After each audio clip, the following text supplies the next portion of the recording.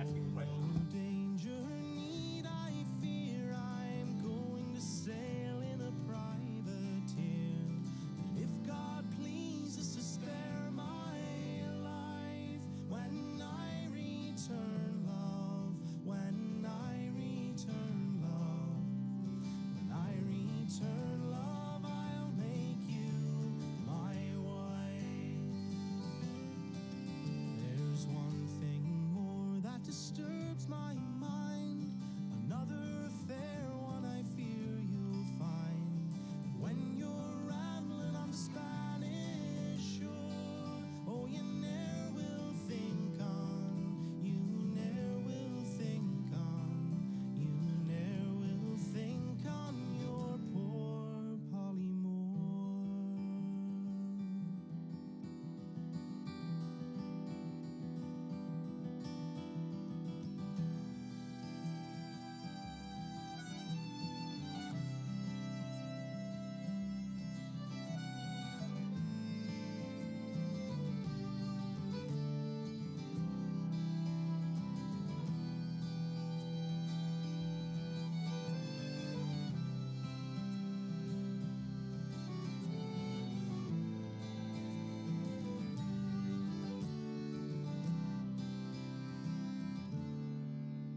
Had I 1,000 girls at sea, I'd love no other one but thee. Go, said Polly, if you're so true, I will wed with no man, I'll wed with no man, I'll wed with no man, my dear boy, but you.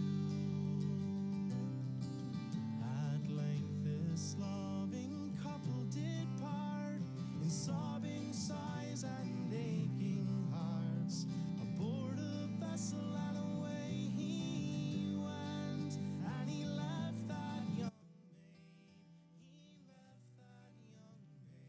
maid, Hello. We're going to start in a few minutes now. This is not part of the formal program. There will be people coming in all along here, so there's nothing we can do about that, people because of snow and all those kind of things. There will be about 110, 112 people here today at various points. I just wanted to let you know why we're doing what we're doing here. So that's explained in your program. But look, this is something we think is important to do. We want to have a positive, constructive discussion about what are realistic solutions to what we find ourselves in right now. We're not overly concerned about who gets the blame for it. That's a different issue, and there are other forums for that. So we'll leave that to those forums. So everybody here is a guest of ours, and we want to treat you like a guest, and we'd like you to behave like a guest, I guess is the way of saying it. We are going to hold the speakers to the exact time frame that we gave them. We gave them time in advance of how much time they have, so they know. There's a timer here, and Lynn will be a moderator. And you can ask questions. Nobody is restricting your questions. All we're going to ask you is that you're going to ask a question. Try to make your question a minute, no more than a minute long, and we'll ask the speakers to try to be within 2 minutes of their answer. We don't need long diatribes because we don't have a lot of time. At the end of this process, this will be available on the web. We will make it available. We'll let you know exactly when this is available. So it'll be all taped. All presentations that are available to us, speaking notes, will be available to you as well. I'm going to turn this over to now formally to Lynn Gammon, and she will start. She's the moderator. Thank you, Lynn.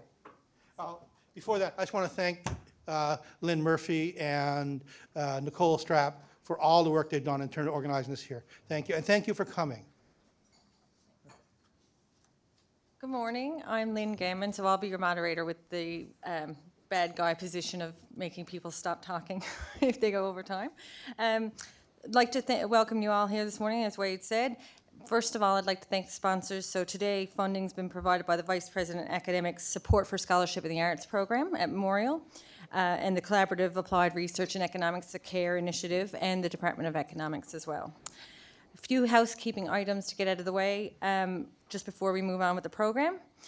In case of a fire alarm, we haven't been notified of any drills, so if there's a fire alarm, please exit through the nearest door, head to one of the exterior exits outside, and then follow the sidewalk to the parking lot, head towards the dumpster, and there's a muster at a designated sign out there. Washrooms are located just out through the door here on the right, and there's a gender-inclusive facility right out through the centre door over in the centre of the room. If you've provided a license plate number, then parking's covered today. You're permitted to park in the middle lot and the lower lot of for this building. So the upper lot is marked S1, that's for staff only. So if you've parked there, it might be a good idea to move during one of the breaks. We've got a presentation timer. All of our speakers, I think, are aware of that. We've got a timer here, so if you keep an eye on that, but I'm off to the side, so if you see me waving, that's what it's about. We are really conscious of time. We want to get in a really good discussion today and lots of information for everybody, so it's important to keep to time. Before we move on, I'd also like to start by set us up with respectfully acknowledging the territory in which we gather as the ancestral homelands of the Beothuk, and the island of Newfoundland as the ancestral homelands of the Mi'kmaq and Beothuk. We would also like to recognize the Inuit of Nunatsiavut and Nunatukavut and the Innu of Natassinan and their ancestors as the original people of Labrador. We strive for respectful relationships with all peoples of this province as we search for collective healing and true reconciliation and honor this beautiful land together. And without further ado, I'd ask Dr. Gary Kachanowski to welcome you from the university.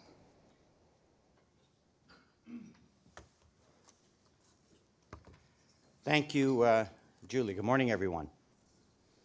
On behalf of the entire Memorial University community, I'm pleased to welcome you to our Signal Hill campus of Memorial University and this important symposium. In particular, I do want to acknowledge the Honourable Tom Osborne, Minister of Finance and President of the Treasury Board, and I know that he'll be here for his talk in just a little while, but I do want to indicate our appreciation for his participation in the symposium. I'm also pleased to acknowledge and welcome senior members of the provincial government, Julie Mullally, who will be presenting here in just shortly, as well as other elected officials, both current and former. And of course, I also extend a warm welcome to academic colleagues and students, and of course, thought leaders from business, labor, and our extended community who've joined us here today. For those joining us from away, welcome to our wonderful province and city, and thank you all for taking the time to share your unique expertise and to participate in this important dialogue on how together we might build a path forward into a prosperous future for Newfoundland and Labrador. Wade has given us our directions about looking forward. As president of Memorial University, of course, I am biased, but I believe that there's no more appropriate place to have this kind of conversation than here at Memorial's Signal Hill campus, our hub for innovation, entrepreneurship, and public engagement, including home for the Gardner Center for Business Development, the Harris Center for Policy Development, our Office of Public Engagement, our graduate student residences in the rooms above us, and of course, the Genesis Center, Memorial's award-winning business incubator for technology startups, whose offices are also here. Through our tech transfer and commercialization strategy at the university, our goal has certainly been to establish one of the most progressive tech transfer and commercialization environments in the country for all forms of intellectual property arising from knowledge creation and artistic creation. We set a target and are on track to at least double the number of successful startup companies knocking on Genesis Center's door, and we've accomplished that. And in fact, we're now saying that the target really should be to triple the number of companies coming out of that. Key to this success is, I think, fostering entrepreneurship at all levels, from our students through the Memorial Center for Entrepreneurship. It's about 3 or 4 years old, a student-oriented center focused on strengthening experiential learning for innovation and entrepreneurship, and of course, facilitating technology commercialization for startup companies within the Genesis Center and beyond. All of this, the success for Genesis and beyond, is supported by Memorial's focus on increasing research intensity and growth in PhD and graduate level education directly related to meeting the needs of research and development in the province. And most importantly, ensuring that we have the talent here to support innovation and economic diversification. And I know we're here to talk about fiscal challenge, but provincial demographics certainly reflects these challenges. 30 years ago, there were approximately 18,000 graduates coming out of grade 12. 20 years ago, it had dropped from 18 to 12,000. 10 years ago, grade 12 graduation was down to 6,000, and today there are just over 4,000 students coming out of our entire K-12 system being graduated every year into the labor force. And of course, despite these demographics, demand for memorials programs has remained strong. Our enrollment has remained stable with significant demand and growth in our professional and graduate programs. Overall, our graduate student enrollment has almost doubled over the last 10 years, now to over 4,000 students. We have as many graduate students now as there are grade 12 students graduating every year in Newfoundland, just so you can put that in perspective. In today's globally competitive world, innovation occurs where new ideas are generated. And we need to ensure that however we meet fiscal challenges, that we have what it takes to attract and retain talented people who want to study, work, and live here, and raise their families here. So whether you're members of government, distinguished members of the wider community in labor, business, or Memorial University faculty, staff, or students, or retirees, everyone here this morning has a stake in securing our province's bright future. This journey certainly won't be finished today, but your time here today is one more step towards charting the course for a prosperous tomorrow for Newfoundland and Labrador. And before I conclude my greetings, I want to thank Dr. Wade Locke, Dr. Gambin, and their team for organizing this symposium and bringing us all together for this respectful and constructive discussion. I wish you all a productive day. Have a great symposium. Thank you.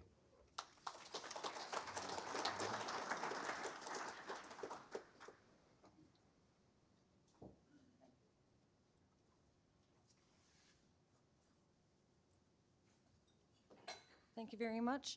Next, we'd like to move on and have a tribute to John Crosby. Before we get Doc O'Keefe to come and do that, I'd just like to welcome and thank you for coming, Beth and Michael Crosby. Very, very happy to have you here. So up next is Doc O'Keefe, former mayor, City of St. John's, with a tribute to John Crosby.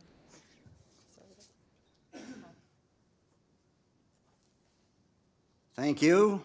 I've been mistaken for a doctor many, many times, and I've received many calls for Dr. Dennis O'Keefe from women in labour at midnight to people wanting to renew their prescriptions, also usually late at night. So I assume that he got my phone calls on driveways and sidewalks and ploughing and so on. At least I hope so. I'm delighted to be here this morning. We all know that we live in the most exciting place in Canada, whether it be our politics, our weather, our arts, our culture, our entertainment, the illustrious politicians that we produce, such as the Honourable John Crosby. We outpace, without a doubt, any other place in Canada. So too with our problems and our issues. Our problems and our issues usually are monumental compared to any other part of Canada. And yet, for 500 years, we managed to get through it. We come together, such as we did in our colossal storm, again, outpacing any other Canadian part of Canada. We get together, we pull together, we find solutions, and we move on.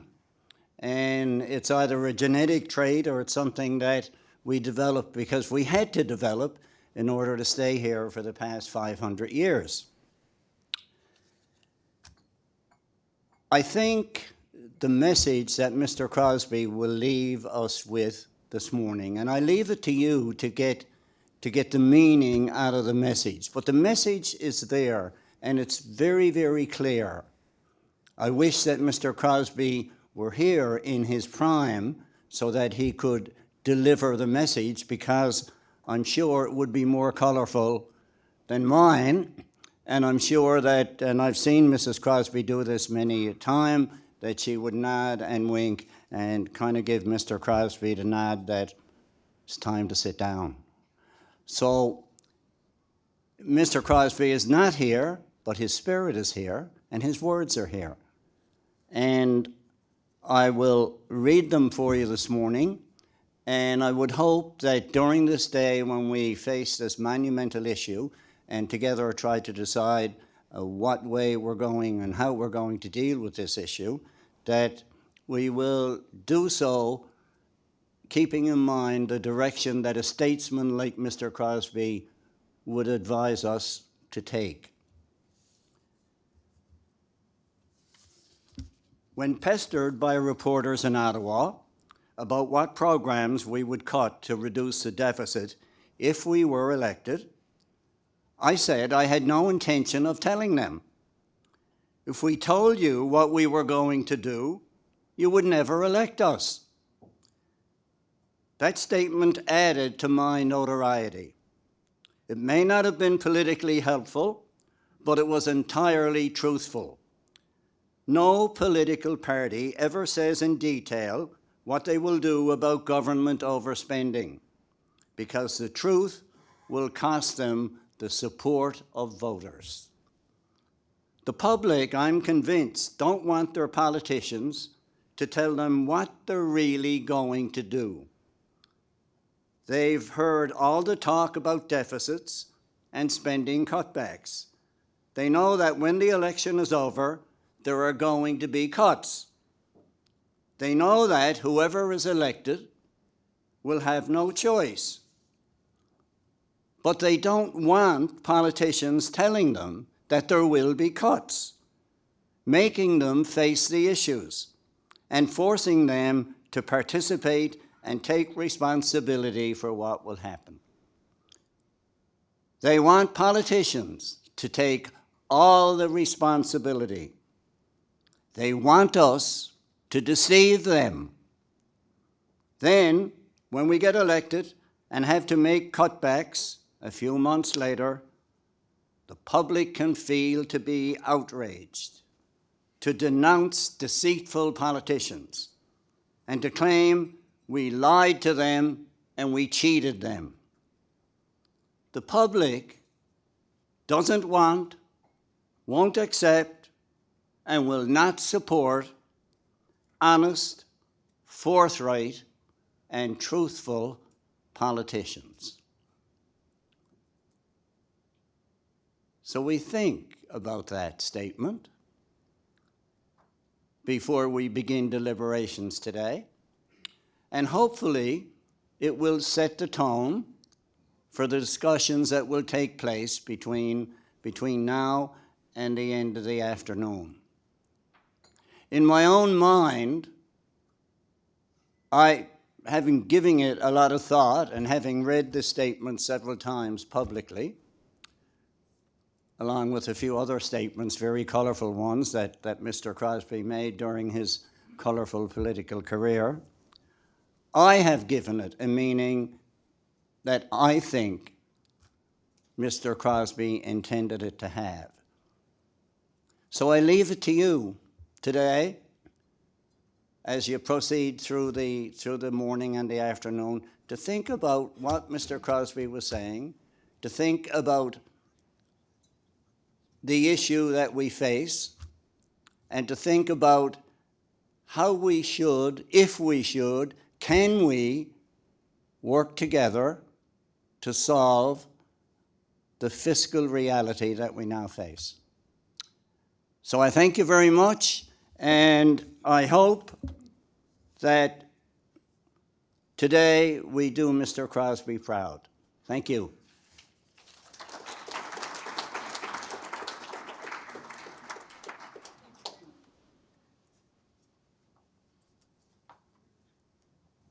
Thank you, Mr. O'Keefe. Next, we have Julia Mullally, Auditor General of the Government of Newfoundland and Labrador, who's going to provide us an overview of Newfoundland and Labrador's fiscal circumstances, just the facts. Just a reminder, we'll take questions at the end, and if you have a question, if you put up your hand, we have microphones that we really appreciate you using, because we have an online audience and we're recording as well.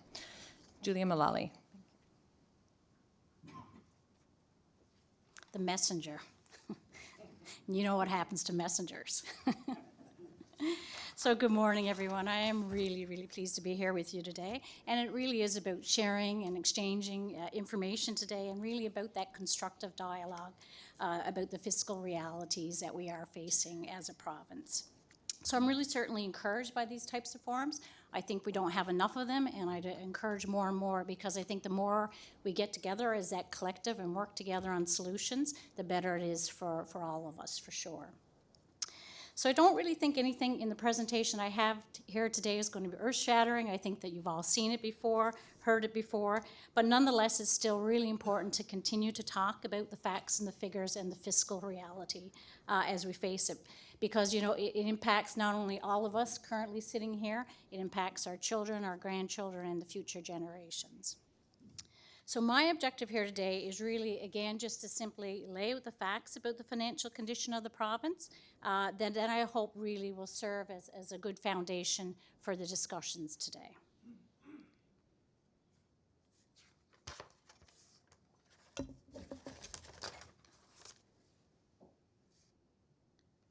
Okay. So as you probably know, our office is the legislative independent auditor of the province's consolidated summary financial statements. And they're really more commonly called the public accounts of the province that people are familiar with. The public accounts include the Consolidated Revenue Fund, which really represents the 16 departments and all the legislature, the 4 regional health authorities, the 2 school districts, and the 37 Crown agencies. So the NALCORs of the world, Liquor Corp, Rooms, Newfoundland Labrador Housing, all kinds of entities that government has. So really, they're all collected into the public accounts, and that's important because really that then becomes the most complete information about the financial position and operating results in our province. And it also serves, of course, as a principal means by which government then reports to the House of Assembly and to all of us as the public on the accountability and the stewardship of those public funds.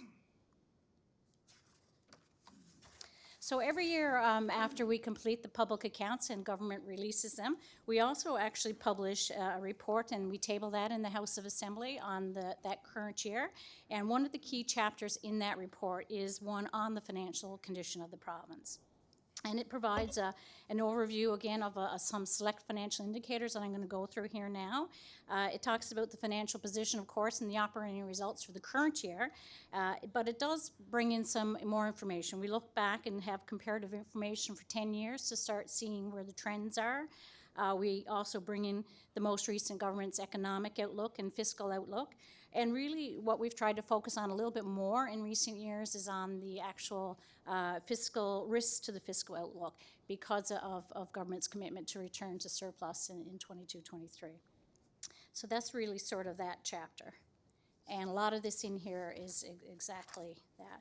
So when we talk about financial indicators, of course, there's all kinds of various financial indicators that can be used to assess the financial condition of a government or its financial health, really measured by sustainability, vulnerability, and flexibility. So when we're looking at sustainability, we're really looking at, is government living within its means, a degree to which really it can maintain its existing programs and the existing creditor requirements without having to raise the debt. The vulnerability looks at the extent to which government relies on sources of funding outside of the control to pay for existing commitments. And for us here in our province, we often look at one of those factors being our commodity industries, our oil and gas and mining, but oil and gas in particular. When we look at flexibility, then we're really looking at whether government can then, if there's a need to meet rising commitments, well then can we expand our revenues, can we raise our debt? So those are the standard indicators. So we'll go through some of them there. So the sustainability indicators we talk about is the annual surplus deficit. Surplus deficit is a percentage of our gross domestic product, net debt per capita, and net debt as a percentage of GDP. And I'm sure you've seen a lot of these indicators out there. So the first one is on surplus deficit, and from the perspective of the deficit, the province, of course, has recorded deficit for seven consecutive years now, totaling $6.4 billion. So that's a pretty significant accumulation of deficits. The most recent current year, which again we're talking here today, is 18-19, of course, is $550 million for the most recent year. And, I think if you look at it, you certainly can see it's an improvement from a real deep deficit when we were in 2016. But for a province our size, I would say it's still a significant deficit. And you do see government projecting in 2020, it's revised up the forecast, it's actually revised down now to a forecasted surplus of 1.56. And I think really what's important here, because it's going to affect all the slides that you see going forward, is the big bump here in the surplus, of course, has been driven by the $2.5 billion in revenue from the Hibernia dividend-backed annuity agreement, or the New Atlantic Accord money. That's a really positive thing. Anytime we get money here in the province and the federal money, it is a very positive thing. But I guess what I would point out is it will impact every year, but it's not getting at the structural deficit that we have. So it's just important to keep that in mind, because as many of these slides will show, you see the blip up in one year, but you're going to start seeing them go back down again. Again, I guess the last thing in this slide really is that government is projecting deficits again after that for the next 2 years. The most recent information available was the budget that they put out last year, so I expect the more recent years coming up to be revised when the budget is released in the spring. So when we look at the deficit, that's an absolute amount, and probably a more informative indicator really is express the surplus deficit as a percentage of GDP. And again, this really is just kind of relating the deficit to the size of our economy, and it also, again, helps us to provide a basis for comparison to across jurisdictions across the country as well. So the province's deficit as a percentage of GDP for the most recent year is 1.7%, again, second highest in Canada behind Alberta. And the ratio, again, you see a bump up. It's expected to improve, but again, that's driven by the New Atlantic Accord money. So the net debt is a number that is talked about quite often here and in all senior governments across the country. It's a very commonly used indicator for financial health of government. So net debt really is no different than in our own households. We take our liabilities and we less all of our financial assets, and really you get your net debt. So really looking at whether there's enough financial assets to cover liabilities for the future generations. So it's really impacted by two key financial items. One of them is our annual surpluses or deficits, and the other one is really purchasing of the tangible capital assets. So the net debt at the end of March 2019 is $15.4 billion. Again, and I've said this for several years running, I guess, the highest level, and yet the highest level, again, in the province's history. And you can see it's really gone significantly only over the last 7 years, and again, primarily because of the deficits that we're incurring. Again, you'll see it come down a little bit in 2020. Again, it's due to the Atlantic Accord money. But then with projected deficits, again, it'll start creeping up fairly quickly back to the 2019 levels. And then we just translate that into a net per capita, which really kind of measures the burden of the province's debt that's attributed to each resident here in our province. Right now, at the end of 2019, we're just over $29,000. Again, the highest in the province's history, and significantly higher, as you can see, than all other provinces and the Maritimes as well. We once upon a time, I guess, when we look back in 2012, and in 2012 and beyond that, some of those years were kind of considered the 7 golden years that we had for a while. But back in 2012, you can actually see that we came close to the average, and then the gaps certainly widened a lot since then. Again, mainly due to the deficits. Yep, and you see again a little bump down for 2020, and it starts going up again. So the last sustainability indicator I'd like to highlight, I guess, and this is probably perhaps most widely used indicator, and it relates our net debt to a percentage of our GDP. So really looking at the net debt to the size of the economy that supports the net debt or the debt level. And because it's relative, again, we can compare it to other jurisdictions. So again, this indicator has fluctuated a lot over the last 10 years, from a low of 23.4% back again in 2012 to a high right now, again, 46.3 at the end of March 2019, again, significantly higher than the averages of all other provinces. So over the last 5 years, as we look at this, this relationship kind of, well, it really does imply that the rate of increase in net debt has been greater than the rate of economic growth.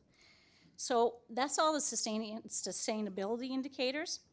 So when we stand back and we look at them collectively, really what that's telling us is that we're just really simply not living within our means, and we really have a structural deficit there on the expenditure side particularly.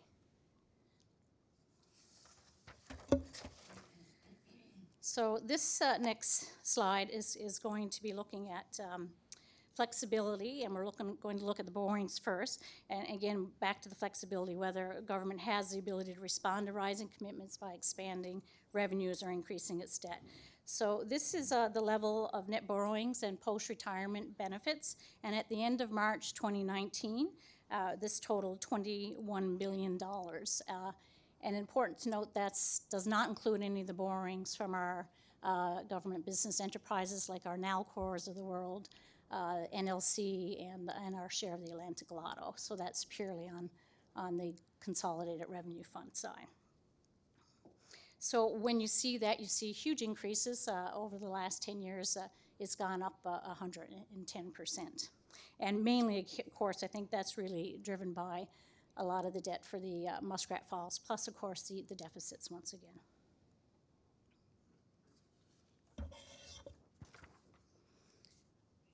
So another key indicator we look at, I guess from flexibility perspective, is you're looking at your debt expenses as a percent of total revenue, and that's really commonly known as the interest bite. So how much of the province's revenue really first must go to paying for past borrowings before you can actually use it to fund existing or new programs and services.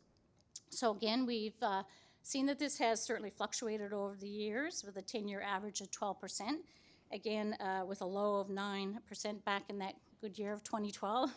And over the past 5 years, of course, the average is deteriorating, and it's back up to 13.3%. And is estimated again to lower a little bit next year, again due to the Atlantic Accord revenue.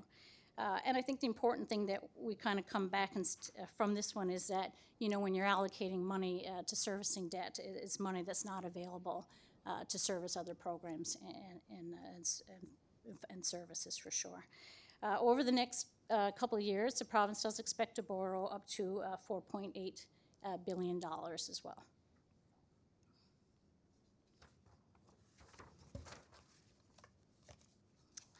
So then looking at the last set of indicators of vulnerability ones, really this is starting to look at, again, at the extent to which we become dependent on or vulnerable to sources outside of our control. And as we mentioned a little bit earlier, one of the ways we do that is we compare the federal government source revenue to our own provincial source revenue. And what we see really over the last 10 years is that, of course, the province has become more reliant on our own sources and less reliant on the federal revenues. On our own source is increased from 78.8% in 2010 to a high of 86.8% in 2013, averaging overall about 84% over the last 5 years. And, the federal revenues are really on the opposite side. You'll see, again, a change in that in 2020, and that just represents, again, the new Atlantic Accord money. So really, the more reliance we have on our own revenues, obviously is a very positive thing. But when you look at our revenues, you also then have to look at are there revenues in there that are more volatile or vulnerable from that perspective? And we know, again, from our point, it's probably the oil and gas. So just a few little slides here with respect to the oil royalties. So this chart shows that, well, the oil royalties are a significant revenue source. The volatility, of course, has, as you can see, a lot of volatility in that. 2016, you really saw when the prices crashed, it had such a significant impact on our deficit that year as well. On a 10-year average, it represents around 21.5% of revenues over the last 10 years. And over the last 5 years, that's now dropped to 14.3. For most recent years, it was 13.8. So again, the oil industry, as we all know, it plays a very, very important role here in our economy and to our provincial treasury. But from experience, there is that significant volatility. And I think the important thing really here is, as government, when they're planning, if it's doing the fiscal planning, is that, it's important to ensure that we're not building up our expenditure basis based on the oil. So, and I think over some of the past years when we had a lot of money, that's really exactly what we did. We built up our expenditure basis, and we haven't pulled them back down, but the revenues associated with it at one point decreased. And again, just on the oil production side, a closer look at some of the key drivers, I guess, on the volatility for oil. So oil production levels have fluctuated again very significantly. Overall downward trend since 2008 levels of 133.8 million barrels. Production for 18-19 was 85 million barrels, and of course the budget 2019 forecasts an increase to 99.4 and continuing to reach 115 in 2023, mostly really because of the Hebron field. And again, this slide is just, again, demonstrating some of the volatility associated with oil prices and the exchange rates, of course, as well. 2018-19, the prices trended upwards towards $70 US. In the fall, the government revised the forecast for 2019-20 downward to US $63 a barrel. I don't know what is trading. I think last time I saw it was 55 or something like that lately. So again, it's just, and not to get into a lot of details here, but again, it's just, these are all factors that are volatile, and they continue to shift and change as well. So just moving into the revenue and expense side now, which again, this is a key aspect of it. So when you start looking at the overall trend for revenue and expenditures over the last 10 years and how they may impact, on the flexibility to respond to any increasing on demands on programs and services. So over the last 10 years, we know, and I can go back 20 years, the expenses just have continued to grow steadily. Last 10 years, 6.3 billion to 8.4 billion, an increase of 33%. And for the same period of time, again, revenues always tend to fluctuate a little bit. Overall, they've had a small decrease of $0.8 billion, and 9% decrease from the last 10 years. So really what you can see is the difference between the lines, the red and the black line, that's really representing that whole area of deficits that we've been experiencing over the last 7 years. So we took a look at the revenue composition, and we went back 10 years just to see, how is that shifting, changing? Is it giving in any insight into anything? And really, what we can see is that, there's a fairly big change in the composition of revenues over the last 10 years. A significant decline in revenues from the offshore oil royalties and the federal transfers as well, and the Atlantic Accord came out. And really what we're really seeing there, and I don't think it's any surprise to anyone here because we all have to pay it, is that really they've been partially offset through all the various taxes as well.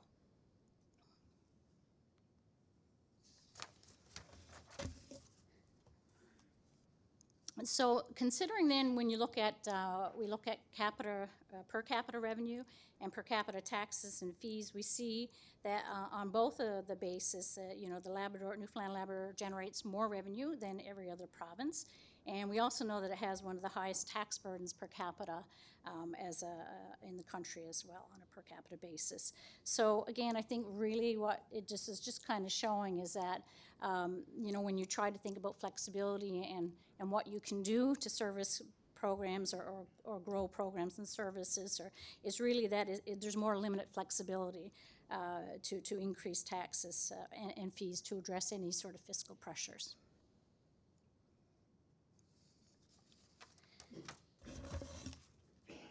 And when then we switch to the per capita expenditures, you know, again, unfortunately, we again spend more per capita than any other province, and by a considerable margin as well. So really, if you're generating more revenue than every other province, and you have one of the highest tax burdens in any other province, and you got more per tax expenditures per province, you know, it really gets on the discussion around, you know, it's really an expenditure problem we have. And I think that's, you know, it's not rocket science. I think that everybody understands that and is trying to figure out how to address that level of expenditure and to do it in a way that we can start reducing, I guess, the size of the deficits.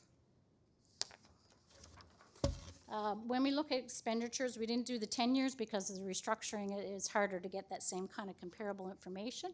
But we do know that overall, from 2009 to 2014, expenses grew by 25.4%, or an average of 5.1. And from 2014 to 2019, the average rate of growth slowed to 1.3%.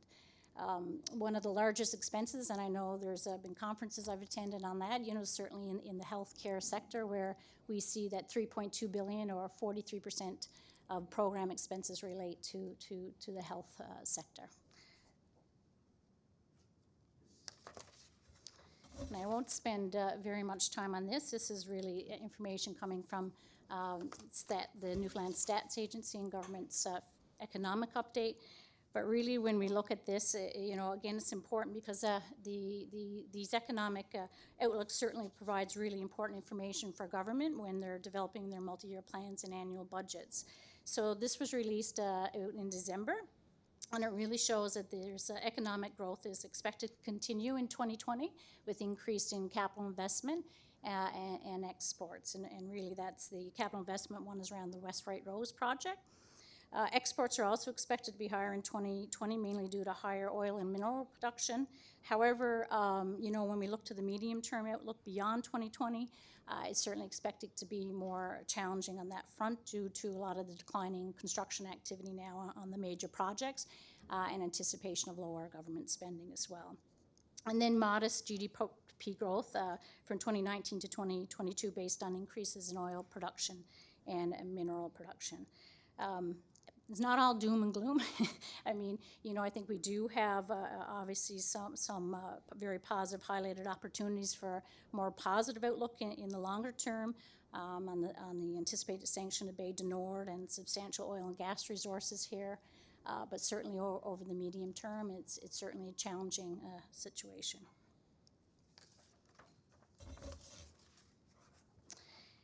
And then on the capital investment side, it's expected to decline from 2019 right through to 2022 as compared to its peak back in 2016.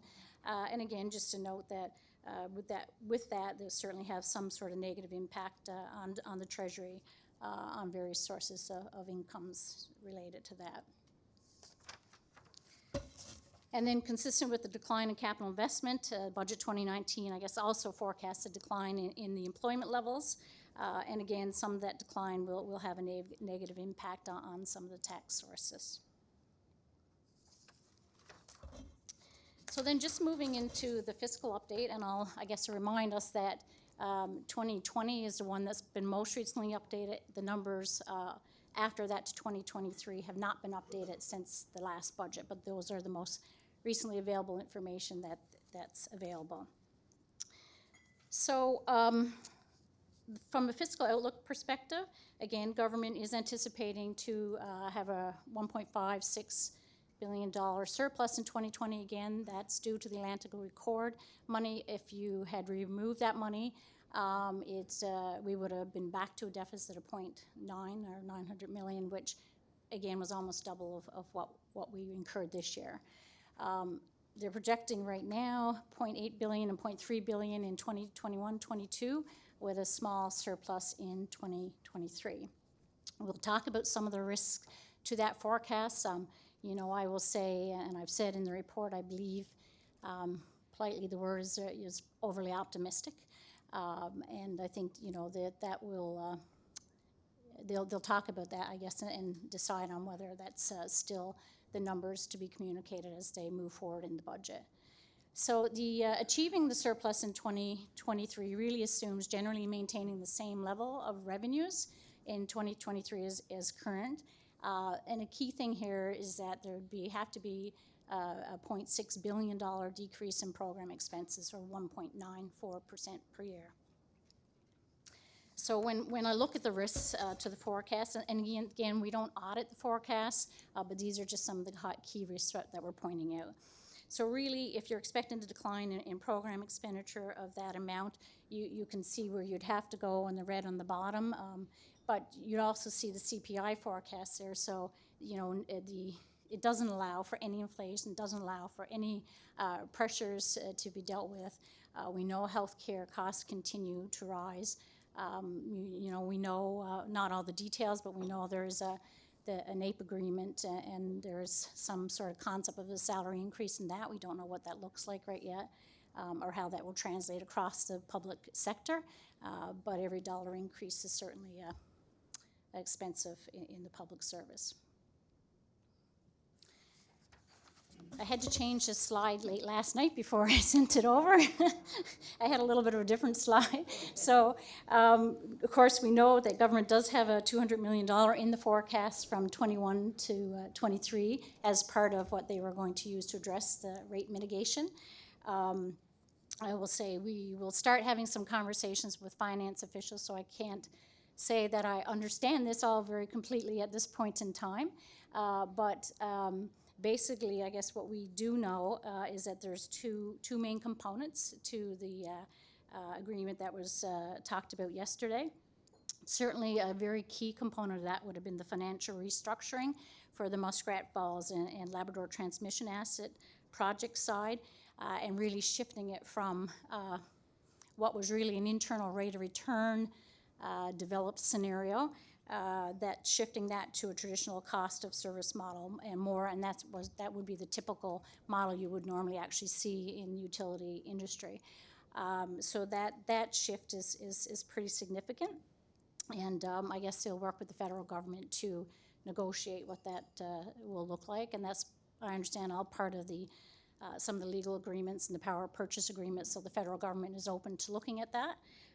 So that's a key component of that. And based on that, if they get that agreement, and I don't know anybody if they saw some of the presentation yesterday that was available online, but what it'll look like when they do that, it ends up being about a $4.8 billion gap over the next 20 years, and that's really what has to be filled there. You know, there was some amount of information there on you know, some of the, I guess, cost savings and some of the revenue sales that they had planned originally. They're still talking about getting that. I don't know how much that is anymore, 100 and something million. I think a key thing for this $4.8 billion that I saw really was around monetizing certain of the assets. And what my sense would be on that, again, I don't have a lot of the detailed information, but what my sense would be is that similar to what you saw on the Hibernia dividend back agreement, that new Atlantic Accord, it seems like it may be some sort of scenario where the federal government will front in the money to the province and will pay it back on the back end, so that at least it brings the cash in early and up front. So my sense is that's maybe what that looks like. But again, I didn't really want to speak a lot to it because I really don't know a lot of the details yet. Nonetheless, I guess what we do know is it's still a significant gap, and it's gonna take a lot of work, I guess, with the federal government and still cost-cutting measures and revenues on this side. Not sure what it'll look like in the end, but so we're monitoring, I guess, as a risk. It's certainly a risk to the forecast, and that's a particular risk. I will say, you know, with respect to the project, I mean, we do hear, you know, about the commissioning, and I believe it's September, and I think there's some risks to that as well, and where that goes, how long that may shift, if it shifts, and And as that happens, there's certainly risks for additional costs. Don't know exactly where that is either, but it's something that we're continuing to actively monitor and have discussions with some NALCOR officials and the provincial officials as well. The last thing I probably will say on that is one of the other issues we've been working a lot on this year, but again, we still don't have a lot of insight until the rate mitigation plan is finalized, is how it may or may not impact on the Muskrat Falls assets and the impairment of the assets and the provincial investment in NALCOR. So they're all really, really important issues, and they can have a very significant impact on the financial statement. So stay tuned. It is something that I can tell you that there's a lot of discussion around, a lot of monitoring on. But until we understand the final details of all those mitigation plans and how it will look, the substance of it, what the form of the assistance and how that will get delivered, whether it's through NALCOR entity, whether it's out, to Newfoundland Light and Power, and the bill is really hard. And I know it's so anyway, I think the last thing I'll say is we're watching, we're monitoring, and I'm not sure I can say much more about that.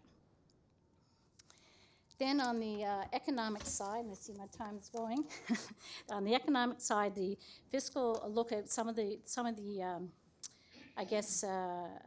risk to that is again just the economic forecast itself. Of course, is based on assumptions, and that's always impacted by global and national environments and events. Of course, it's important because that's again what we based our taxation and other revenues on. The forecast also includes corporate income tax. That's subject to volatility, and we highlight that because some of the very largest remitters in our corporate income tax space are commodity based. So it depends if there's things that happen in the oil and gas and mining sector, that often has a negative impact on our corporate income taxes. The carbon tax revenues, we monitor that as well. Included in the forecast, they have a forecast of $20 per ton commenced in January 2019, and that increased to $50 for diesel and $30 per ton for gasoline right out to 2023. And of course, we are on a concept of an Atlantic parity, and that's really important because you want to keep it competitive here in the province. So as long as the other maritime provinces move in their jurisdictions, we will move. I guess if they don't move, we don't move, and if we don't move, then we had revenues in the forecast that won't come to fruition. So it's just a risk, again, we're monitoring. And then again, commodity revenues, I think we spoke enough about. That's really, again, talking about our oil and gas and the volatility in that sector. So I guess I'm going to close there now. I do have one more minute. So, what does all that mean? I think as we looked again, all those various indicators we discussed it again really shows we're simply not living within our mean. We really do have that expenditure deficit that we have to tackle. Commodity-based revenues, subject to volatility, always will be. And on a per capita basis, we generate more, highest tax burdens, but we spend more. Again, really that expenditure always leads to the same place, that we have that spending problem. And I think, it's important to separate the two to a degree. We have the Muskrat Falls issue, and we really need to work, and, that's worked on. That's an issue. But outside of that, we still have a structural issue here as well. So there's two, in my view, and it's really important. You have the two are collectively have to be dealt with, but the structural deficit is there as well. So I think I'll just leave in a little quote. And I don't even know whose quote it is. It's just a quote I saw and I liked. So it says, not everything is about a choice. Sometimes you don't have a choice. Not if you want to do the right thing. So if we want to do the right thing, again, for our children and for our grandchildren and for the future, we don't have a choice. We need to act. We need to act together, and we need to really to move forward together and very actively, I think. So I'll end it there. Thank you very much.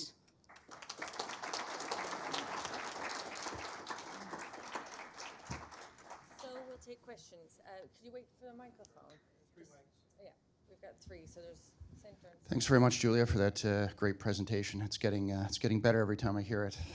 My name is Richard Alexander. I'm with the Employers Council. I'm speaking this afternoon. Just wondering, the deficits that you're showing there, the continued deficits year after year after year, how much of that is related to Muskrat Falls? Not a lot in the sense of Muskrat Falls. The interest on the debt, I would say, is in that. When it comes into Muskrat, where it's a government business enterprise, what we bring in is the net income. So that would actually be a positive net income coming in from the GBEs, and we bring in their net assets up into the asset base. So. But the interest certainly would be part of on our borrowings related to Muskrat Falls. That would be there. Yeah, so it's very small is what you're saying, the impact. Yeah, on it. I mean, I don't know the exact number, and I don't know. I have my phone of friends in the front who in charge of the public accounts, but they do right now. There's a net income number coming in from the corporation, so that's not impacting on the deficit. I knew the answer before I asked the question, actually. But I just wondered, do you think that running these large deficits year after year after year, do you think that impacts the government's ability to mitigate Muskrat Falls? Well, to the degree, yeah. I mean, the more and more deficits you have, obviously, they're building, they're accumulating, and we've been having to borrow in the last number of years to support that, which increases, the interest. So when you have to find sources of fund to fund whatever rate mitigation you're doing, it's just adding that much more pressure because you have, and that's why I say, they're not two separate issues, but we always had, we had the structural issue, and the expenditures went this way, and our revenues are, we have that traditional structural issue that we have to deal with as well. Muskrat is exacerbating that for sure, but we have that structural issue as well.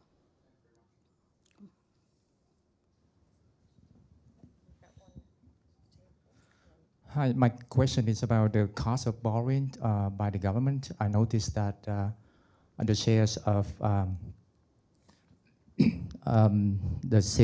debt expense out of the revenues is like 13.5% or something like that, and the oil royalties is like 12%. So it seems to me that almost all the oil royalty used to pay for that expense. So how much change in terms of the cost borrowing over time? Thanks. Yeah. So I think the interest cost now is $1 billion, and that pretty much equates to the oil royalties. So yeah, that's pretty accurate.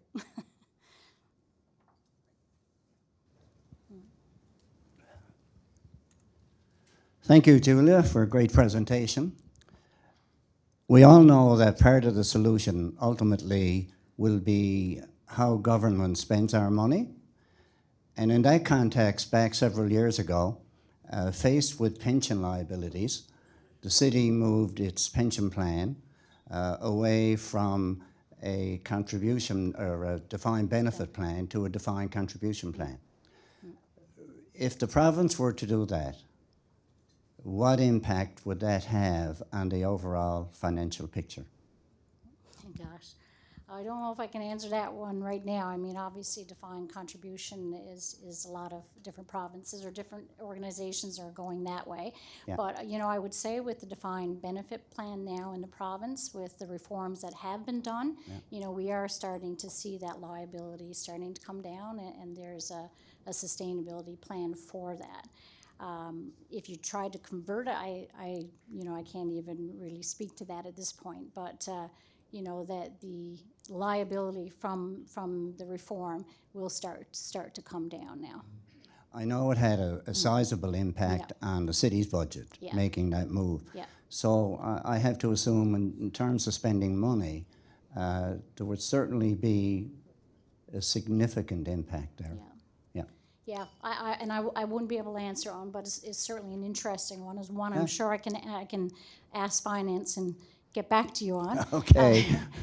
Not sure if they'll move on to change all those plans, but I think in the important aspect right now is that those plans at least have been reformed and there's a plan move forward to bring that down and then on the go forward basis to share in the losses and the gains on those plans. Yeah. Of course, part of the issue there is the fact that people like myself lived and are living longer than we were supposed to when the plans were initiated. And I hope that continues. Thank you. Me too.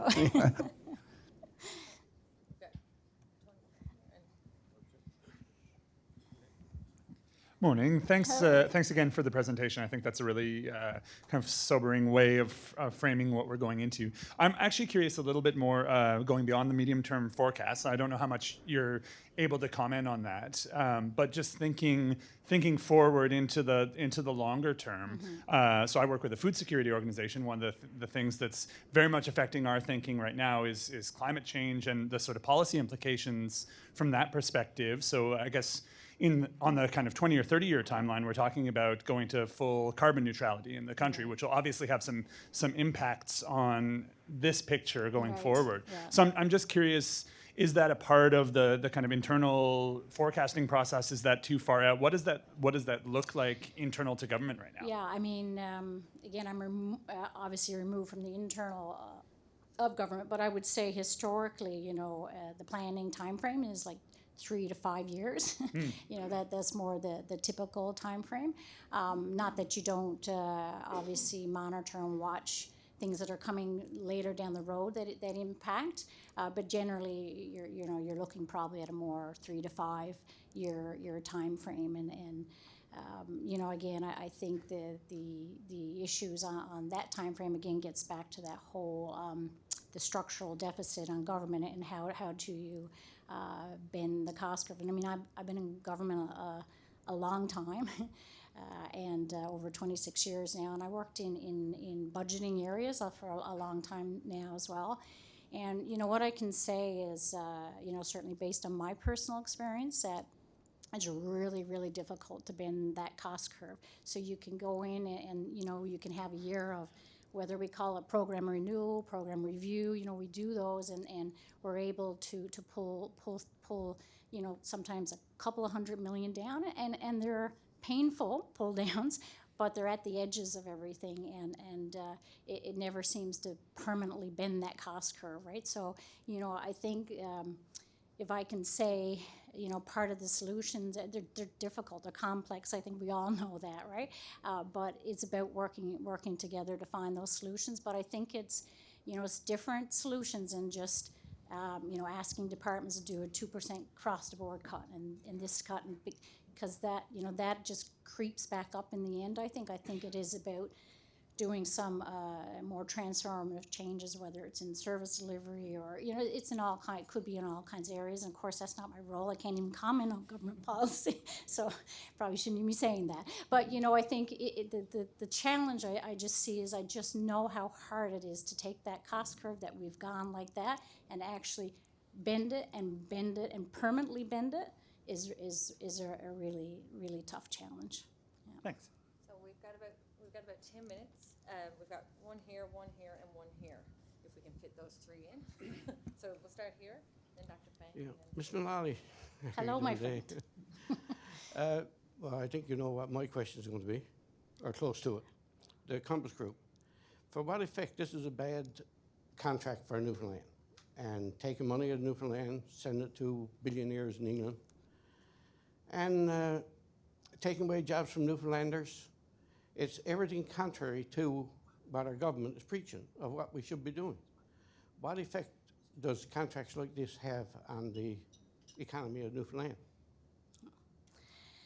So Mike and I get together for coffee every now and again. He comes in. We have a lot of really good discussions, and yeah. So you know, to Mike's questions, it's a particular one he's looking at Eastern Health, and he knows we're doing some work, you know, in various areas over there. But you know, I can't speak to that particular issue, Mike. I think that's one that you and I will probably have a discussion on again over a cup of coffee. But you know, I think any contracts are really important from a perspective, and I think I again in government I've seen a shift over time in that to make sure that as we're developing contracts, and whether it's on huge projects like Muskrat Falls, or whether it's on procurement projects on ferries, or whether the concept of contracts and the expertise in contracts I think is starting to change, where I think government is has to be much more aware of how much risk to bear and to negotiate those agreements to try to mitigate the risks in those contracts to the best of our ability.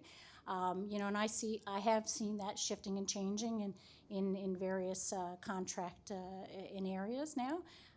But I guess what I'd say is that is really important, that as a government, when we're doing those, that we're making sure that we have enough expertise to bring to the table on those contracts, and that we try to mitigate the risk to the best that we can as a province. But on the contract you're speaking on, I'd say you and I have another coffee now and another couple of weeks to talk about that one. Do you agree that it's a bad contract for Newfoundland? Oh, I can't even speak to that, Mike. I haven't been through the contract. I can't speak to that here today. Dr. Fang there in the middle. Thank you, Julia, for your very informative presentation. So, as President Kachanowski highlighted, the demographic challenges the province is facing in the years to come, I wonder whether your estimation actually reflects the general trends in demographics, and especially aging population, and in the estimation of the healthcare budget and also the pension budget and so on, the potential role of immigration in mitigating these fiscal pressures in the future. Yeah, so, absolutely, and Dr. Kachanowski was speaking to that. I mean, it is a huge challenge here in the province. We know our unfortunately, our population size is shrinking somewhat. I mean, we obviously, the importance of trying to ensure that we're able to stabilize and grow that is really important. Immigration is certainly one of those aspects that's really, really important to do that. We know we have an aging population. We know we need to get, as the baby boomers are moving out, we're having a gap in the areas for employment. We need to be able to fill that. At the same time, from a fiscal perspective, as people retire, it's a different tax rate they're in, so that impacts on the Treasury.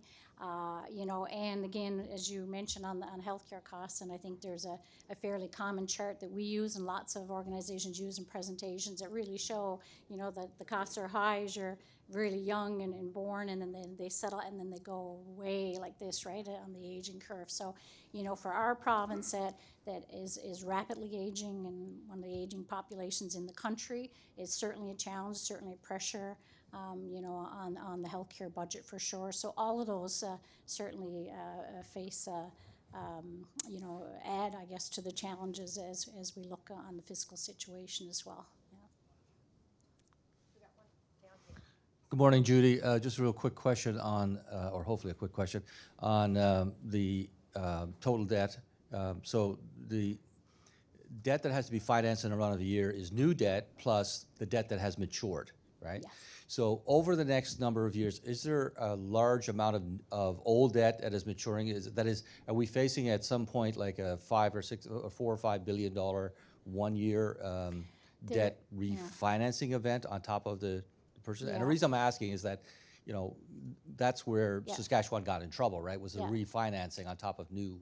Yeah, I'd have to check, but yes, there is a lot of debt coming due. I might be able to get it from my staff over there, but what I would say is one of the lucky things we've had is a lot of the debt that has come due in recent years were at really high rates. So what happened, it actually, when it helped curve the interest down because of that, because they were back in the 80s. So a lot of that debt was very high rates. So as a province, I think we were very happy when that got retired, and it did help alleviate a little bit of when we were taking on the new debt. So I don't know an amount if you have it there. Or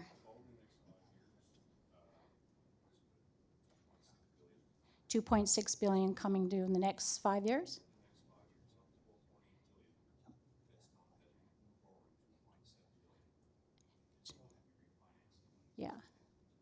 Yeah, so the $4.8 billion that we had on the screen earlier that we have to go borrow for, 2.6 is the refinance.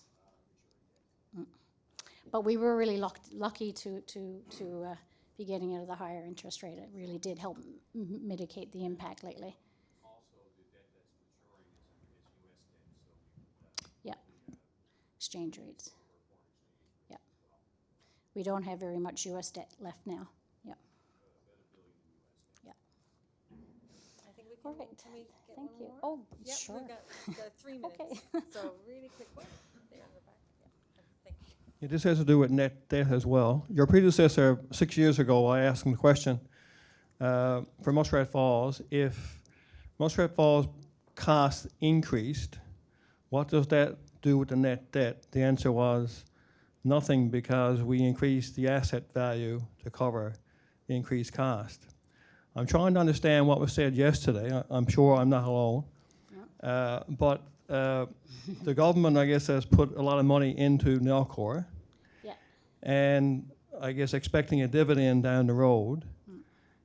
I'm trying to understand from yesterday, are we now writing off that investment and there will be no dividend? And if, would the net debt increase as a result of that write-off, if there is a write-off for what we put into Yeah. Nalcor? Yeah, so, yeah, typically on a year that is not impacting net debt. Like I said, because it's considered a self-sustaining entity, it's considered a government business enterprise. So how that comes into the consolidated financial statements is you take their net income comes in, and then their assets less their liabilities, and they have an asset, you know, the biggest one being the project. So they have the asset less, so they have a net asset that comes in on our balance sheet as a net asset, and their net income comes in our statement. So that's sort of how that works. So, you know, as long as the asset is there, it's not impaired, that's why we say, I guess, is not impacting. But then the net asset does form part of our assets, so it is in our net debt from that perspective, right? The issue, I think, more at play is, again, depending on what happens on the new rate mitigation measures. And I know everyone's really conscious of that, and I know the negotiating team is really conscious of it. The external auditors of Nalcor are there in the middle of the discussions as well. So everyone's very watching it. I think what people don't want an outcome to be is that I guess they'd like to see the assets stay intact. However, the whole concept of the impairment is around an asset is not impaired if, you know, there's sufficient revenues for covering the cost of that asset. So there's risk there. There's absolute risk there. And, you know, again, it's really going to depend on what comes out in the rate mitigation measures and what happens, but there's a high risk that there may be some impairment for that asset. So if that happens, that's when, you know, you'll have to assess on the province's investment in that. That if there's a write-down, well, yeah, absolutely, the write-down will turn around and impact on the statements as well right away. Yeah, yeah. So I wish I had some further information, and, you know, I may have some personal opinions, but, you know, it's really important for us to wait and see when the rate mitigation, and because you're really looking at the substance of it, what happens, the substance of it, and then how, what form does it come in, and how do they use that? So, you know, does it get, like I said before, does it turn into a grant over in Nalcor? Does it go over to Light and Power? Does it, you know, so there's all kinds of different forms, but if it affects the revenues at all over in Nalcor, you know, we'll likely see an impairment. Yeah. So hopefully I'll be back when we know what the, and at that time, as auditor of the statements, we'll certainly render an opinion on that. Thank you, Julia. Thank you. Thank you very much.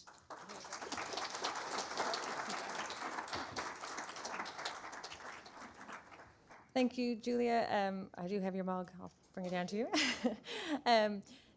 Great figures to start us out with, and I'm sure we'll be referring back to those throughout the day.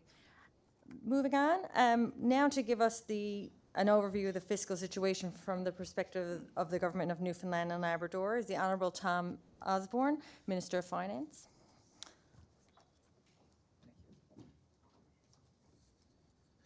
Well, thank you, and thanks, Julia. You're always a tough act to follow, but I'll do my best.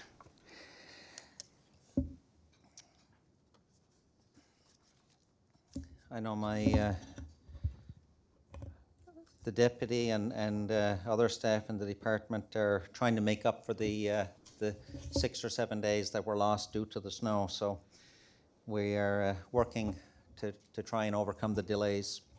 I appreciate the opportunity to be a part of this symposium today and to give our perspective on government's challenges and the progress that we've made to date. We still face challenges. We didn't get into this mess overnight.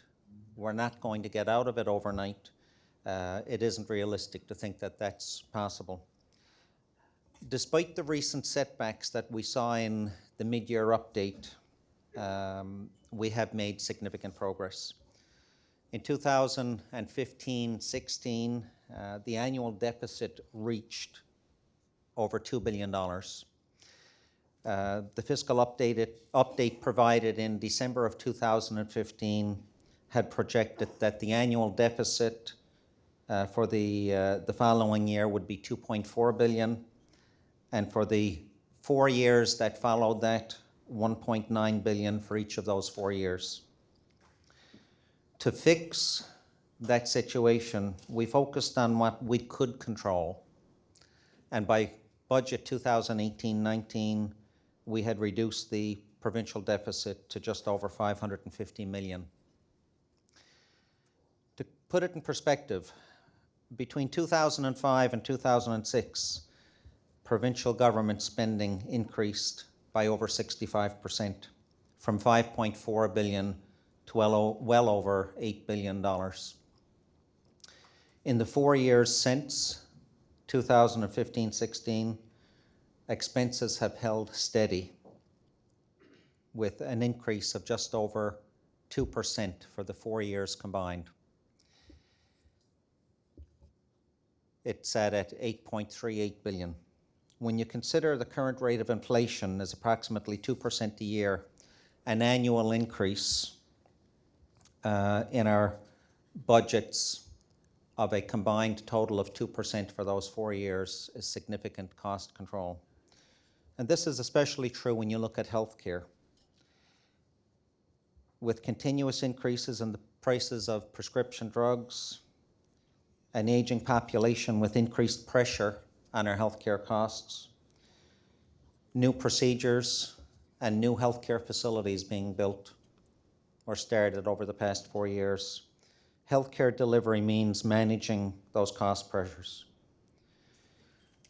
Even with all of those pressures, we are one of a few provinces in Canada that have held healthcare spending relatively flat over the past 4 years. We've also reduced our workforce.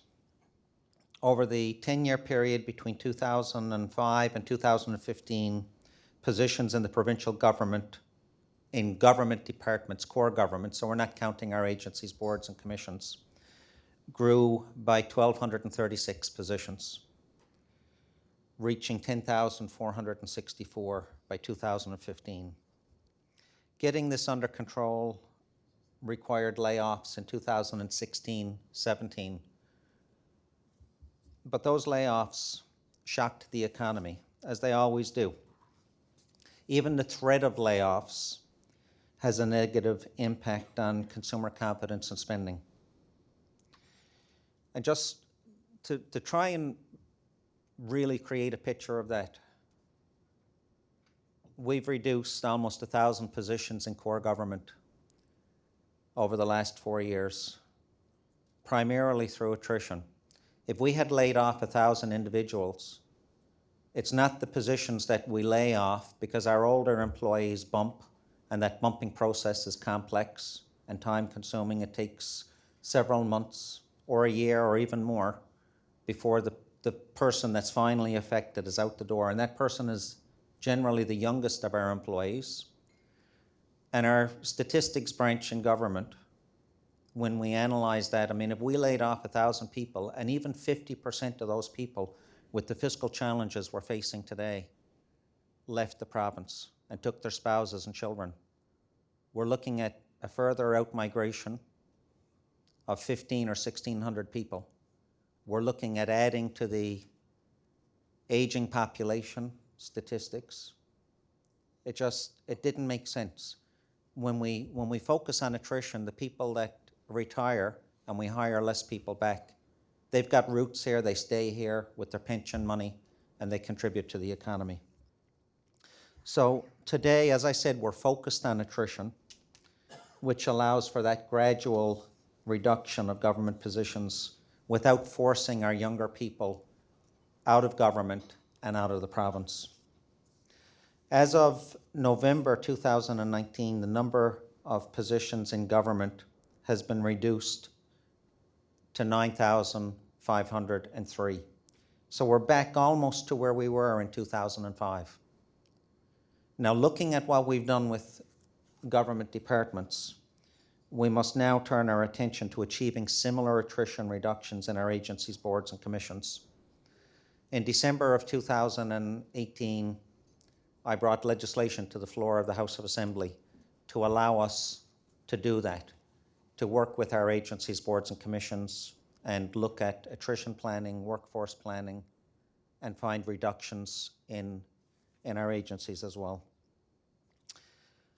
We've also achieved several cost-saving measures with the help of our public sector unions, which save a considerable amount of money for government, especially over time.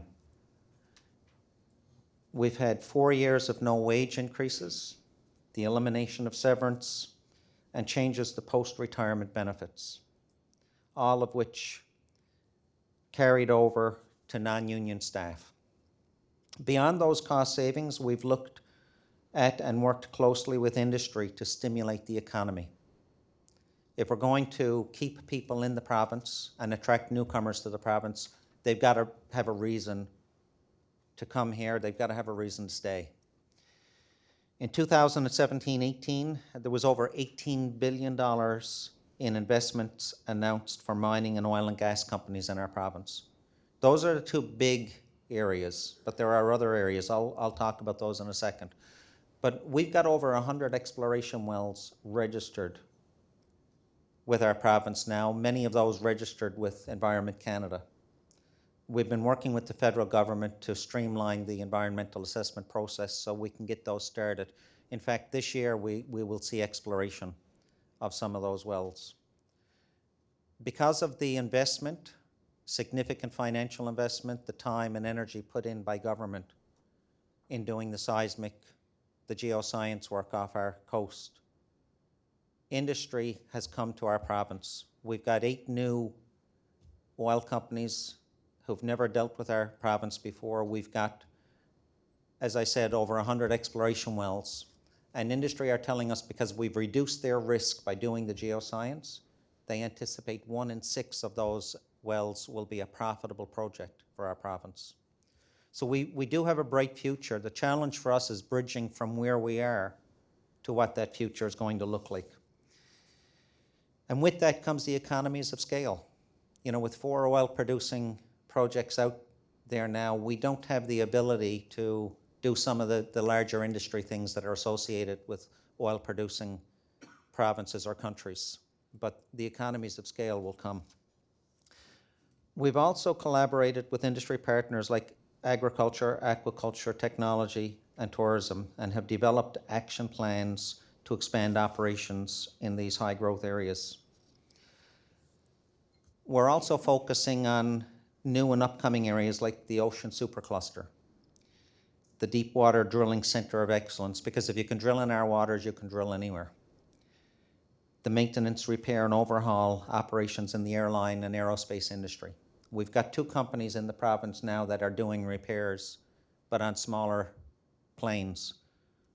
So we've invested in last year's budget $200,000 to determine what the next steps are, what we need in order to allow those companies to do repairs to larger planes, size that Air Canada or WestJet or United Airlines are using.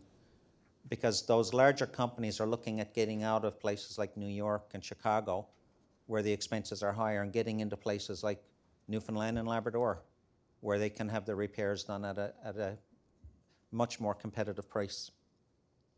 This means hundreds of high-paying jobs just in the MRO industry. In fact, provincial are bringing in about 50 people from outside the province to do their repairs because there's not enough work right now to have them here full-time. So unlike Fort McMurray where people were living here but traveling back and forth, people are coming here to do the repair work but paying income tax elsewhere and supporting the economy elsewhere. So we want to change that.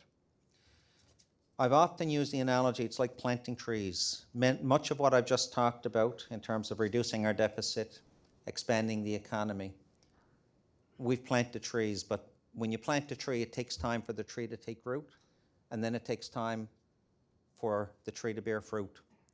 So we're starting to lay the groundwork, and many people say, well, you're not moving fast enough.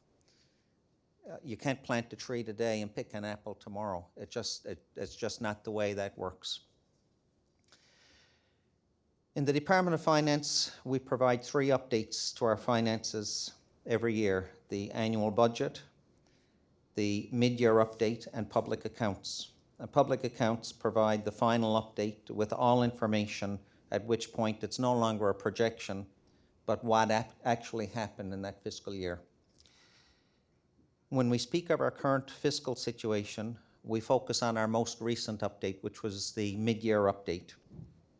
And at mid-year, we saw a significant revenue hit, putting us off track by approximately $393 million. There were several factors that contributed to that. The oil shutdowns was the largest factor. We also saw, which was outside of our control, other areas. I want to talk about the offshore for a second.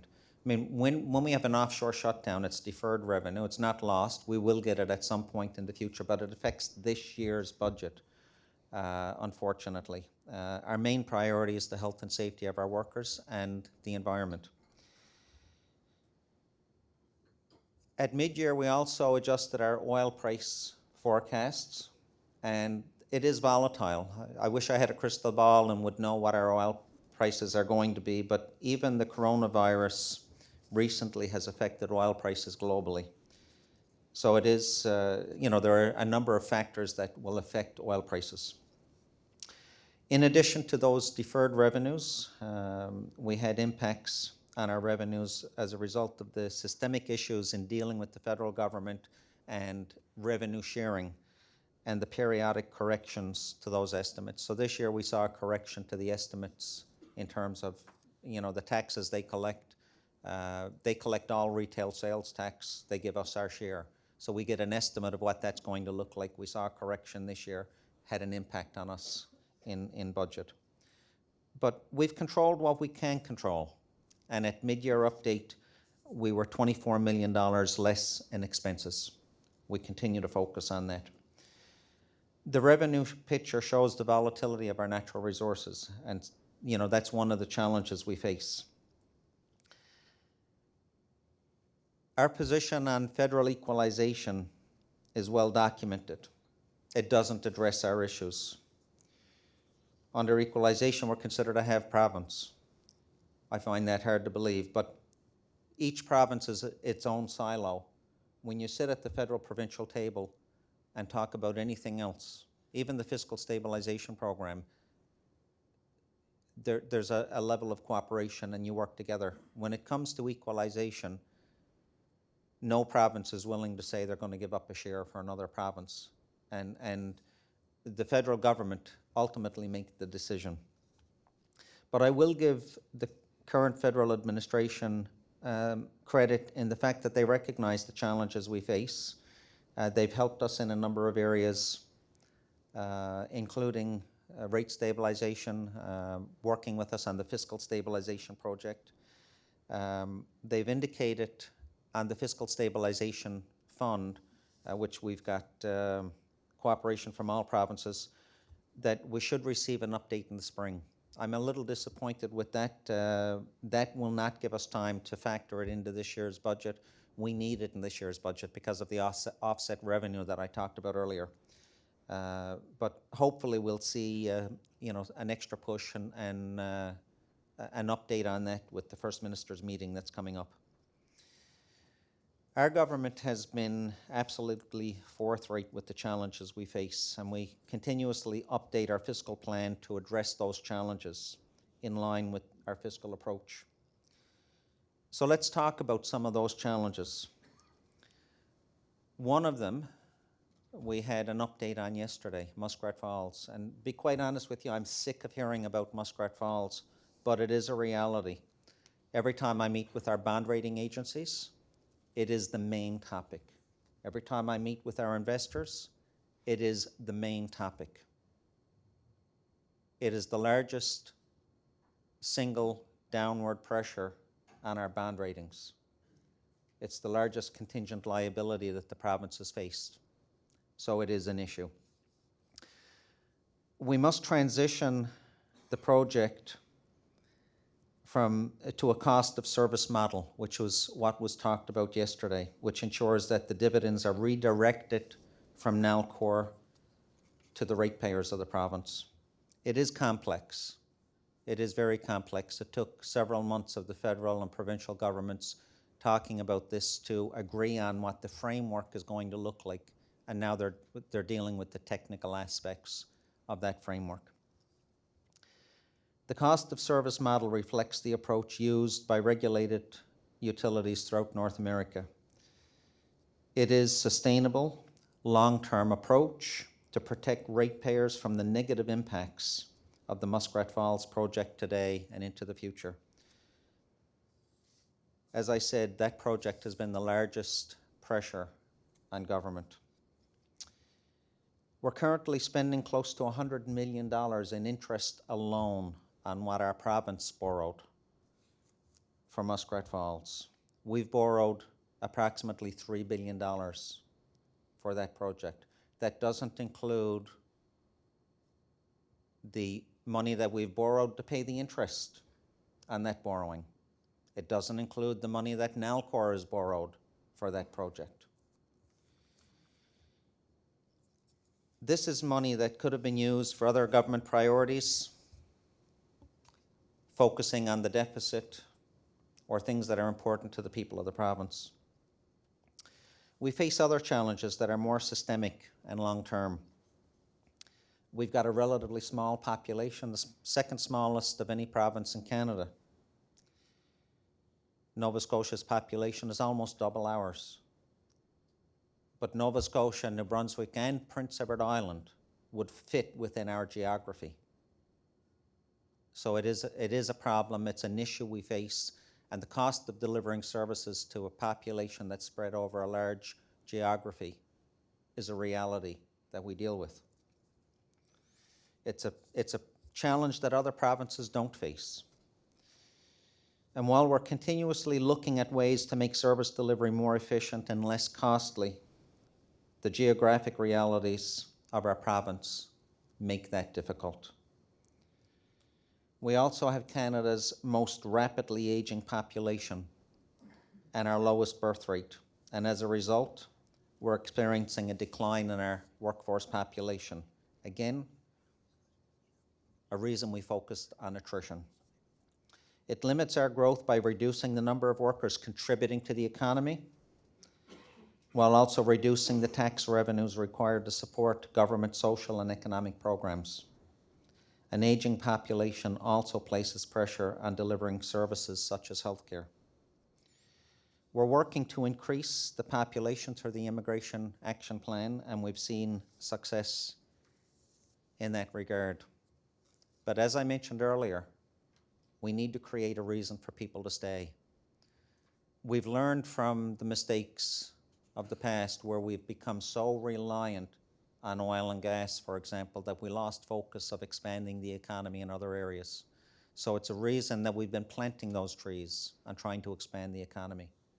We don't lose sight of the fact that the oil and gas industry is important to this province and will continue to be important, but we need to focus on expanding the economy in other areas.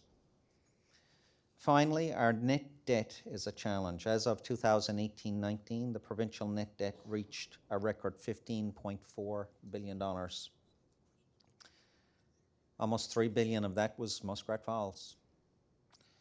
The Atlantic Accord Agreement that was reached last year is expected to reduce that net debt by 13.95 billion.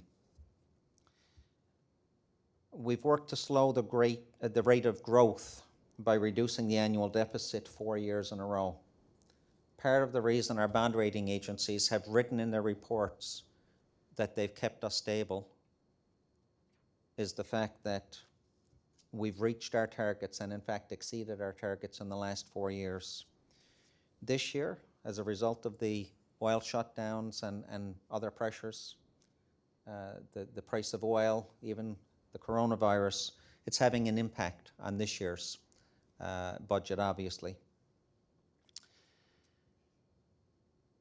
The continued growth leads to a yearly increase in the cost of debt interest. In 2018-19, we totaled more than $1 billion in interest payments. Our budget is $8.38 billion. $1 billion, almost 15 cents out of every dollar we spend goes in interest. So you see the challenges that we face. You know, we sometimes face criticism for not lowering the budget, but interest alone is a creep in the annual budget. And even when we find efficiencies and reductions in costs in other places, that interest keeps going up, which adds to our annual spend. So where do we go from here? Well, budget 2016 is something that I never want to see again. You know, I remember sitting in the speaker's chair, and when the budget was read out,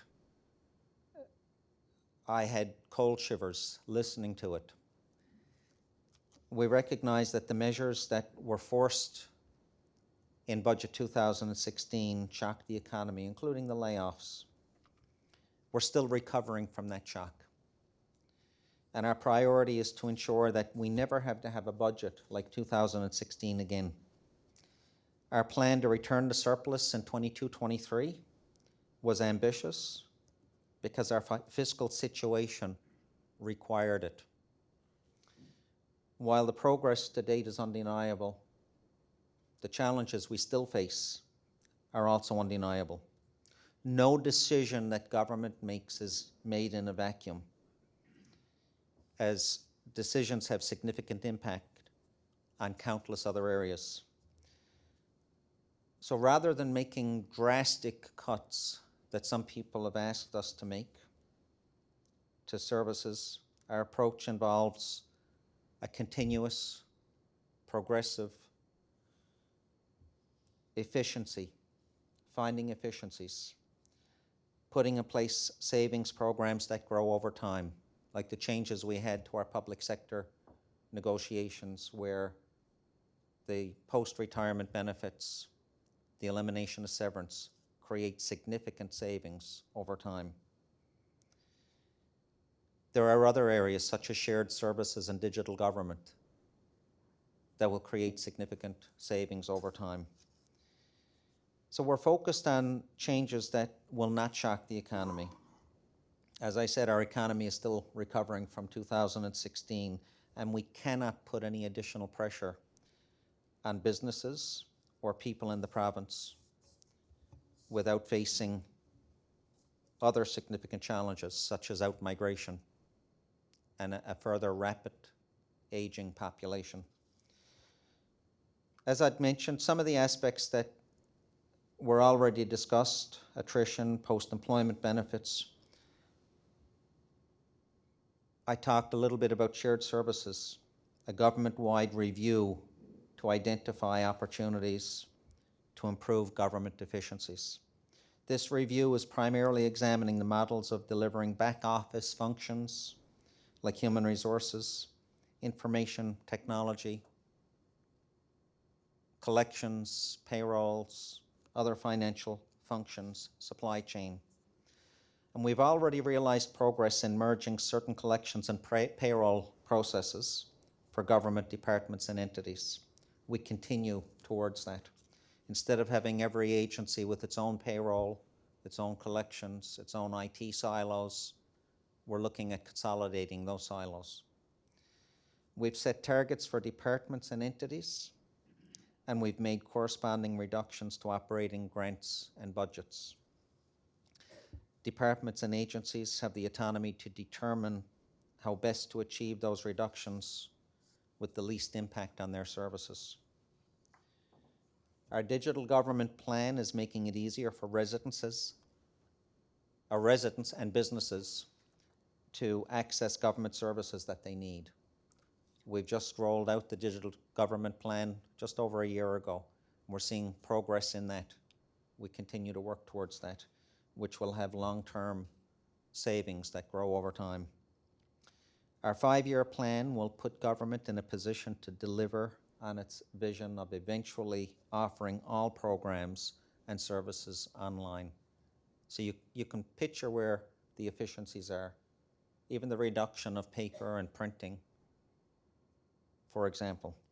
The plan is expected to realize cost savings through various changes in how we deliver services, including feeding into our attrition plan over the long term. We've instituted zero-based budgeting, where departments build their budget requests from zero and justify any continued investment in all areas of their operation.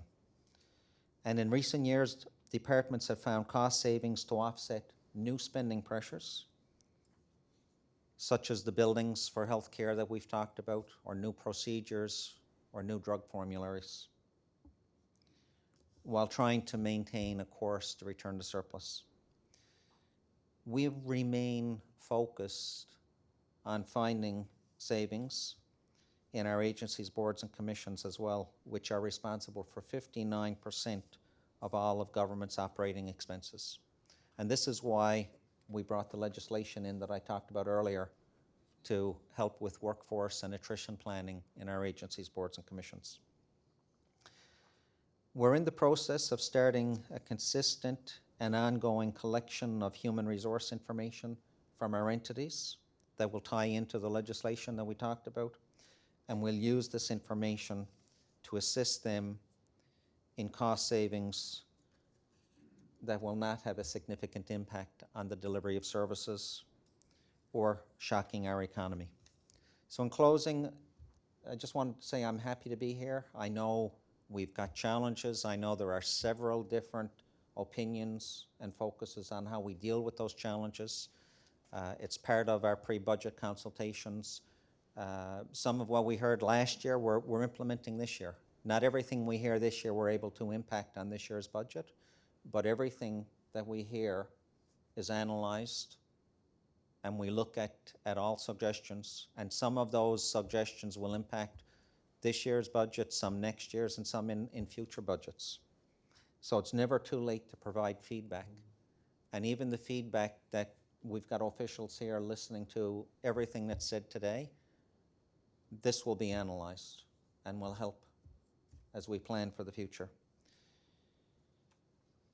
Sessions like this, and I thank the organization and Wade for the invitation to be here, because these are valuable for government. And as I said, we do listen.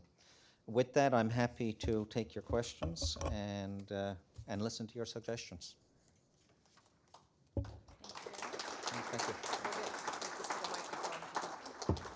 So we've got 15 minutes for questions, so just raise your hand and we'll get a microphone to you. I usually talk a lot, so I'm actually delighted that I kept it to the time. Perfect. Yes, I think you know what's coming too. I have an idea. We've spoken before. Yeah, well, with regards to, again, Eastern Health is entering into contracts that where contract law supersedes the government laws. And it basically comes down to legalized robbery. And we're being extremely, like where one Compass employee makes $50,000, they take out of the economy $3.5 million.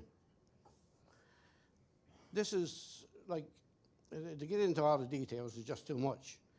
But what is the government going to do, or what are you going to do, or somebody has got to do something to step in and stop Eastern Health? what are your plans to do? Thank you for the question. I know what you're talking about is the Compass contract. We've spoken on that before.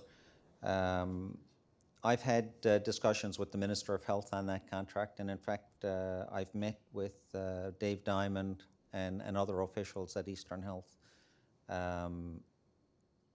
You know, and I guess at this particular stage, it's probably a difference of opinion. I hear what you're saying, and I understand and your concerns. Eastern Health feel that the Compass contract is a good contract, which is providing efficiencies. You know, so I've heard both sides, but you know, we provide a budget to Eastern Health. We've provided reductions in that budget each year, and as part of that, Eastern Health are required to find efficiencies. They tell us that that contract is providing those efficiencies. So again, I hear both sides of the equation, and I can't provide you the answer other than to say that the meeting that I had, based on your concerns with Eastern Health, have indicated that they feel that the contract is providing the efficiencies.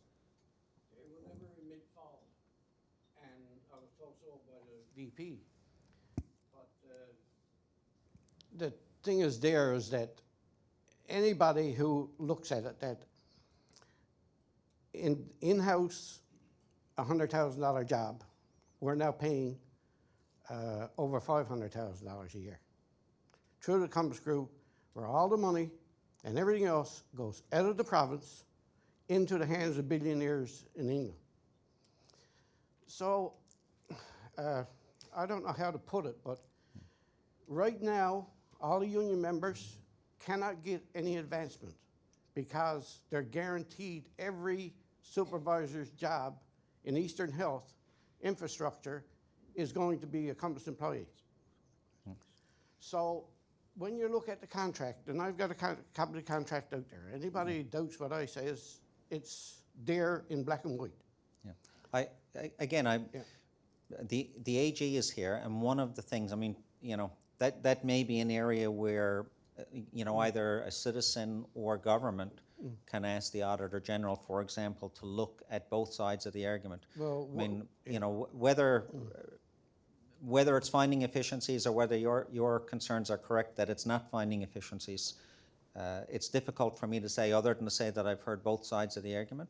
But, you know, we'll have a further look at it, for sure. Well, we've lost control now of Sorry, food we have coming to from China. I know it's a really important issue. It's something to discuss in a further forum with more details. We just want to make sure we get coverage of questions. So we've got, yes, over the next coffee break.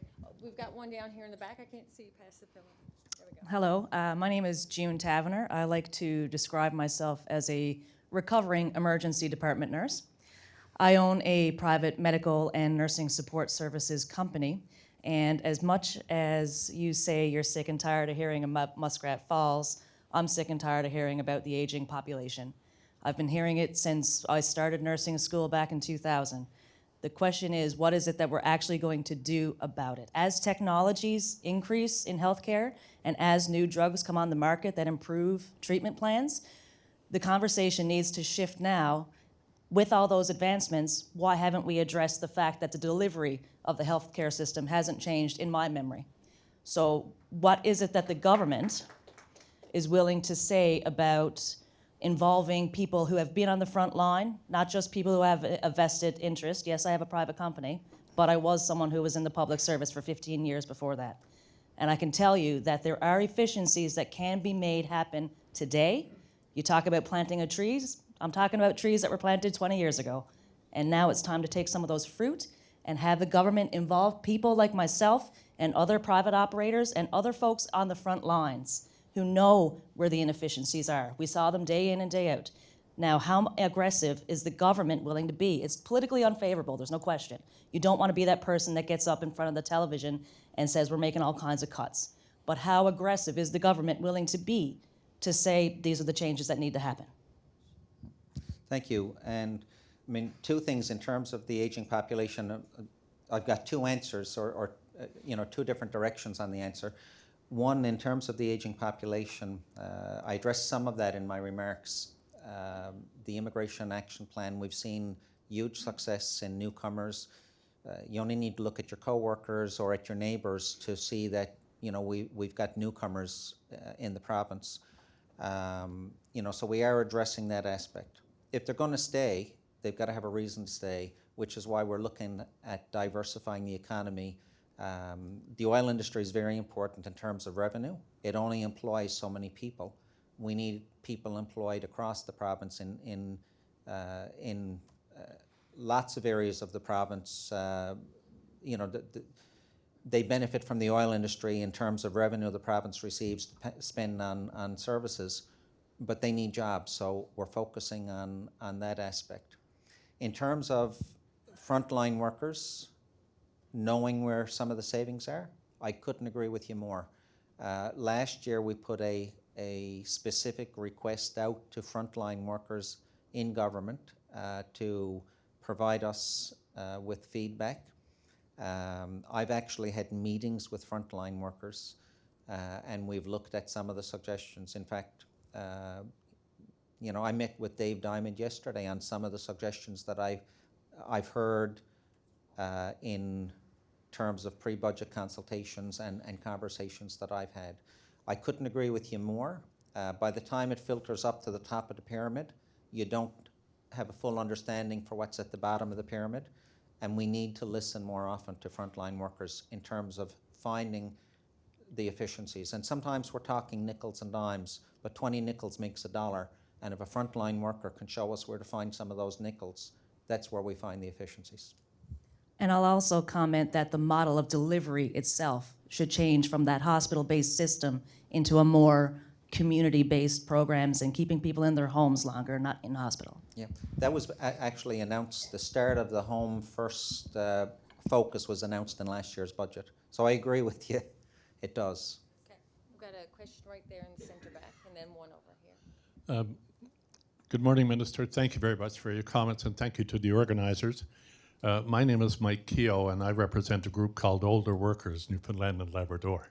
So timing is everything. In my real life, I work in the gig economy and the digital economy, and I'm involved in managing the pay and benefits packages for many thousands of people, tens of thousands of people.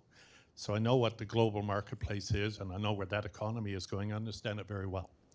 But my comments here this morning are that, first of all, even the name of our group, Older Workers, Newfoundland and Labrador, sometimes brings up a flag. It's like, isn't it time for you to go away? Many people are very uncomfortable when we use the name even. This is not about people who choose to retire, can afford to retire in defined benefits programs, and have had enough and want to different phase in their lives. This is not where we are. We wish them nothing but happiness and health. This is about the people who are coming down behind that you've referred to this morning, many of whom don't have defined benefits plans. And they're going to be a cost on the system, and they're going to be a drain on the healthcare system. Many of them in their 50s and 60s who are not working and are not skilled to work. And so in working for advocating on behalf of some of the issues like ageism or other types of things, barriers to that, we try and identify opportunities for the older workers to stay engaged in the workplace, or if people want to retire and continue to work, fine. So it's a challenge out there now because there's a mentality that there's something wrong with wanting to continue to work. This Freedom 55 has almost sunk us. You know, if you speak to people privately, they feel bad applying for it, like there's something wrong they're doing. And I hope government not only acknowledges what's coming, because they're going to be on taxpayers' tab if you don't do something to enable them to continue in the workplace. Thank you very much. Yeah. Just to respond to that, a sign that you see sometimes when you drive by Kent is that they're looking for people with life experience. And sometimes the best experience you can have is life experience. The former administration, one of the things that was put in place in the early 2000s was removing the requirement to retire at 65. It was a good decision. It gives people the ability to choose whether or not they want to work, and there's no shame in working beyond 65. You know, as you said, some people have to work beyond 65 for financial reasons. Some people want to work beyond 65 because they're healthy and active. But you know, removing that barrier and the requirement that you had to retire at age 65 was good, and especially as we look into the future, we know based on what population statistics are forecasting, and I don't necessarily believe that, because I think, you know, once we start to capture some of the benefit of those exploration wells, we have more money to create more opportunities and diversify. Or the tech sector, the biggest challenge in the tech sector is the fact they can't find enough people to work. Some of the newcomers to our province are coming because of the tech sector. You know, when you look at other areas like aquaculture, you know, the economies of scale in aquaculture, we can create employment in whether it's creating the smolt or the feed or the netting and cages as the aquaculture sector expands. But one of the statistics clearly indicate we're going to have a workforce shortage in the future. So we need our seniors to continue to work, you know, to help reduce that pressure as well. Okay, and we've got time for one last brief question right here. Tom, I can't believe I'm 65, so I'm a senior. When you were first talking about seniors, you talked, you know, about this idea, the assumption that they stay here. Since I've retired, I've been kind of looking at Panama, Portugal, other jurisdictions which are looking for expats. So it's a resource. If people have pensions, they are a resource that people are recruiting. So I guess my question is there that kind of data to kind of support this assumption people don't leave? People who have pensions, who are mobile, who are leaving. Again, they're a valuable resource in terms of, you know, paying for services, requiring services, contributing to the community and the rest of it. And is there any kind of thinking going into how do you maintain and recruit some of the people who may be mobile and give them incentive to stay here? Yeah, no, it's an excellent question. First of all, you've got 10 years on me, so I hope when I'm 65 I look as vibrant and healthy as you. I can't do anything about the hair, that's unfortunate, but what we're finding is that a lot of the Newfoundlanders and Labradorians that moved away are moving back in their senior years. We're delighted to see them. Yes, they're bringing their pension dollars with them. It adds to the aging population statistic as well. And we know there are healthcare pressures. I mean, it's like a car. The younger the car is, the less money you spend on maintenance. You know, so it's got the added pressure of healthcare costs, but we want to see them come back. You know, the reality is, again, if we're going to, whether it's our seniors or whether it's bringing younger expats home or newcomers, it is that diversifying the economy and giving people a reason to stay.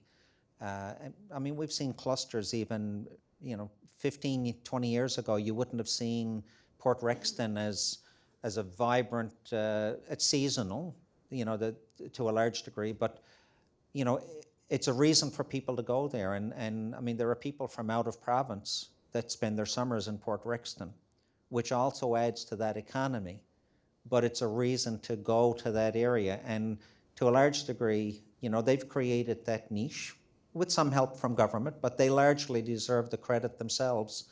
You know, maybe that can be replicated in other areas of the province, just as an example, so that people who want to come home or want to stay in their senior years have a reason to stay in areas of the province outside of the Northeast Avalon. Okay. I'm sorry we're out of time, so thank you for that. And thank you for My pleasure. answering the Thank you. questions. Thank you. Lots of things for discussion. You'll never have enough time, but we're trying to make do. Up next, we have the Honourable Ross Wiseman, former Minister of the Government of Finance of the Government of Newfoundland and Labrador. So, Mr. Wiseman. Second for a quick question there. Oh. If anyone has picked something Yes, up or missing one. we have. Oh, okay, Okay, perfect. you I can get that back to the person, yes. There you go, sir.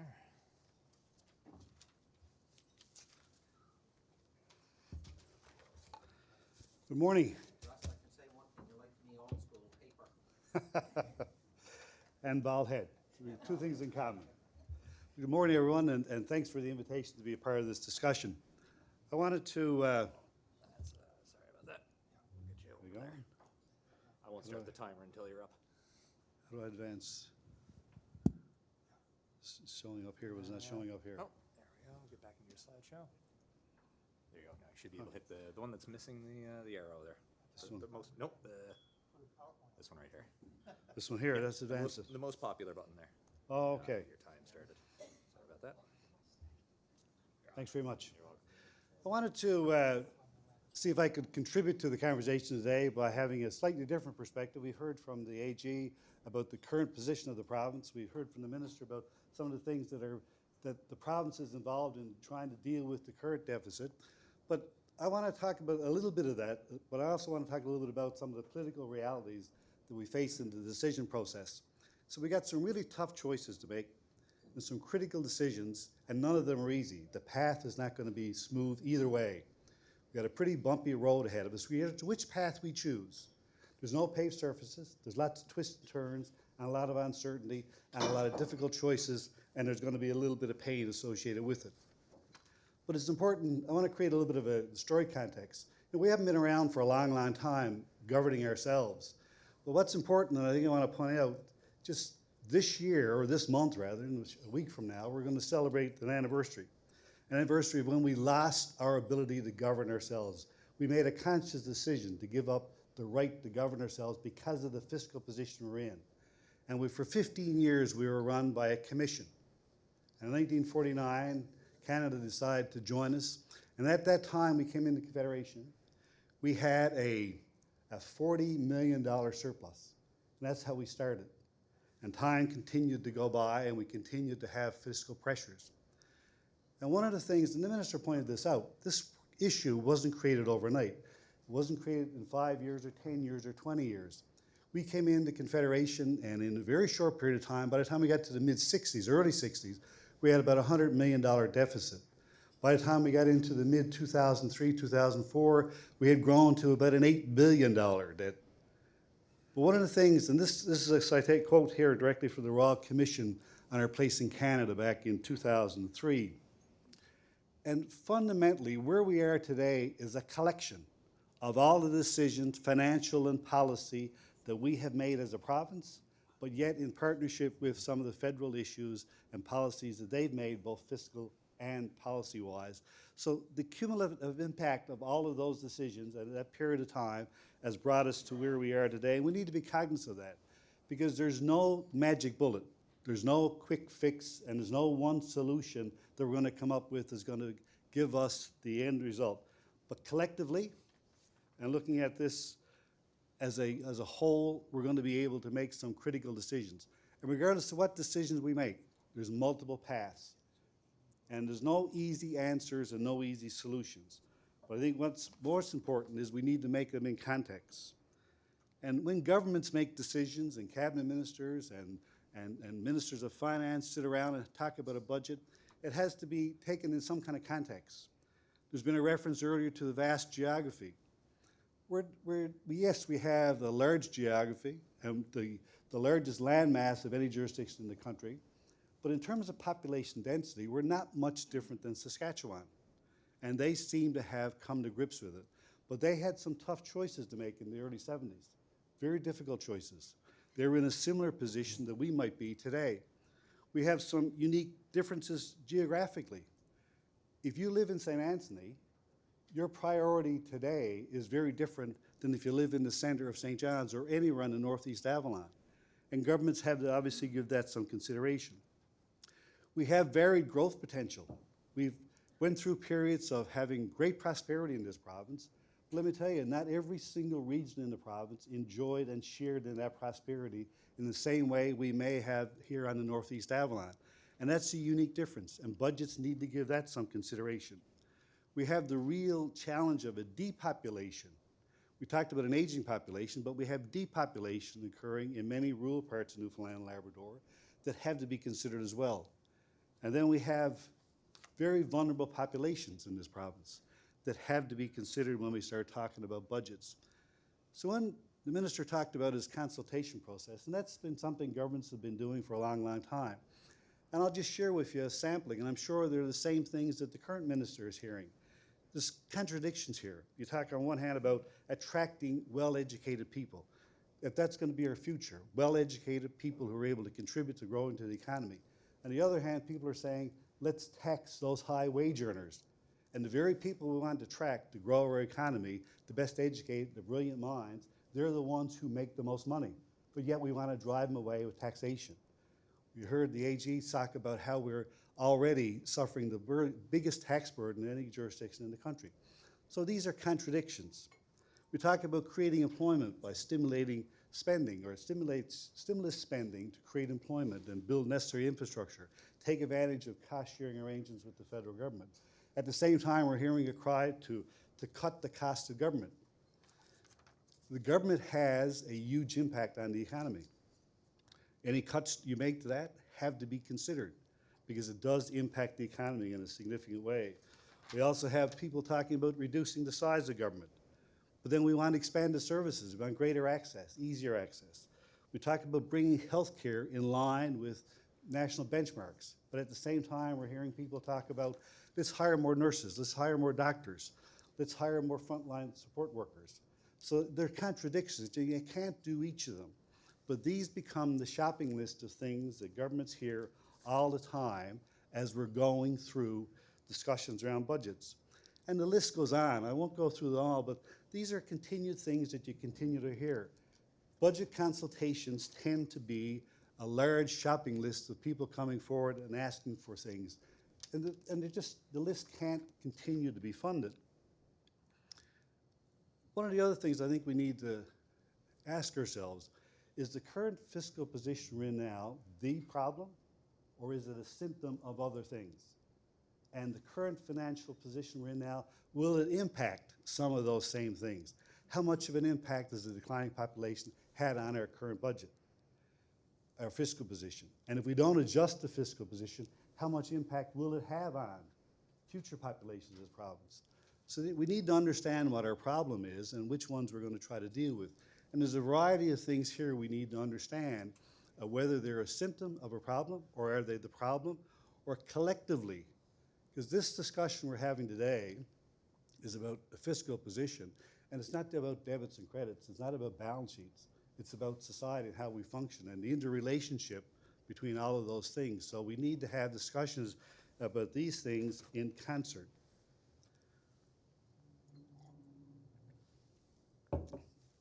And this is a political reality that we face. We've chose the form of government we had in 1949. We had a commission, didn't like that. We went back to what we now have in 1949. But what some of the trappings of that, and that's what I want to talk a little bit about, how those things impact current decision-making process. We have an annual budget. Financial Administration Act says you got to have a budget. April 1st to March 31st defines what you can spend your money on and how you're going to spend it. It's a one-year cycle. Then we have a 4-year election cycle. Every 4 years, all political parties offer themselves, I want to be your premier. Our party should form government. People of the province want and expect those parties to articulate what it is they will do in their term, and parties produce platforms. During an election campaign, massive numbers of organizations, labor, business, NGOs, special interest groups will write political parties and say, our constituents' interests are these. What are you going to do about it if we elect you? And by the way, we're going to publish your answers so everybody will know what you're going to do for us. And that's the public expectation of what political parties should do and what their politicians will do. And the one in the background, the long-term planning for sustainability, that's one that seldom happens. What really happens is that long-term plan, the election platform or whatever party won, that becomes a long-term plan. But it's purely an election platform. It should not be interpreted as being a long-term plan, a long-term strategy for the province's future. But that's how it gets used. So we need to bring these 4 cycles more in line. And let's deal with each of them. I think it's important to look at the things that we need to turn our immediate attention to, and I believe there's 5 of them. The first 2 are process issues. The last 3 are substantive policy issues. The budgetary process is a 12-month cycle, as I just talked about earlier, and it needs to be. That's how we spend our money, and that's what the Financial Administration Act says. But it doesn't preclude us from having a longer-term fiscal plan. And it's important, I think, that when we start looking at fiscal planning, it goes beyond that 1-year budget cycle. I think we need to have a minimum of 3-year fiscal plan. The budget, the current year is the budget year, but 2 years out, where we're able to forecast the same revenue and expense streams as we do in the current budget, rather than just say, by the way, in year 2, 3, 4, 5, we believe our revenue will be this in total, and we believe our expense will be this in total. A gross number. We need to drill down so that we have a better understanding of what's going to happen. Greater accountability and reporting. So we do it on a quarterly basis. And when we do that mid-year update, we update the following 2 years as well. So if we don't improve our budgetary process and our reporting processes and hold people accountable at an operational level for their commitments and expenditures, then we're going to continue the cycle that we're currently in. We don't improve on that 1-year budget cycle. I think that becomes an important consideration. Now wait, I'm very conscious of the time. I'm looking at the clock here, boy, it's ticking away. This one here is a bit complex. This chart is, rather. The issue is not complex necessarily. But we got 40 districts in this province. Every single one of those districts elect an MHA. Each one of those MHAs get 1 vote on any issue in the House of Assembly. And they're sent by their respective constituents to represent their interest. So the 40th district, size-wise, has a total population of 3,400 people. The largest district has a population of 17,000. Each MHA has 1 vote. The voices of that 35 is equally as powerful and important as the voices of the 17,000. So the collection of all these 40 MHAs, and each of those districts are different. So if you're the person who lives in the district with the 40th in terms of size, you're in Torn Gap Mountains. So your issues in Torn Gap Mountains and the marching orders that you give your MHA, you go to St. John's, go to Confederation Building and represent our interests, and here's what we want you to do. The other 39 districts do the same thing. So when they come together, the issues that they bring to the table that inform the budget process, inform policy decisions, are very different and very diverse. And governments need to be responsive to that diverse population. So we have 40 different people with 40 different sets of marching orders. And if you take the consistency and the views and thoughts are very different. You got a total of 14 districts on the Northeast Avalon, predominantly from the line from Babels down to Holyrood in. Those 14 people have similar things in common. Number 1, the median age is 40. Half the population is under the age of 40. Young, bright, well-educated individuals. Their view of the world, their embracement of technology, what they envisage for the future, and what their interests are, and the marching orders they give those 14 MHAs will be different than the collection of districts like St. Anthony, in that area around St. Anthony, where the median age is 53. So half the people in that district are over the age of 53, and half are under 53. They don't have a very vibrant group of people 40 and under. All these people are leaving and starting to depopulate those regions. So the collection of districts who have a similar profile, their interest in budget time and their interest from a public policy perspective are very different.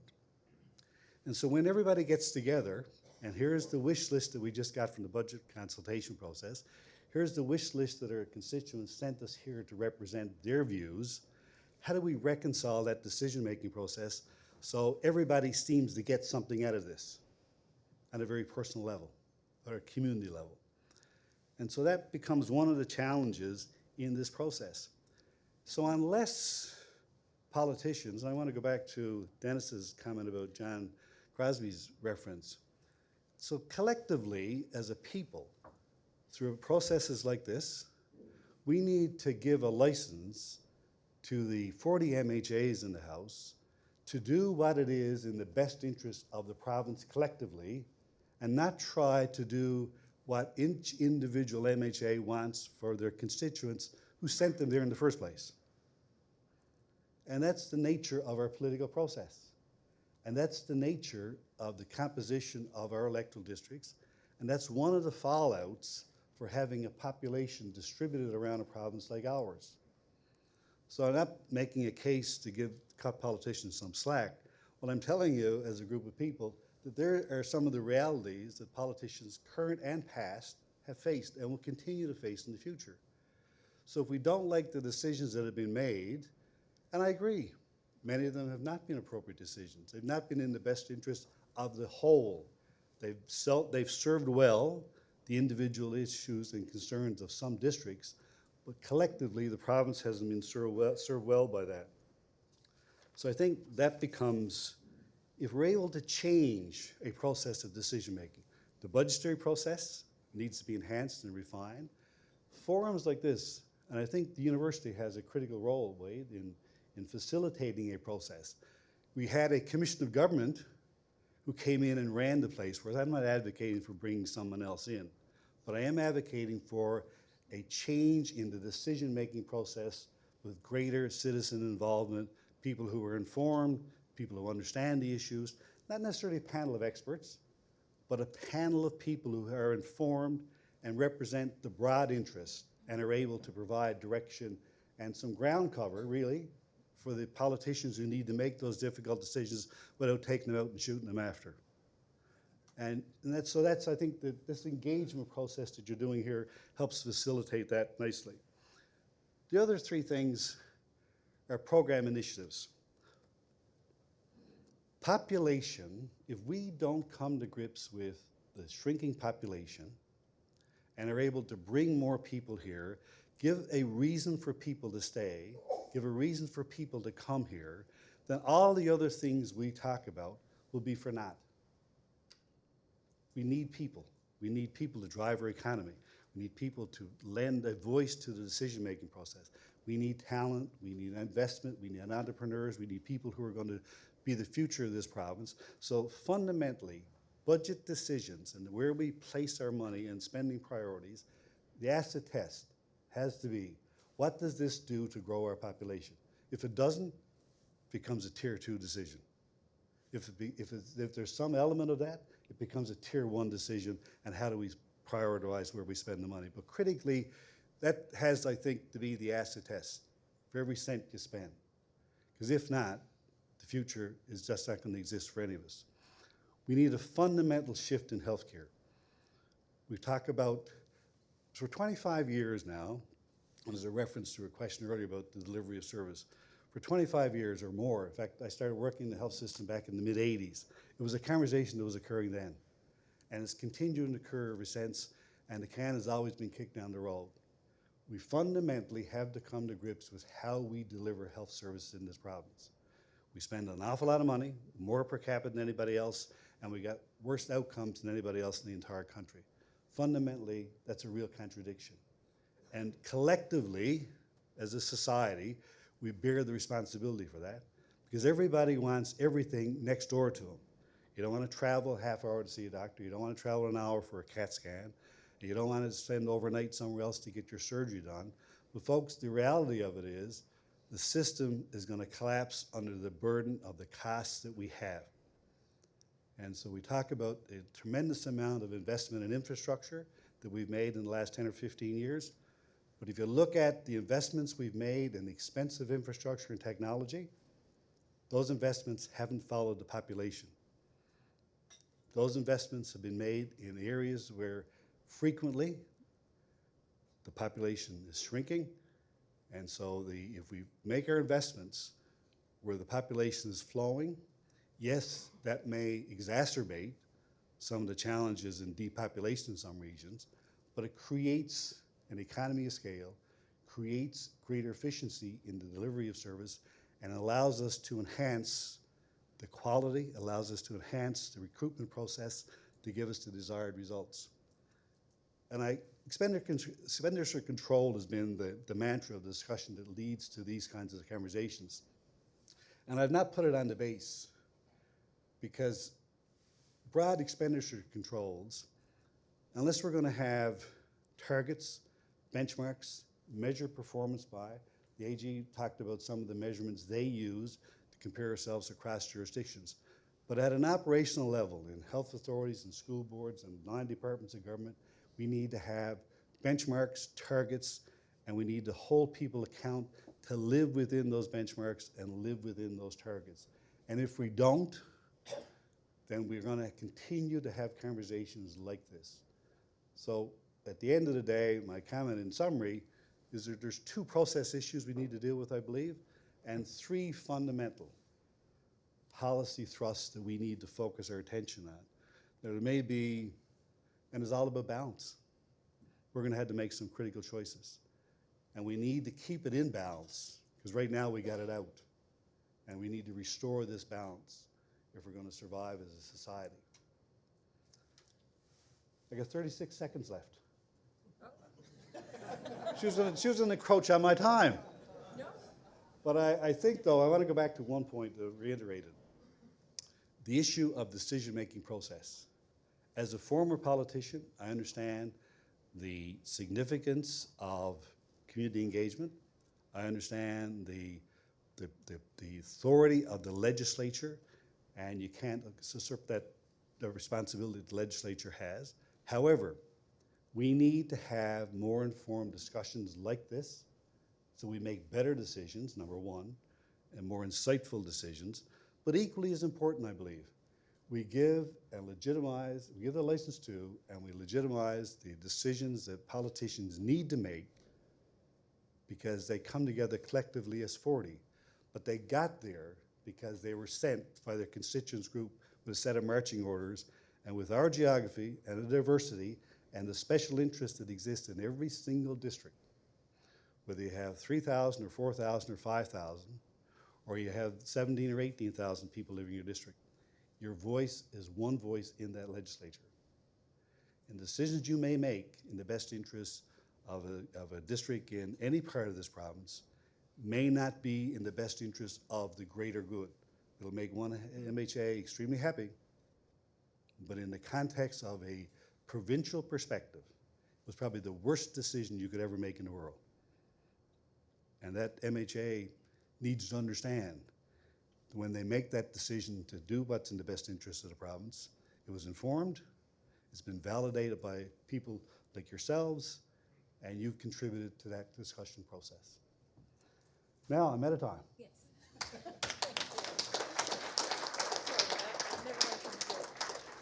Okay, we've got time for a couple of questions. If you could just remember to keep your question to 1 minute or less would be great. Microphones? Okay, one here. A very brief question. What do you think of our healthcare dollars going towards contractors, executives coming down to Newfoundland and shipping their Bentleys down to drive while they're here? I think there's a balance we got to reach here. If you want to look at healthcare and look at what is going to enhance the outcomes for patients, what's going to give us the most effective and efficient running system, that's the primary consideration. Who profits from those actions in terms of the provider is secondary in my view. But we have to have a system. Ideally, it'd be nice if we were able to make sure every dollar we spend in this province on healthcare, every single profit that comes from that rests with Newfoundlanders and Labradorians, but that's not the real world. The real world is we need to focus on efficiencies and better outcomes. Got a question over here. Mr. Wiseman, Ted Howell. I've been involved in advocacy organizations and attending these types of sessions for 20, 25, maybe 30 years. And I can tell you that that is the most insightful presentation on these matters, fiscal matters, that I've seen in that period of time. And I guess the essence of it, as far as I can see, is separating good public policy from politics. But there is a reality, and the electoral system is the reality that we have to face. So I don't mean to put you on the spot, but you were in the legislature for 15 years, the majority of that in government. So when did you come to this realization? And can it actually happen in terms of our current electoral system? I realized it before I left politics. And so it's not something I found out as I retired. But I think there's a couple of things to your question. I think the real impetus for the change has to be in processes like this. And that's why if you don't formalize and change the process and let it occur naturally, we'll continue to do the same old stuff. So we need, I think, as I said, there's two things I talked about in terms of process. We need to formalize those. Those things about the budgetary process needs to be formalized and put in legislation. The thing about the issue around informed decision-making and public engagement, you know, I don't think that needs to be embedded in a government department. I think we need some independence and some distance from that, and that's why I made the comment about the university has a critical role, I think, to play as someone who's able to broker that kind of discussion. I don't believe we need to bring in a panel of experts from all over the country and to run our province. We need to reach out, though, to get that insight and to solicit that input. That's critical for us, because sometimes we get blinded by being too close to. We need that objectivity and someone from outside to challenge us in our thinking. But we do need to formalize a process led by some group of people. And again, I come back to the university.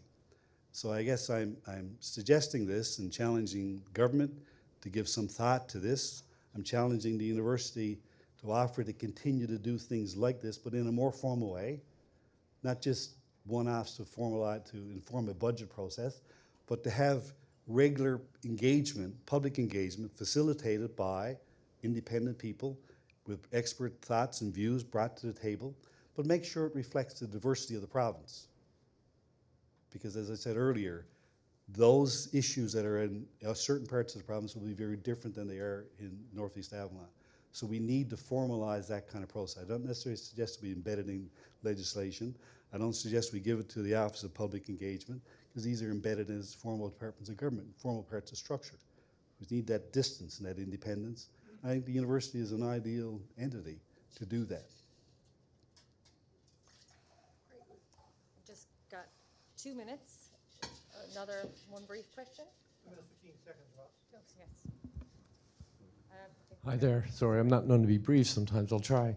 I'm with an organization called Choices for Youth, and I certainly appreciate the mention of individuals who may be homeless and other complicated issues in our province. Picks up on something Minister Osborne said as well.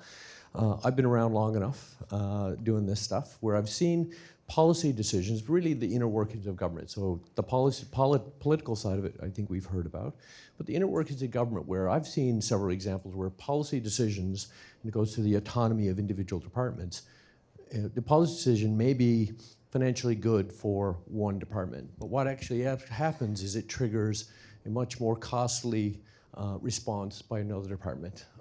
If you look at what happened in the child welfare system in 2008, I think it was, they took prevention out of their mandate. But what we immediately saw was a whole bunch of families and youth escalate into crisis and showing up in the justice system, in the healthcare system, in a much more expensive, crisis-driven way. So it really goes to, I get the autonomy of different departments being able to make policy decisions, but as we always say, last time I checked, there's only one Treasury Board. And at the end of the day, it has to land there in terms of if you're making a policy decision over here to save some money, which is clearly what we need to do, but it triggers a much more expensive long-term cost over here.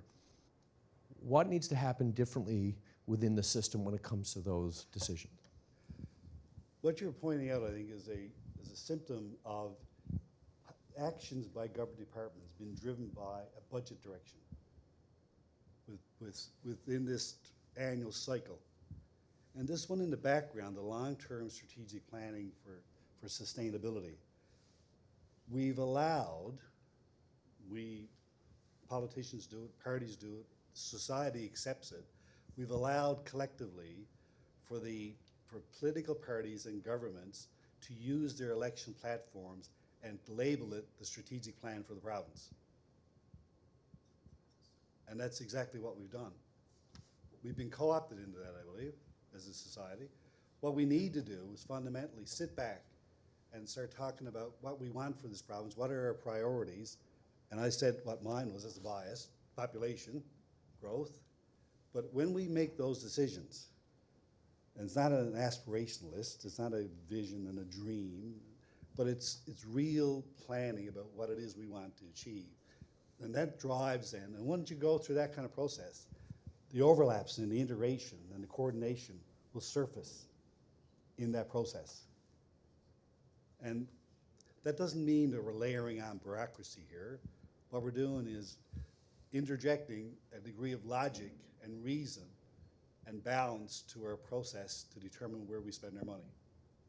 Rather than saying that we got 12 months here, so the next 12 months, what are we going to spend our money on? You only got this much, you only got this much, so go do what you want to do, and then tell us what you're going to do. As long as you balance, you're okay.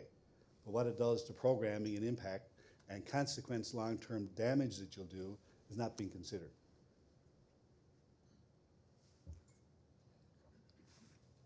Okay, thank you very much. Thank you. For your comment. Look at them all. Thank you.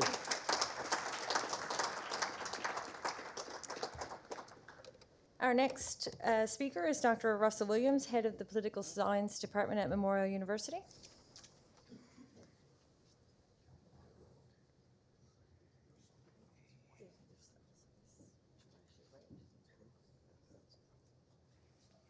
There's your new one. There's the button that is worn off. Can we go into presentation rather than my crazy notes? There we go. Great. Thank you. Great. All right.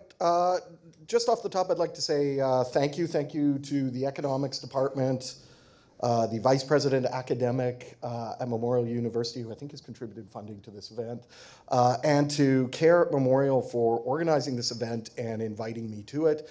I just want to give the Economics Department a plug off the top about this.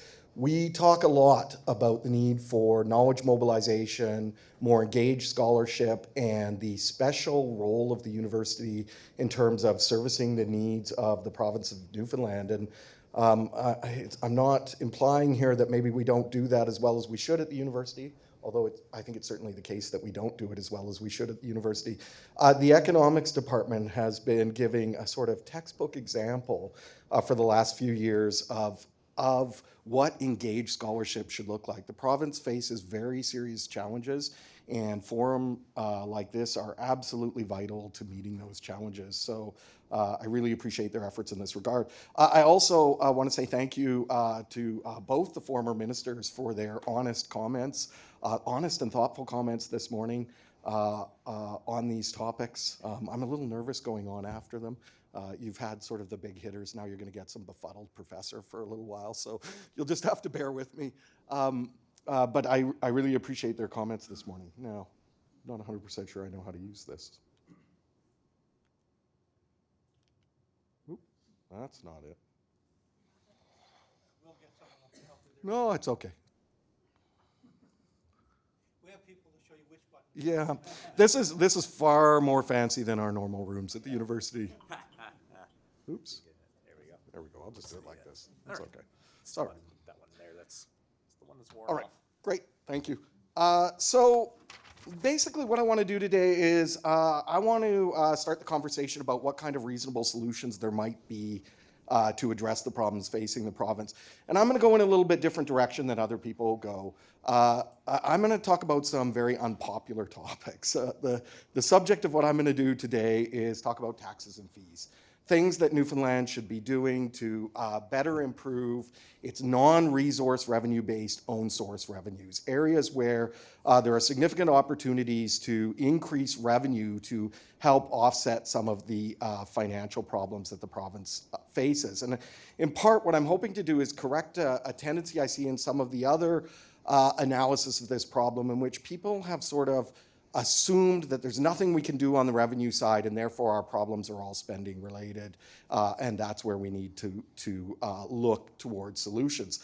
I'm going to say that despite the conclusions of the government's recent independent investigation of the tax system and the extent to which we might say tax rates in Newfoundland are broadly comparable to other jurisdictions, or I think their term was competitive with other jurisdictions, I'm going to say that Newfoundland's tax system is actually surprisingly leaky, that the province leaves a lot of revenue on the table, and that if we are in serious crisis, if we're talking about potential insolvency or some of the loaded words we see in the media about where the province is headed, we should absolutely be starting the dialogue about making sure that we're collecting the revenue that neighboring jurisdictions are collecting. So yes, I'm going to say that there's something we should do on the revenue side. And the second thing I want to say, in maybe a little more cursory sense, is there are some lessons in the study of public policy about how we go about doing this. That there are some tools in our toolbox that we could pay attention to sort of better address how we might improve those revenues. Because this is a crucial context to what's going on in the province. All right, just a couple of quick examples. It's obviously, I understand, it's unpopular to be the tax man. I'm here to recommend higher taxes. This is not a popular point of view. I'm the befuddled professor that wants higher taxes. All the stereotypes are in play at the moment. But it is the case that there are some significant differences with the way government in Newfoundland derives its revenues that we should pay attention to and that we might want to address if we genuinely see the state of the crisis that we're in. One of the examples that I've used in the past that I'll just throw out here is that our system for funding municipal services and providing those services is unique in comparison to other provinces. We simply, as a province, on average, don't raise as much revenue through municipal property taxation than all other provinces do. I know this is surprising if you live in St. John's, where property taxes are actually quite high, but we're talking about an average. And the challenge in Newfoundland is that there are many people in the province that pay very, very low property taxes. And to be honest about it, rely disproportionately on provincial agencies to provide services that are normally provided by municipal governments. This is an important policy problem. It's an important policy problem irrespective of our financial crisis. This is something that government should be addressing. There is an equity concern here between taxpayers across the province as to who's paying for what and what services are provided. But it is a serious story about revenues as well. If Newfoundlanders paid the average property taxes that the rest of Canadians do on a per-person basis, the province and municipal governments would have another $350 to $400 million in revenue. That's a significant amount of money. And that's money that's currently not being collected because of our unique approach to how we're taxing property as a jurisdiction. We could say similar things about income taxes. This is kind of a complex table here. I don't want to get too bogged down in it because I assume the economists are going to have lots of things to say about these later on. But it is the case that Newfoundland's income tax system also seems to leak in odd ways, in unexpected ways. I mean, we have to start out by recognizing that Newfoundlanders have higher incomes on average than people in the other Atlantic Canadian provinces. The per capita GDP is much higher. Consumer spending is also substantially higher in Newfoundland than it is in other provinces. And yet, in our income tax system, we collect less per person than the provinces of New Brunswick and Nova Scotia do. And I say this outcome is odd. It's not totally odd. Part of it is because our posted rates are actually lower. Part of it may also reflect unique labor force challenges that the province of Newfoundland the province of Newfoundland and Labrador has to deal with. There's some other things I could say, suspicions I have as to why this is occurring. But again, this is a significant source of lost revenue relative to comparable jurisdictions. I just point out that we often point to New Brunswick and say, this is the poorest province in Confederation, this is a province that's really got it tough.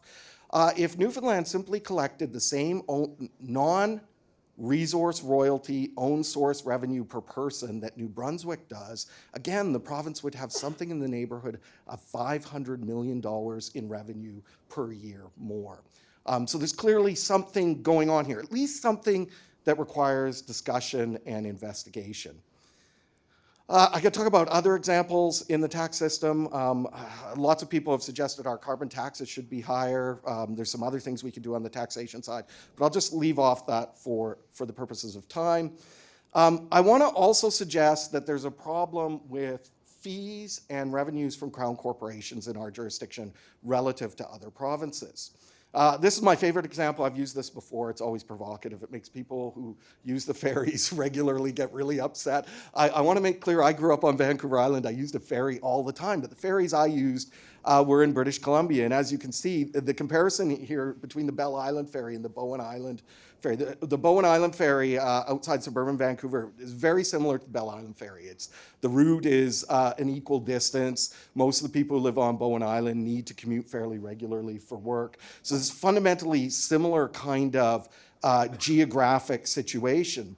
And yet, we see that the cost of using the ferry is 5 times higher in British Columbia than it is in the province of Newfoundland. I mean, I don't want to overgeneralize because I think governments, particularly since 2015, have done a lot to try and improve revenues from these kinds of fees. But I do want to say, compared to other provinces, Newfoundland has not done nearly as much to pursue recovery of costs by applying fees to these kinds of services. Again, I know this is unpopular, but the reality is that as other provinces found themselves equally squeezed by the increasing costs of healthcare, the financial problems that all other jurisdictions in the country are facing, one of their response was to raise these kinds of revenues. They tolled highways, they raised ferry fares, they increased user fees on a variety of service. New Brunswick derives a disproportionate share of its revenue through these kinds of fees. And these are things that we haven't fully explored yet in this province. I would also say there's a similar argument to be made about revenues from Crown corporations, and I don't want to get into the discussion of Muskrat Falls and Nowcor, because that's obviously a whole can of worms in and of itself. I would just say some students of mine, we've been looking at this for a little while now. We don't really have good data to show you yet, but looking at the revenue, for example, that the NLC provides the province relative to comparable liquor distribution services in other provinces, we lag behind, despite the fact that consumer spending is quite high in Newfoundland. So again, there's a hint there that maybe the province isn't quite doing as much to maximize its revenue from those sources as some of these other jurisdictions are. And again, it's not my point to say we should just raise these taxes and raise these fees for the sake of doing it. I'm saying if we're truly in crisis and we're starting to talk about, further deeper cuts in healthcare or whatever kinds of Sophie's choices that we have about the future of public service delivery in the province, we should at least take seriously seeking to maximize revenue that is available to the province in ways that is commonly done in other provinces. And this is really the crucial fact. These things are done in other provinces. They are not politically impossible. They're not insurmountable policy problems. We just need to work at them a little bit. They require more public policy attention. All right, so I want to talk a little bit about the process for that. So I'm suggesting these things are policy problems that governments need to work on. I think everyone in the room who is any sort of a student of politics would right away be skeptical. Government's having a dialogue about raising taxes. This is going nowhere. And I understand that's very much the tenor of the debate about Newfoundland's financial problems. I do want to say, however, that there are ways to do this. There are well sort of trod paths in public policy to making unpopular decisions that may not be good politics, but are nonetheless good public policy. And I think addressing some of these concerns are good public policy. Even from a cost-cutting perspective, addressing some of these concerns would actually help the government manage costs in some areas. So if your goal is to cut the budget, this is actually part of the solution. First thing I want to say about this, it's relatively straightforward. I know there's lots of good students in public policy in here who are aware of these things.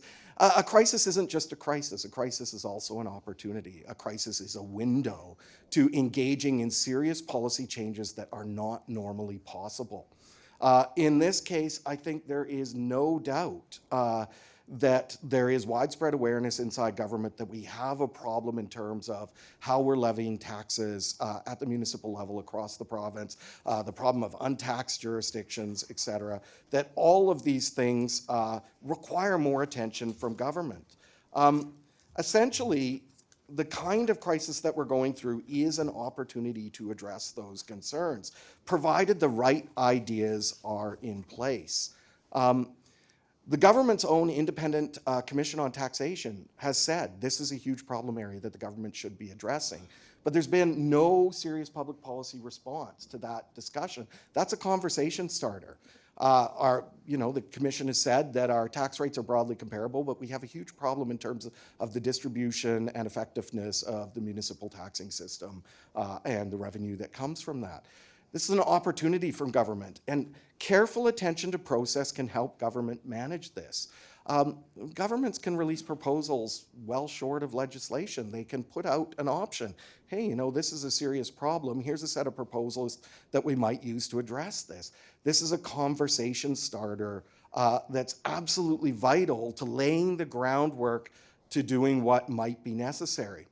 I think the government would be surprised to find out the extent to which Newfoundlanders might be willing to pay more local municipal taxes instead of losing access to their healthcare system, right? It all depends how these issues are framed and the extent to which people see the trade-offs involved. So I absolutely think it's crucial to pay attention to the rollout of ideas and for the government to play a role in intellectual leadership in guiding discussion towards problems that need to be managed irrespective of the current crisis that we're facing.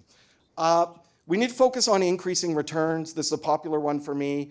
Increasing returns aren't necessarily good things in politics. All we're trying to get at here is that there are some things that we do in public policy in Newfoundland right now that actually end up costing us a lot more downstream because we don't recognize the perverse incentives that we're providing people with.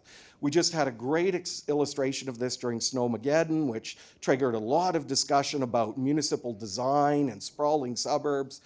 When the government builds fancy new roads out into suburbs to allow suburbs to spread out further and further, they're giving a financial incentive to people to move, in some cases to move outside of a high property tax jurisdiction to a low property tax jurisdiction, where those people are more dependent on provincial government services to provide those services.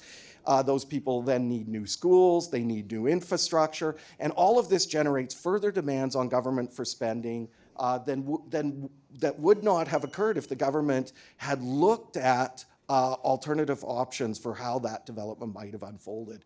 And these dynamics exist in a lot of areas in Newfoundland public policy. Again, I would point to the extremely high rate of subsidization for ferry services as being an example of something that really should be avoided.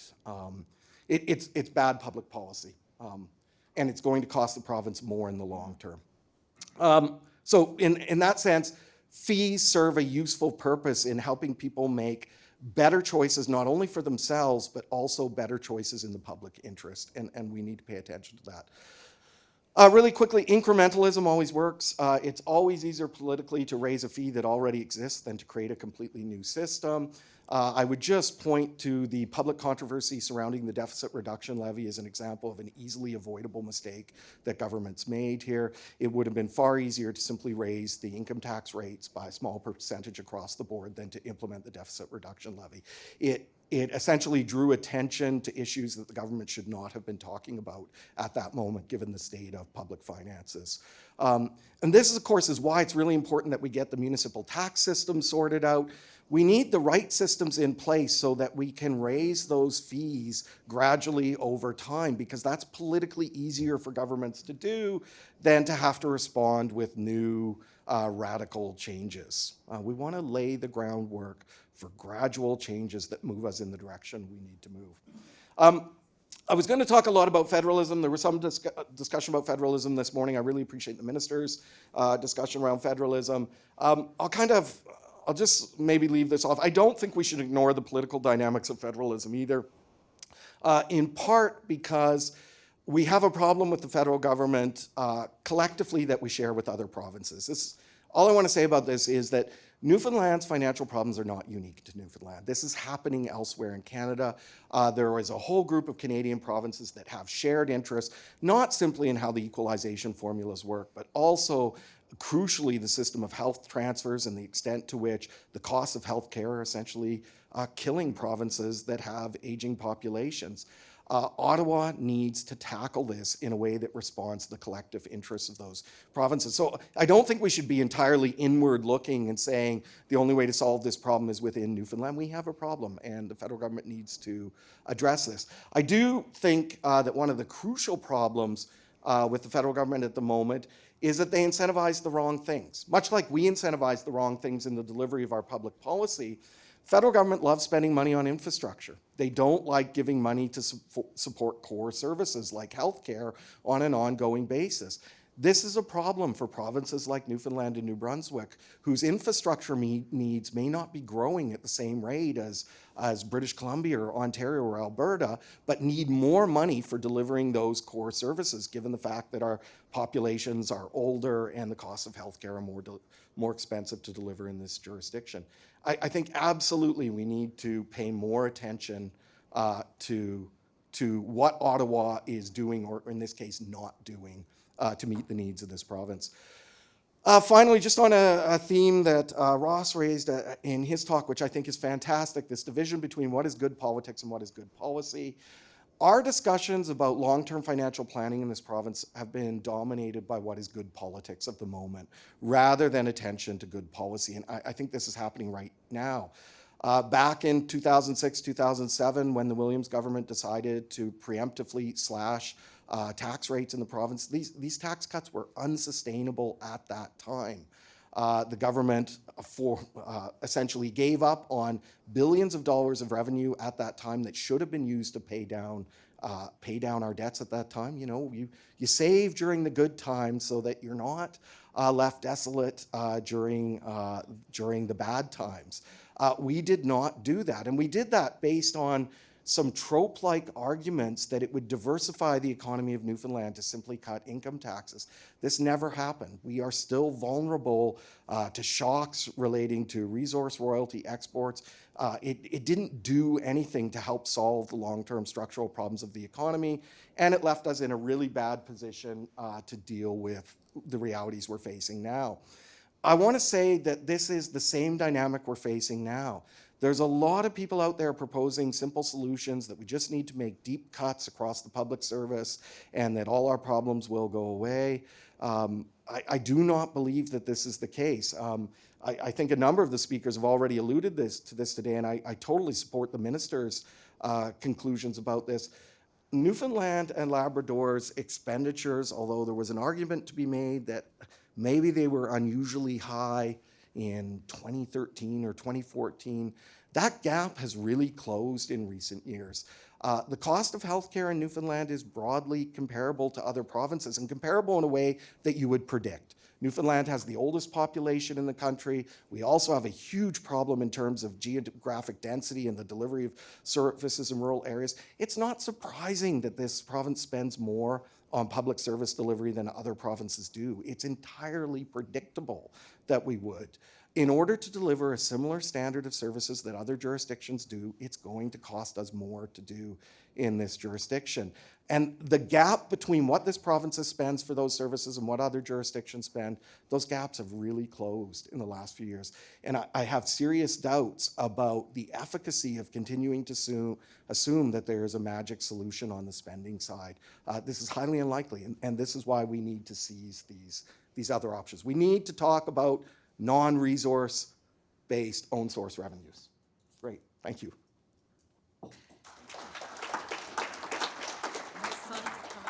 Yes. Son's come out and check is in the mail from the economics department. Thank you. We got a few minutes for questions. Put your hands up. Yep, we've got one here. No questions for Steve. No, no. You tell me earlier. All right. You know we agree, so. Couple questions. One is, I think there is a problem in Newfoundland and Labrador because of a lack of policy tradition.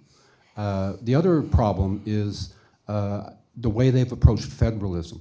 So in a sense, rather than being nation-centered, sharing, working across jurisdictions, there's the same tendency in terms of promoting province building and independence, borders and boundaries, territoriality, and the rest of it. So the question is, how is it, why is it that there's this persistent problem of the inability, refusal to put into play, whether it's municipal restructuring, taxation, healthcare, environment, energy, and so on, those kind of processes, and what explains the confusion, the kind of the working at cross purposes, basically hurting the province in order, promoting a inter-state form of federalism, which is highly competitive, where people are reinforced to work in silos, and there isn't a lot of sharing or incentive to talk about sharing as opposed to Fed bashing. Yeah, so those are both million-dollar questions. So the federalism one, I do think, so if you're in another jurisdiction in Canada and you're looking at the Newfoundland and Labrador's government, its relationship with Ottawa, I think you think it's a fairly good relationship, that the province does a uniquely good job of getting attention to its special needs. But I think that belies a bigger problem, that all provinces look at this, exactly as you've said, as a competitive dynamic, where we're all looking for a sweetheart deal to advance our own interests relative to one another. And at present, I think it's quite clear. I mean, federal authorities are really clear. The Parliamentary Budget Office, their research on this is really compelling. Provinces share a unique problem. That problem is being produced by the extent to which provinces are responsible for healthcare. Since the 1980s, the share, as a percentage share of our GDP, the cost of healthcare has doubled, and that burden has been borne by provinces, not by the federal government. And I think that, yes, a part of it is strategy. More and more, I think the provinces need to look to each other as having shared interests on these key files instead of jockeying in a competitive way for special deals. In terms of the policymaking side and the underdevelopment of policymaking capacity, I mean, that's tough. It's always going to be hard. This is a small jurisdiction. It's going to be hard to have the kind of expertise and resources that other jurisdictions maybe take for granted. But we do have the advantage, right? Canada is a public policy laboratory because we have lots of other provinces encountering similar problems and tackling them sometimes in different ways and sometimes in similar ways. One of the dynamics I really think we need to focus on more is looking at what's working in other jurisdictions. Instead of looking inward and focusing on our unique history and being concerned about all the politics we've had over certain issues in the past, to sort of clean sheet it and look at, well, what is it that jurisdiction is doing over there? What is it that Manitoba is doing? Manitoba has very similar demographic and geographic problems to Newfoundland. They are not nearly in as desperate straits as we are. We may want to learn more from what they've succeeded with. Take advantage of this giant federal experiment that we're engaged in and pinch policies from other jurisdictions. Got one more question over here. Simple question, maybe a really complex answer, but riddle me this. 13 districts in the province of Newfoundland have ferries. You're going to raise the price of a ferry, you lose 13 districts as a party. What do you do? Yes. So this is the answer I always get to this presentation. But again, I grew up on a small island where governments tackled that problem. And in very similar political dynamics, all the same arguments were made. People said these were roads.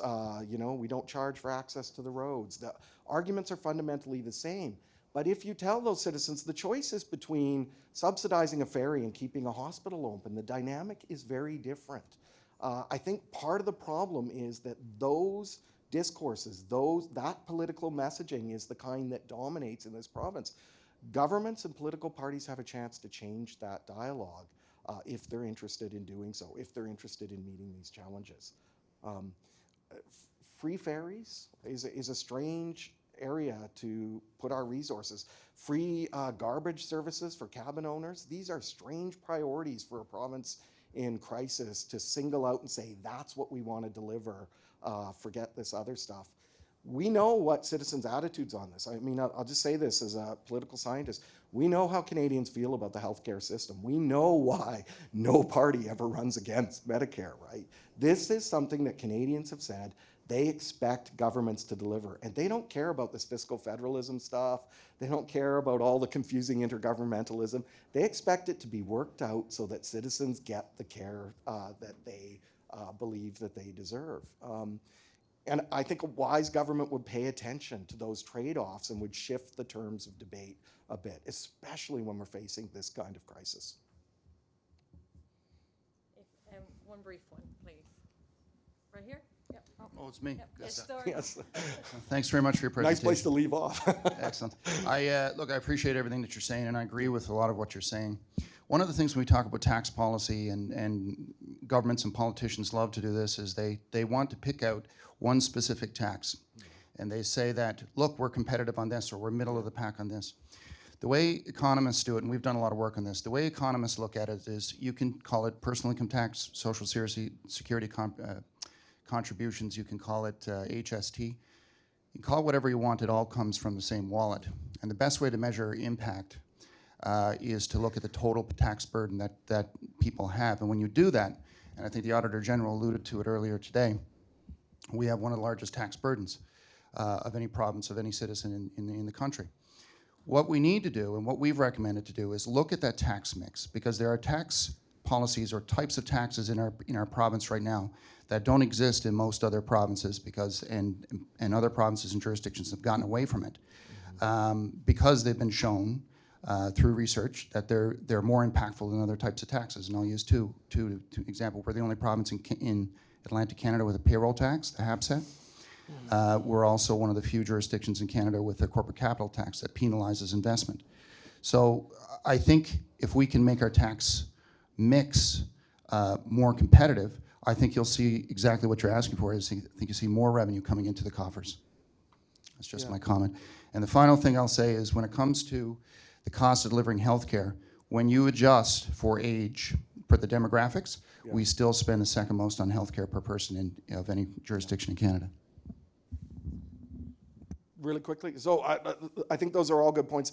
I would just say, I would echo that we need to take a whole government approach to looking at how governments raise revenue. We need to put the municipalities in the mix. We need to think about how these things interact with the federal government tax system. The one thing I know from the comparative research that's done on this is provinces all produce surprisingly similar levels of revenue once we control for certain demographic and economic factors, but they do it in different ways, and this is exactly what you're getting at. There may be some areas where we could get increased revenues. There may be some areas where we're doing things wrong. I think that that's absolutely the case. The healthcare cost issue, I would say we also have to control for geography there. Newfoundland it's a unique beast on the healthcare problem. This is why I say Manitoba is probably the most comparable province, but Manitoba doesn't have nearly our economic challenges at the moment.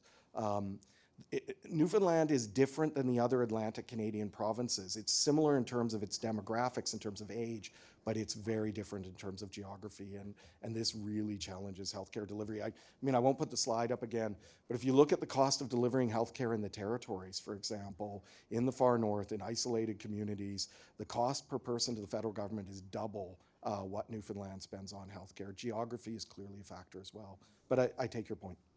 Great, thank you. Thank you. Oh, thank you.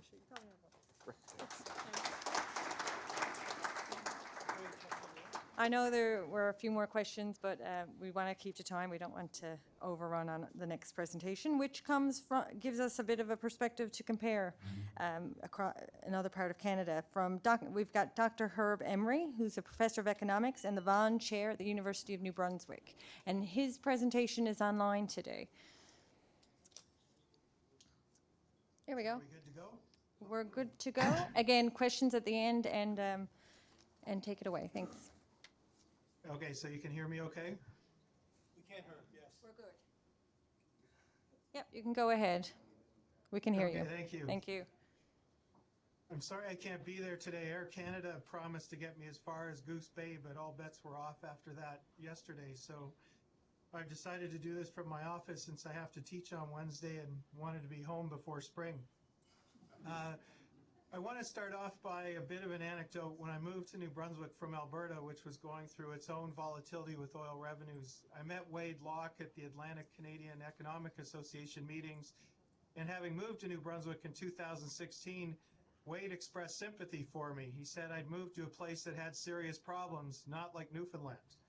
And so now I find it interesting. I get to do a presentation on lessons from New Brunswick for Newfoundland.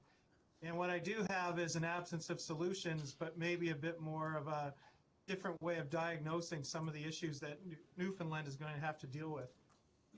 So just as an overview of the 4 lessons, the first one is it doesn't matter if you have energy revenues or federal cash transfers, you're going to wind up in debt just when you fail to align spending with your sustainable revenues. And the previous presentation was getting at that issue. It was really talking about what revenue sources could you reliably count on moving forward. Second, mega projects around energy investment create liabilities and not assets over the long term. This should be third. We aren't talking about the biggest problem of all, which is the healthcare liabilities that we haven't priced into anything yet. And I'll show you just how large those are in comparison to the problem we're focused on today. And then this one, as I've renumbered these incorrectly, it doesn't matter who's in government. Government choices are a product of the current balance sheet rather than long-term planning or ideology. The politics of these things is that tough decisions aren't supported by voters. Stabilizations are always delayed until governments have no choice. And when tough decisions are made, it's because of external pressures or influenced by things like bond rating agencies. So one of the lessons we take from this is we may be ungovernable with the provinces when we have flush money in our balance sheet. So I want to start off by giving you a bit of background on the New Brunswick economy because I'm pretty sure not everyone knows a lot about it, and tell you what happened. Now, Newfoundland is interesting because it had the energy revenue roller coaster and the oil economy. New Brunswick is a bit different. It had a much more stable economy in a sense, and what it had after 2008 was a hard stall in terms of its growth. So from 1983 to around 2008, the province was having periods of growth in its GDP, not reaching the heights of Canada overall, but not too bad in comparison to what we live with today, which is close to zero growth. So when the GDP growth stalled after 2008, there was a desire to try and keep things going with some Keynesian policies, and they haven't worked too well. What was really driving our economy up until 2004 was export expansion, particularly around forest products and manufacturing. After 2004, that's the implosion of the pulp and paper industry, the loss of mills in the Northeast, and we have this stall in what would traditionally have been driving GDP to keep it going. Now, around with the export growth, you see that private sector employment was growing and it stalls and plateaus and starts to decline along with exports. So we know that in terms of our revenue generating side of the economy for what we need to pay for, it's largely driven by our exports, and when those stall, we get a stall in employment. And so what can we do to make up for this? What the province was doing was, with a lag over exports, is starting to do a lot of investment in utilities and other energy projects. And that stimulus didn't come off until 2010, but it's been flat ever since. And 2010 is going to be notable as I come back, because that's the period of time where New Brunswick was attempting to divest of its Crown Corporation, NB Power, and Newfoundland has a new role that's emerging in that whole story, which I'll just say is the villain. Now, over the period of time that we're thinking of after 2008, we've seen a comparable increase in net debt to GDP ratios in both Newfoundland and New Brunswick. Newfoundland has higher per capita debt, but New Brunswick over the same period of time since 2008 has actually accumulated more debt. And I just want to highlight, taking a figure from Wade and Doug's paper on Waiting for Xavier Godot on Newfoundland's situation. Newfoundland actually looks pretty good compared to what it was back in the 1990s, when you had a debt to GDP ratio of 65%. So if there is a silver lining to this, it's things haven't got that bad yet, but they still can get worse. The lesson that comes from New Brunswick, we didn't have oil royalties showing the volatility that you see in the Newfoundland panel. What you see instead is that we had strong growth of our total revenues up until 2008, the blue line, after which time revenue growth slowed. But you'll see that spending growth continued apace with the earlier trajectory that they'd expected to continue. And as is always the case after a downturn like 2008 in revenues, there's an expectation that it's going to come back. And in Newfoundland, you see a bit the same kind of pattern. It's more extreme. When the oil royalties were high or the energy revenues were high, spending increased rapidly. And then when you lost the revenues, it continued flat, but it never came down to match where revenues had returned to. The interesting part is if you look at where the revenues seem to be now, you're not that far off of the trend before you had that big bulge in total revenue coming from the energy sector. And had you been able to maintain some discipline on the spending, say by following something like a Hartwick rule, you could have kept things potentially in line with what can be afforded today. New Brunswick, you'll notice towards the 2017-18, we're proudly proclaiming that we've balanced our operating deficit. This has largely come from a return of federal cash that's coming from additional transfer payments. So one of the things that we continue to see is that the ability to balance the books in New Brunswick is not a product of our decisions. It's really a product of, do we get money from mom and dad? Now, if we look at where the revenues were coming from and big expenditures, what stalled after 2008 was federal transfers. They've been growing at about 6.1% per year between 2000 and 2008, and they've actually come down in real terms since 2008. What was also happening is we had this other category called other revenues, which is a huge portion of New Brunswick revenues, as opposed to the visible things like the sales tax and the income taxes. And that also stalled because, again, that was likely coming off of mining and other big investments from utilities and things along those lines. So these sources of revenue, which are not being generated from our, what you would call our domestic tax base, those are the things that stalled, and that's where our spending, which had scaled up, particularly in healthcare and education, hasn't adjusted to come back down to what the new normal would be. So one lesson for Newfoundland is don't let energy revenue volatility fool you. It wouldn't have mattered if you had energy revenues or equalization. It's what you do with the money that matters. So consider this. If we just take the current dollars spent by the federal government in New Brunswick, that's been about $77 billion since 1980-81. You could do these in constant dollar terms or net present value if you want to see it differently, but let's just say it's a lot of money that's been coming into New Brunswick.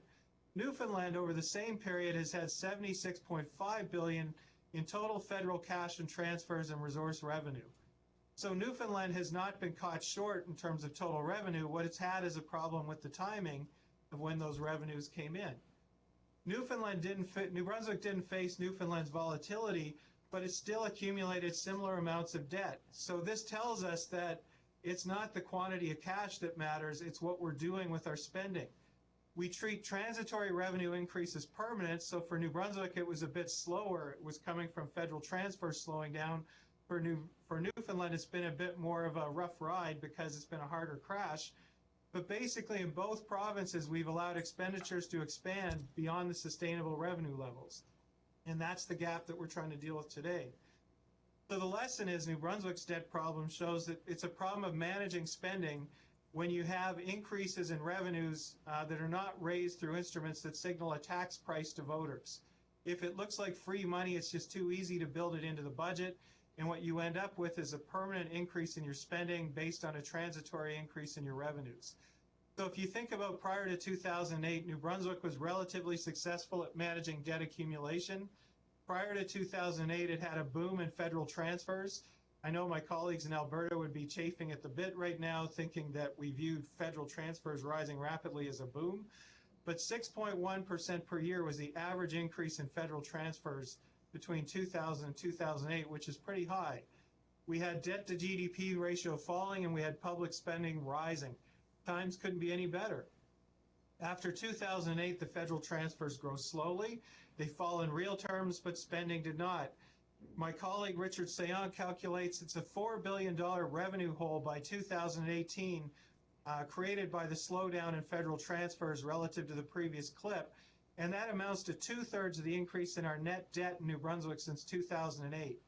So this slowing of federal transfer growth to the province can be attributed to what's made up a lot of our debt accumulation because we kept waiting for it to come back. We kept waiting for another source of revenue to come, which isn't that different from what Newfoundland's been trying to do with the energy sector. So the province borrows to make up the shortfall rather than adjust to the new normal for revenue growth. And so I'm going to put out there that this isn't a revenue problem, it's a spending problem.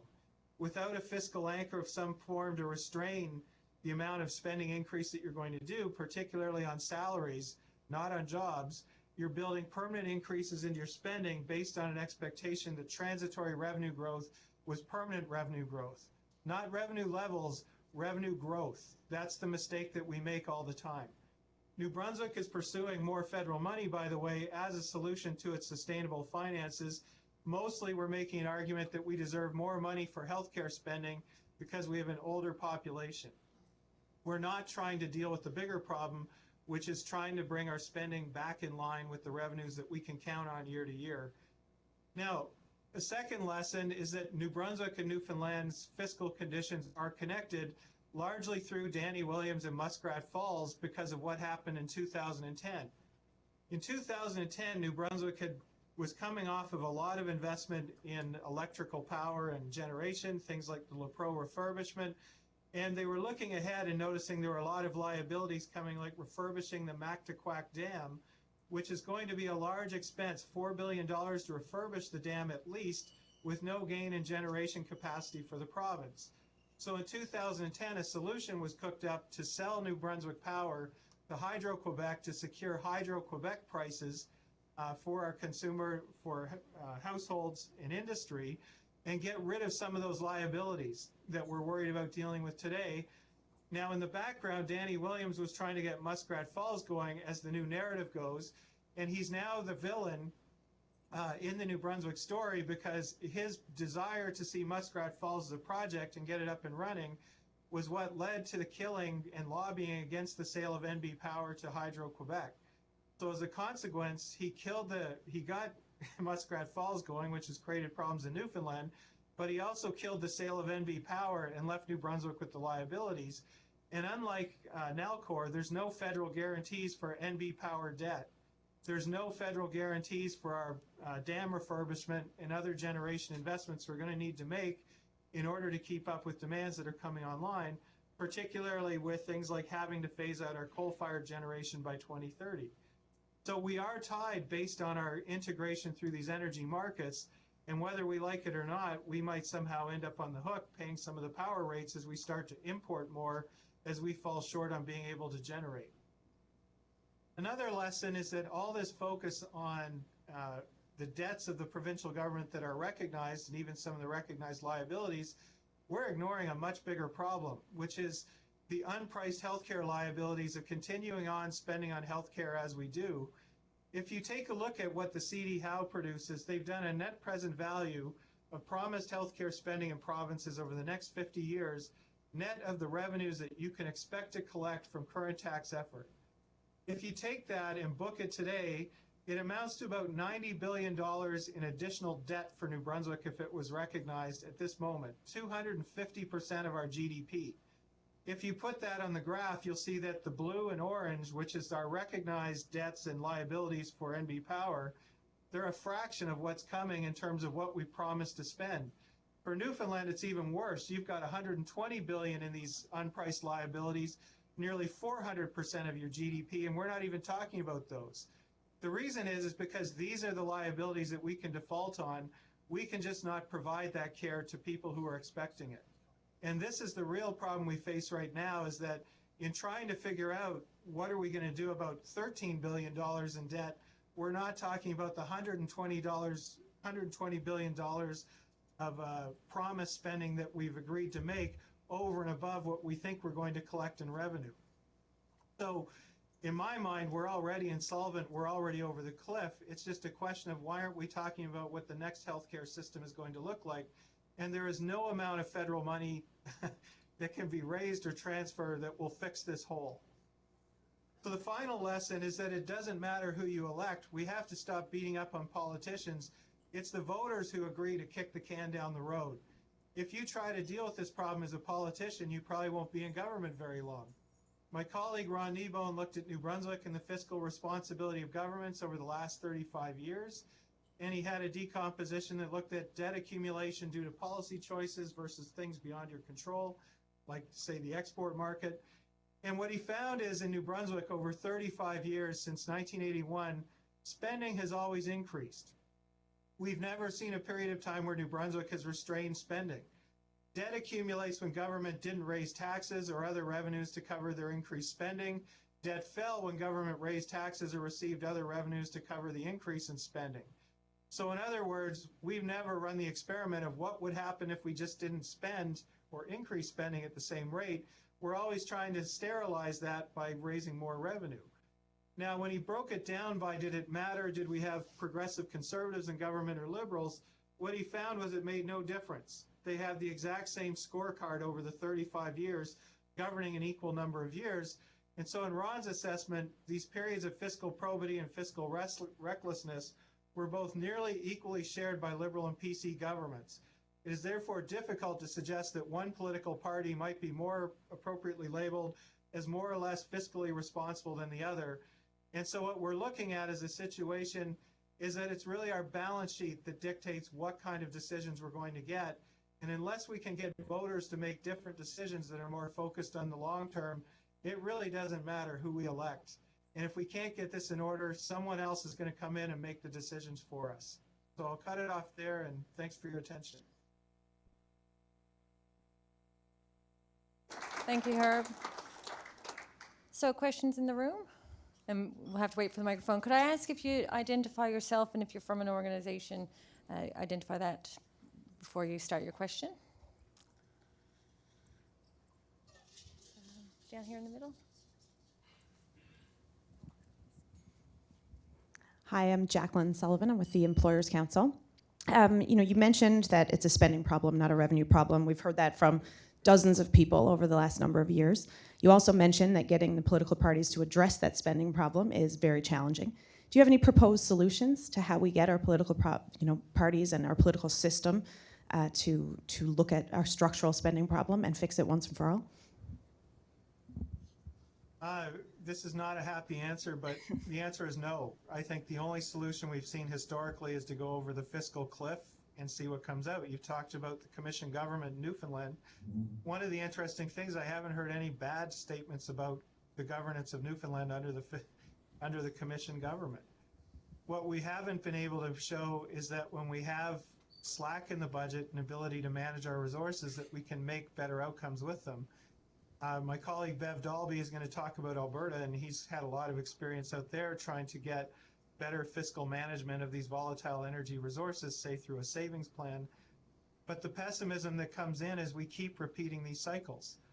And when you have an aging population, I think we have an additional dynamic coming in, which Donald Trump actually came out and articulated, which is as you get older, your interest in the long term isn't the same as when you're younger. So when you're talking about adjusting today for future generations, maybe that's politically becoming more difficult. In some cases, maybe what we just need to do is figure out what we can spend on and we'll just ride it out, which is what typically happens in resource-based economies. We overshoot and then we adjust on the hard margin.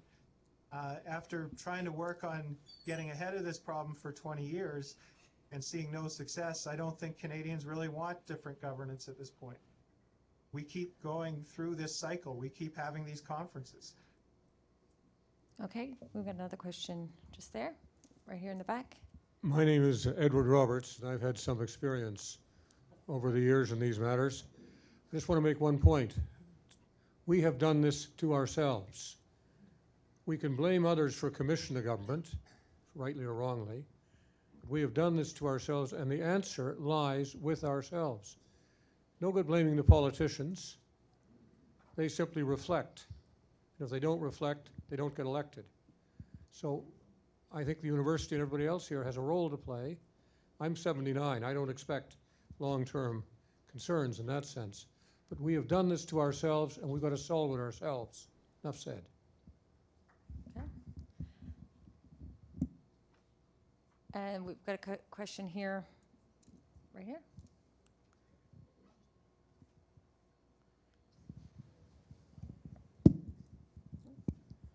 Stephen Tomlin here, retired professor. My question is, Russell and I were talking about public policy traditions, or lack thereof, in Newfoundland and Labrador. In New Brunswick, there's been a history of policy decision-making or promotion of kind of mechanisms or processes in order to facilitate that. So whether it's the Byrne Commission study talking about municipal restructuring and talking about general services and what should be local services, the Equal Opportunities Program, even the idea of maritime union was basically, you know, it was an initiative coming from New Brunswick or Mr. McKenna. So in the current context, is there a focus on public policy and building policy capacity in order to address or deal with some of these pressing fiscal problems? In terms of building capacity, I would say, other than the program I'm trying to do at the University of New Brunswick and maybe what colleagues at the University of Moncton are doing, not much is going on. What we're seeing is much more reliance on external experts, people who are coming in and giving their best advice on what the province can do. And in part, there's not a lot of trust even within the population here of the experts who are around. So we're actually running an event next week around what constitutes evidence and who can be considered an expert when you're trying to weigh in on these debates, because what we've seen is that evidence as a basis for decision making has been pushed to the sidelines, and increasingly what we're looking at is much more of a politicized decision process, including there's a lot of debate over whether or not deficits are real, whether or not debts are real. And so when you get into this kind of postmodern policy world, which is what we're living in today and not what I was trained to do back in the 80s and 90s, which was supposed to be technocratic evidence-based stuff, I think that there's a bit of an issue with how do you make these decisions. And just a point on maritime union, the point of a maritime union by combining into a larger political entity would be to reduce the political power of local individuals. So right now we have local decisions that are much too empowered relative to what the region may need for the longer term. So by going into a union, you're now part of a much larger group, and it's going to be harder to get your voice heard. So if we have more agreement, let's say amongst fiscally conservative economists in Newfoundland and New Brunswick, and no one's listening to us under the current situation, maybe if we combined, we would have more clout because we would be able now to overwhelm some of the opposition coming in. So when we talk about these unions, and Ottawa might want to encourage this, is that if they perceive, say, Nova Scotia as the province that's got their act together, by somehow subverting our policy sovereignty to a larger legislature that's controlled out of a larger population province, we might actually be able to get a handle on this in the perspective of the federal government. It may be that they start to view the problem as by allowing for the small to have so much of a voice in these larger decisions. And we'll take one last question, if that's okay. Good morning, I'm Bhavesh. I'm a student at Memorial University. I just wanted to say, would it be good to actually have an independent economic organization judging or scrutinizing each and every economic decision made by the local governments or the provincial governments? Is there a need for that? Well, I think we already have that to some degree with auditor generals and different bodies. Carrot Memorial plays a lot of that role with some of their studies. But you have to be a bit careful that decisions that are made politically, as long as everyone's aware of the full cost of doing it, it's up to the voter to decide what they value and want to pay for it. The issue you're dealing with in Newfoundland is you've used future generations' revenue from the non-renewable resource to pay for current services. And then when you couldn't keep that money coming, you borrowed from future generations' production to pay for your current services. So in other words, if you want to align your current spending with revenues collected from your production in your economy today and the amount of wealth that you're creating, which is legitimately for the current generation's use and not future generations, we don't have an issue. You need to align your spending with, I would say, what's ethically revenue you can book for the current generation, but not take the wealth from the future generations and not use their income and future. Now, it's hard to come up with a body to come in and adjudicate that, because there's also, with infrastructure spending, the argument that we're going to leave you with all these assets, future generations should pay for that. The same thing with borrowing. If we can just borrow to get through this rough hump, we'll leave future generations with a better economy. And we're not doing that. We're actually leaving the cupboard pretty bare if we don't get this in order, or we're going to have a fire sale on some of our assets, like the utilities. Someone's going to get rich off of Muskrat Falls. It just won't be the Newfoundland voter. Great. Thank you, Herb, very much for that. Thank you. Moving on from New Brunswick, let's go to Nova Scotia. So next we've got Fred Bergman from the Atlantic Provinces Economic Council.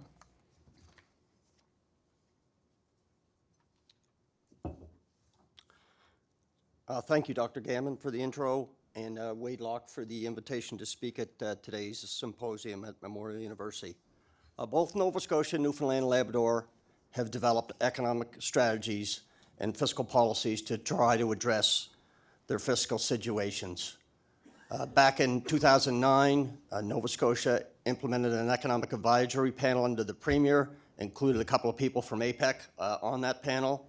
They recommended some tax changes. Newfoundland and Labrador has also increased taxes in Budget 2016, which the Minister pointed out earlier today. Nova Scotia also had a One Nova Scotia Commission back in 2014 under Ray Ivney that introduced a focus on economic growth, including trade, addressing the demographic issues, and then having the right attitude. And the right attitude is very important when it comes to budgeting. Both provinces have implemented wage freezes or wage restraint, as well as expenditure control. Both provinces have undertaken tax reviews, as well as pre-budget consultations, such as today. So they've taken a number of steps. And here in Newfoundland and Labrador, I think within the last year, there was also the McKinsey & Company report on an economic growth strategy for the province. Once again, very similar to what Nova Scotia has done. These are all important steps to promote economic growth and improve the fiscal outlook in the respective provinces. But Apec's presentation today is going to focus on how to improve revenue forecasting as part of your fiscal planning process. I'll leave some room at the end for questions, of course, if you want to talk more about what Nova Scotia did. The outline for today's presentation, I'm going to talk about the recent fiscal performance in the two provinces. I'm going to compare recent revenue forecasting error in both Nova Scotia, Newfoundland, and Labrador, as well as Nova Scotia's economic and forecasting approach, because I spent 18 and a half years roughly with the Nova Scotia Department of Finance. Sorry. Yeah, so the fiscal balance. It's important to maintain or minimize the variability in the fiscal balance. The fiscal balance is effectively the surplus or deficit of a province. So the gauge that we use is roughly 5% of your total revenue base. So you can see in 6 of the last 16 years, Nova Scotia was unable to keep it within that 5% plus or minus. But in 10 of the last 16 years, they actually had a surplus. So the cumulative surplus over those 16 years was roughly $500 million. So that means a little less contribution to net debt. Limiting this variance is very important for fiscal planning purposes. So by comparison, Newfoundland and Labrador, obviously due to some of its volatility in oil royalties, which I'll talk a bit about later, you can see that it's had much wider variation in its fiscal planning versus Nova Scotia. 13 of the last 16 fiscal balances in the province have been outside of that plus or minus 5% of total revenues. So in other words, the surplus or deficit was significantly larger than that 5% or surplus. 6 of those last 16 years were in surplus, which means the other 10 were in deficit. So the cumulative deficit over the last 16 years is roughly $2 billion. I think the AG also talked about a cumulative deficit, but it was for a shorter time frame. So fiscal planning is much more challenged in this province because of that variability in the surplus and deficit over time relative to total revenues. So why is this the case? Well, some people have already alluded to this, including the former Minister Ross Wiseman. The mining, oil, and gas sector is much smaller in Nova Scotia versus here. So 1% of GDP in Nova Scotia in 2017 versus 22% here in Newfoundland and Labrador. So that makes economic and revenue forecasting a little easier in Nova Scotia versus Newfoundland and Labrador. That volatility in output for the mining, oil, and gas sector, as well as pricing, has a dramatic impact on economic and fiscal forecasting in this province. Offshore royalties are a much larger share of own source revenues here in this province versus Nova Scotia. You can see the 26.5% versus 2.5% on average since 2005, 2006. The demographic trends are also much different here. Newfoundland Labrador has a slightly declining population. They have out-migration to other provinces. They have much lower immigration than in Nova Scotia. Nova Scotia's population last year increased by 1.2%. Nova Scotia has a much more sparsely populated province, more similar to Saskatchewan, as one presenter pointed out. And they also have more concentration of their economic activity in some of these remote areas, such as the offshore or Labrador. So quite a bit different than Nova Scotia. Is it the best benchmark? Well, I'm still talking about it today anyhow, but you have to keep that in mind. Two different provinces. I'm going to talk a bit now about the government budgeting process. It's a revenue-first policy, effectively. Determine your total revenues. That gives you your funding envelope available to fund program spending as well as debt charges and so forth. And at the same time, you're trying to plan for a very modest surplus or deficit. In other words, keeping it in that plus or minus 5% range if possible compared to total revenues. So revenue accuracy is very important. If you don't get revenues right, you won't get spending right either. So keep that in mind. A revenue-first policy is what most governments adopt. Budgets can be either top-down or bottom-up. It depends on where the expertise lies. Who knows where what the budget should be? Spending budgets can apply various approaches. You can have line item budgeting, where you can't transfer the amount you spend to another program area if you're underspending. There's also something called budget lapsing. If you don't spend it by the end of fiscal year, it's use it or lose it. So that can result in March madness. The last couple of premiers in Nova Scotia tried to address that issue, that there's no year-end spending to spend all your budget. When you're looking at forecasting going ahead, there's typically two approaches: incremental budgeting or zero-based budgeting, which the province has been doing the last few years. Incremental budgeting, you use your base year spending from the prior year, you allow for things like population growth and inflation, and you grow your spending forward. Zero-based budgeting, the base year amount is zero, and you have to validate whether or not you should spend anything on that program and how much go forward. So when you're looking at your budget and you're trying to gauge, how relative or how good actual performance is, you have three options. You can compare it to your budget, but that assumes your budget was reasonably prepared to begin with. You can compare it to your historical trend, but economic conditions change. What happens if you have a recession? Or you can compare it to an external benchmark, such as Nova Scotia. Today's presentation is going to focus on looking at that budget variance compared to an external benchmark, Nova Scotia versus Newfoundland and Labrador. So next, we're going to talk about how we measure forecast error and apply quality control. You can see here how we measure mean absolute forecast error. What I'm proposing that could be applied in any province is a statistical process control approach, where you're looking at setting upper and lower control limits on your revenue forecast error. And you're trying to minimize that. That's the goal at the end of the day. So it's critical to measure the actual versus budget variance in your revenues, determine what caused that variance after each budget, when you get the actual public accounts in, and then to adjust your revenue forecasting models, processes where required, go forward. Watch for trends within those control limits. If you're getting up towards plus or minus 5%, it might be time to take corrective action. Be proactive to avoid those surprises. On the next slide, you're going to see the actual guideposts that I implicitly used when I forecasted a number of revenue sources for the province.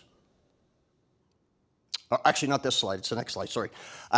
On this slide, this is just a very simple example to show you how the process would work at a dairy processor.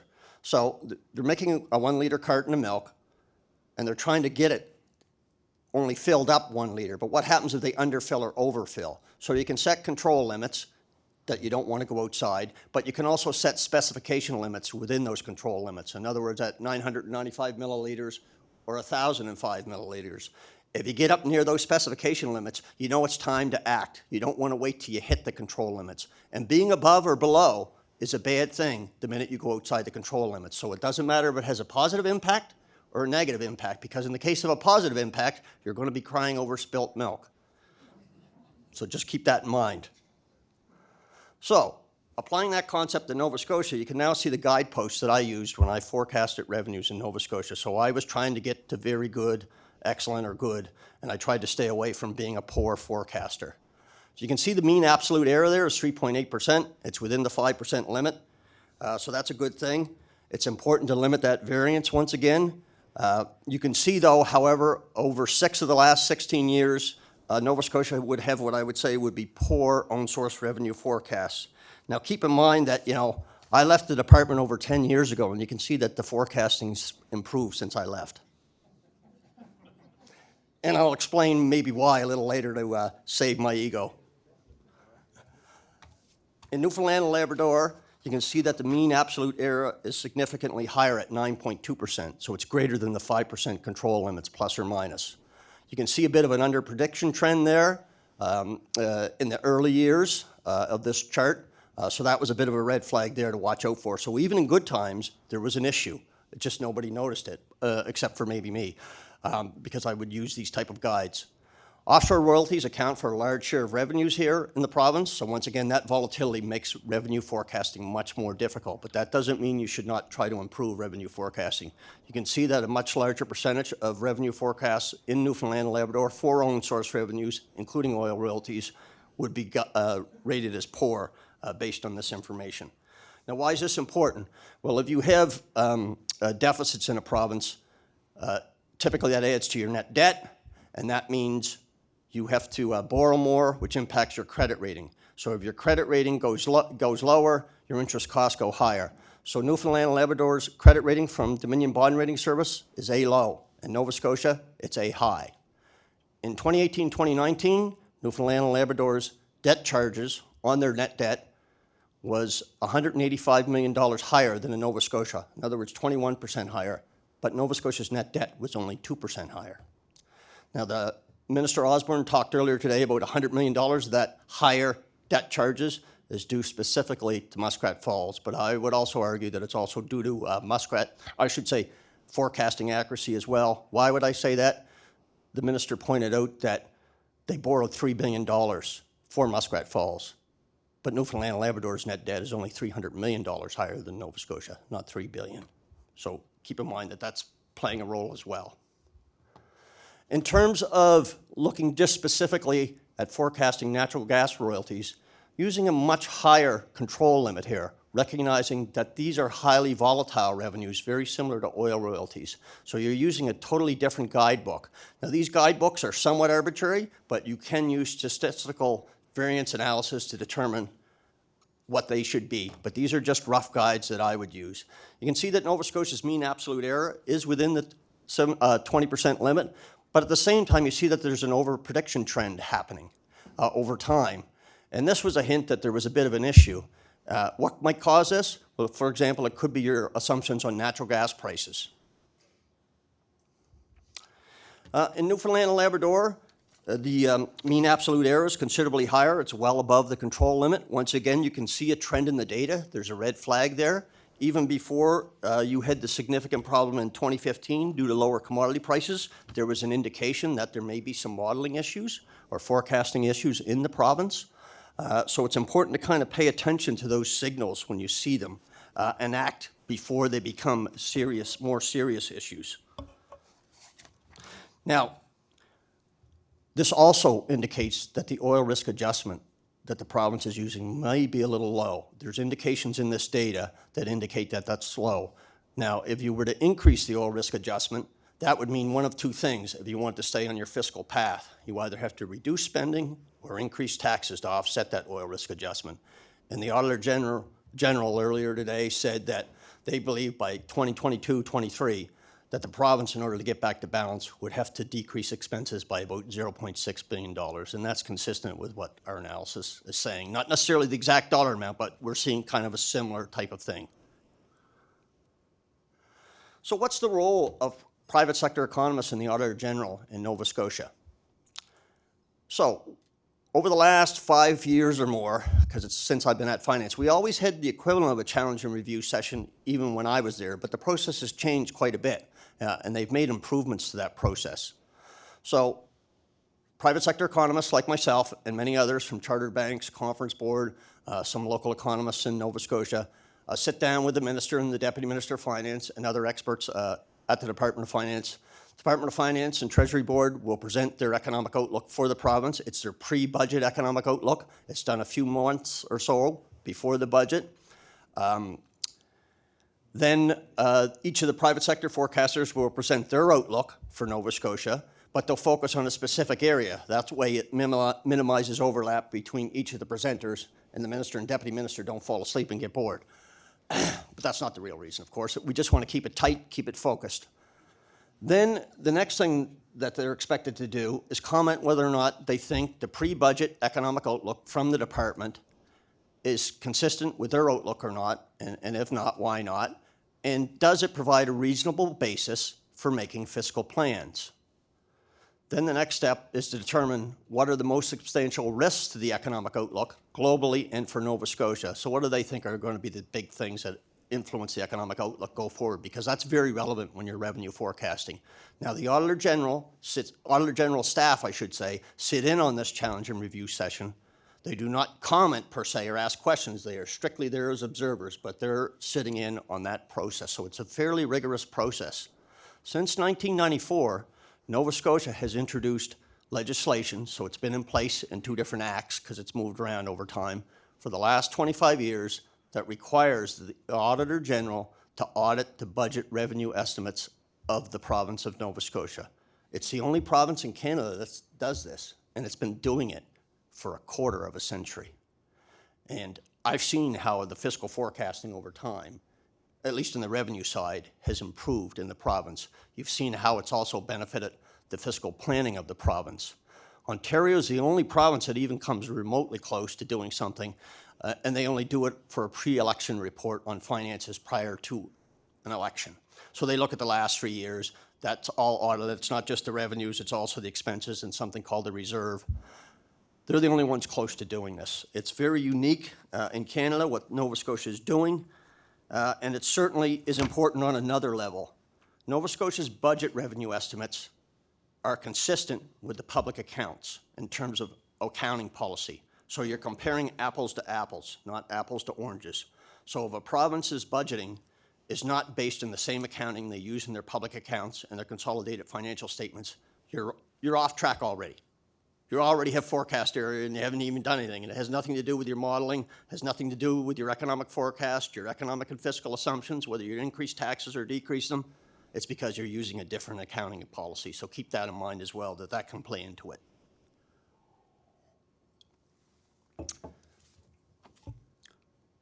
The other thing I just wanted to briefly talk about is how they do their forecasting in Nova Scotia.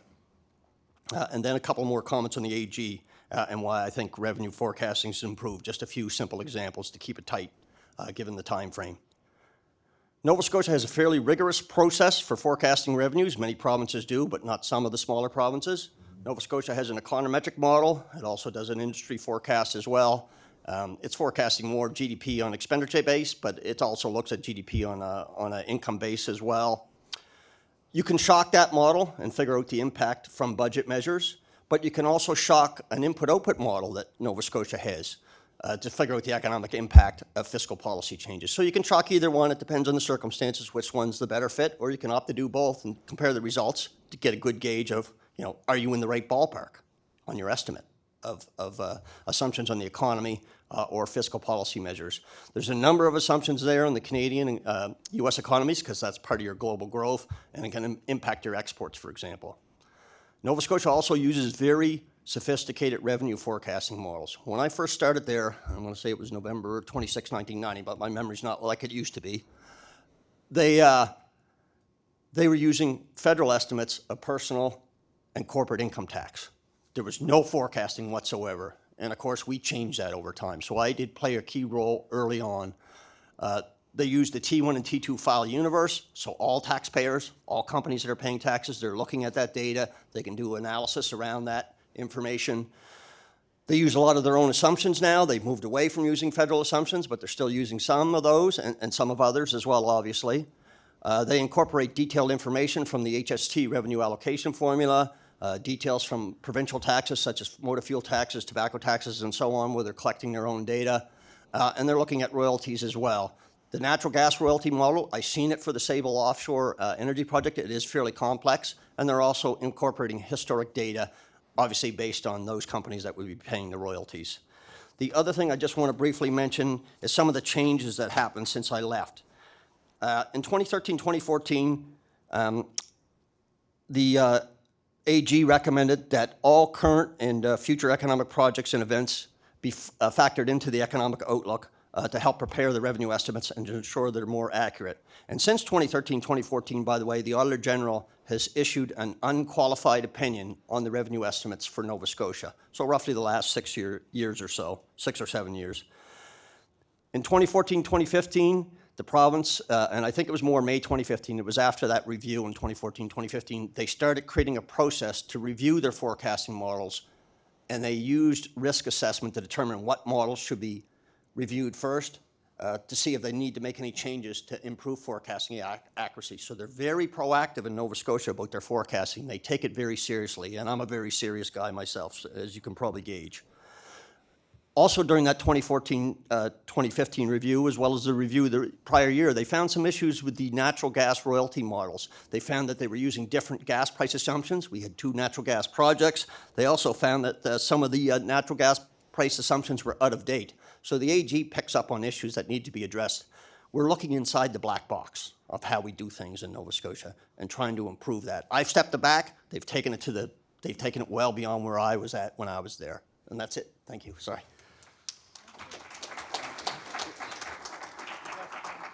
And I'll stay up for questions. Yeah, sorry. Oh yeah, thank you. So much. 3 right cheers here? for 3 beers. Right there, we've got one. Yeah. And then So, as you suggest, the Nova Scotia economy is more knowledge service-based, so much of that growth is in Halifax. About a decade or so, Wade Locke and I did a study on Cape Breton governance, where there was this idea that Cape Breton was, thinking about breaking away from Nova Scotia.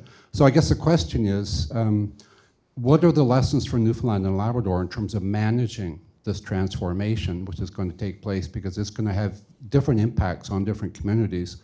And is Cape Breton better currently? I mean, has that actually been resolved or solved, or is it just they've lost power and you don't hear their voices anymore?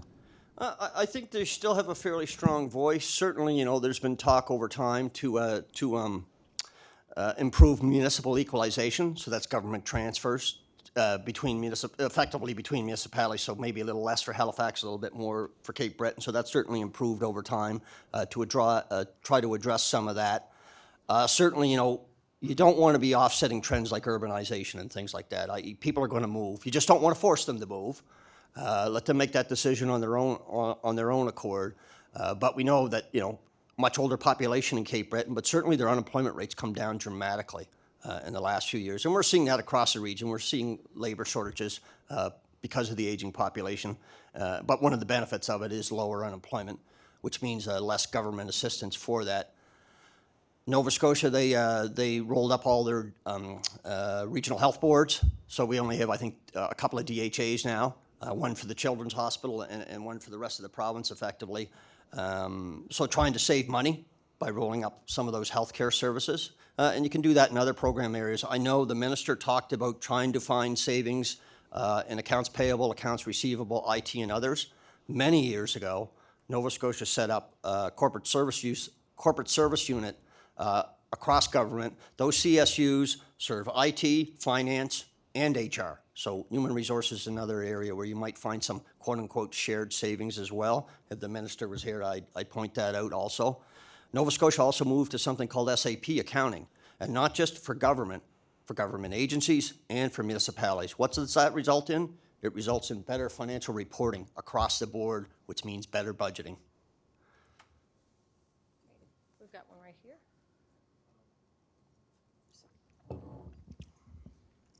Good afternoon, I'm Bhavesh. I just wanted to say, as you said, in case of Newfoundland, the tax forecast factors are much more dynamic in case compared to Nova Scotia.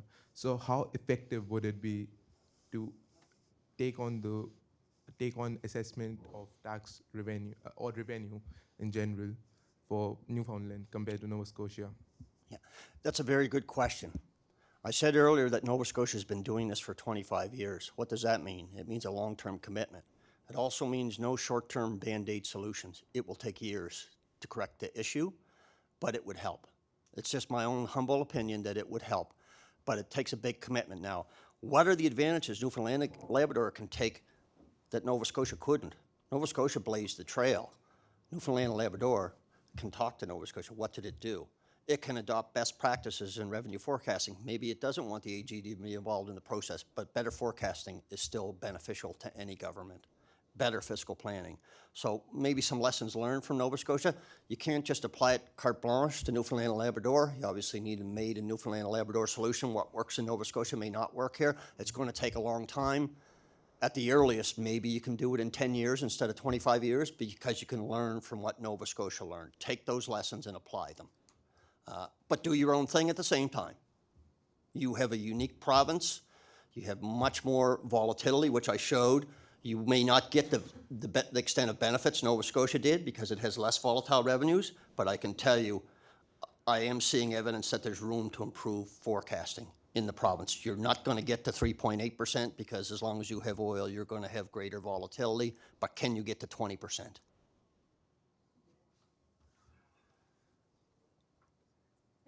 We have time for another question? I need to go back. Hi, thank you, first of all. I guess my comment is perhaps not as much to the numbers part of it, but to how the numbers are used.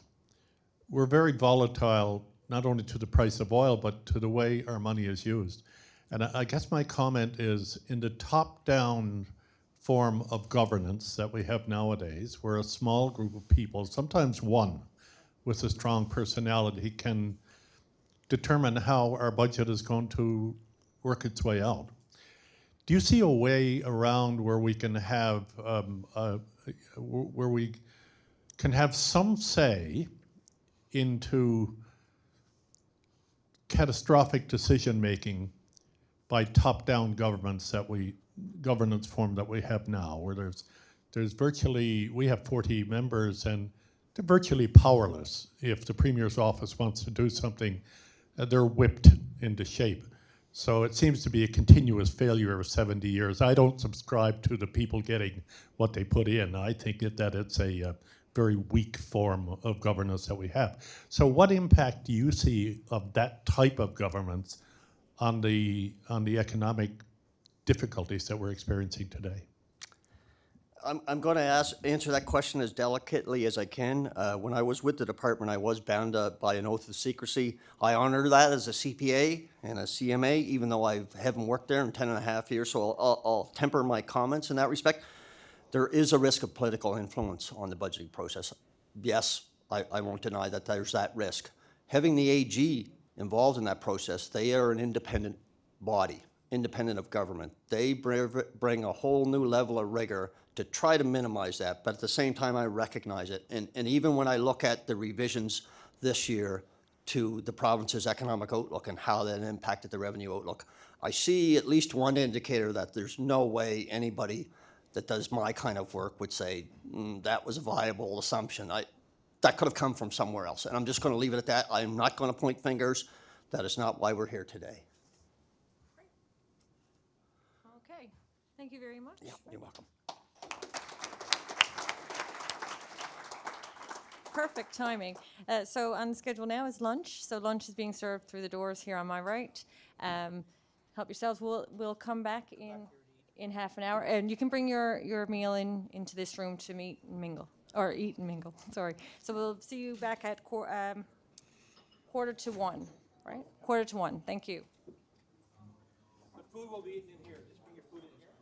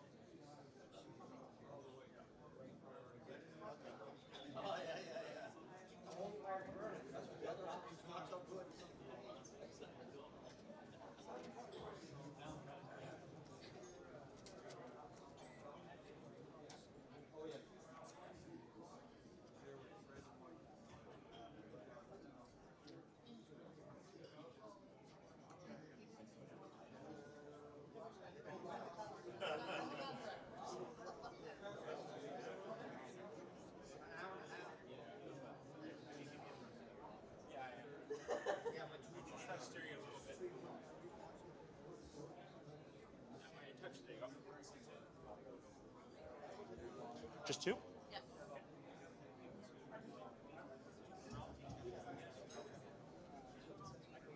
If they are, they can still drop down in behind.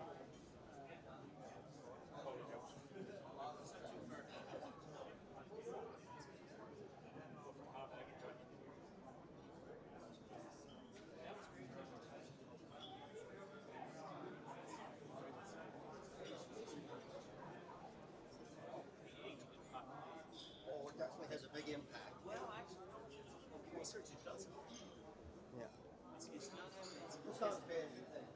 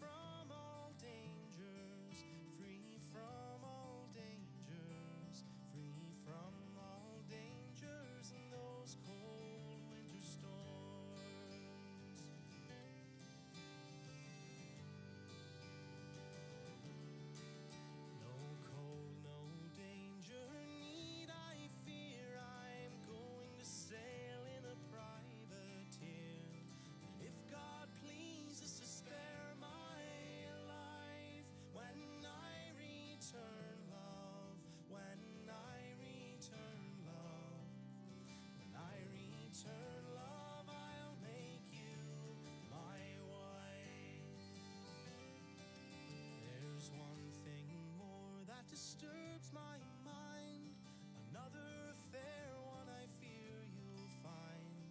When you're rambling on the Spanish shore, oh, you ne'er will think on, you ne'er will think on, you ne'er will think on your poor Polly Moore.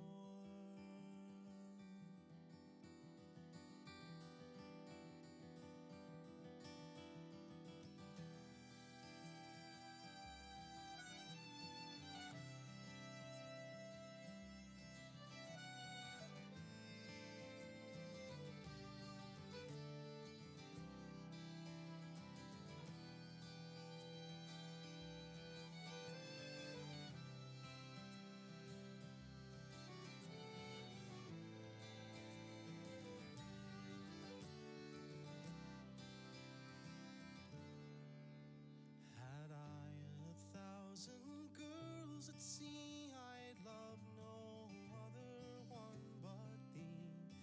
Ghost said, Polly, if you're so true, I will wed with no man.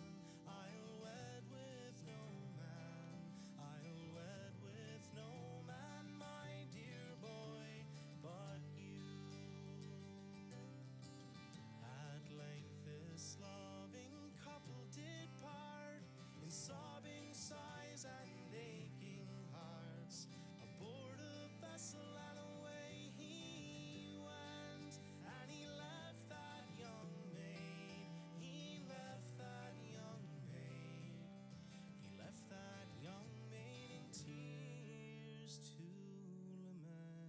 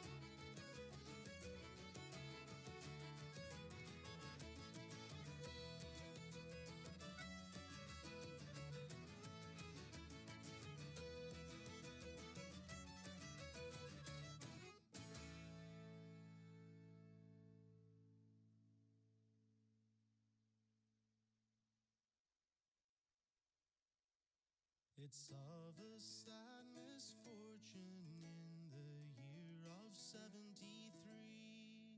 I stepped on board a fishing ship right off of a drunken spree. Her name, it was the Eastern Light, as you might understand. We were bound out on a salt sea trip to the banks of Newfoundland. On Saturday being the 1st of March, when we left Gloucester Port, the girls all wove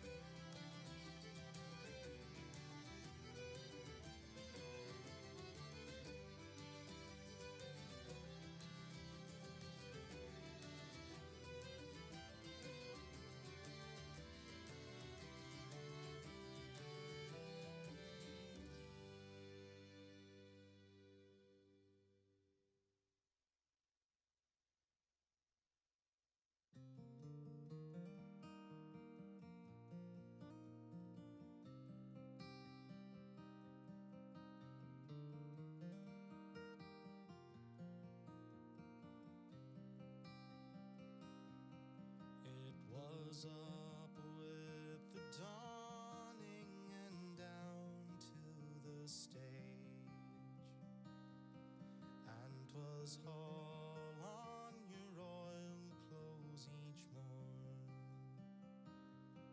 Put your 9-foot oars across her and leave the land behind. Head her out through the fog on the sand.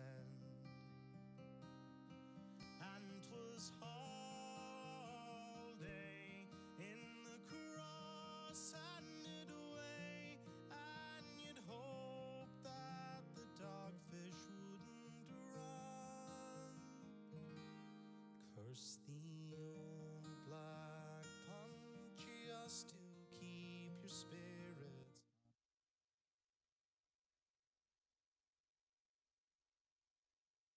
Glasses here, clickers here, everything's here. Okay. I hope you enjoyed or are enjoying your lunch. Feel free to have it at your table as we get started again. We're really happy to have with us now Dr. Bev Dalby, who's a professor of economics and distinguished fellow at the School of Public Policy in the University of Calgary. Thank you.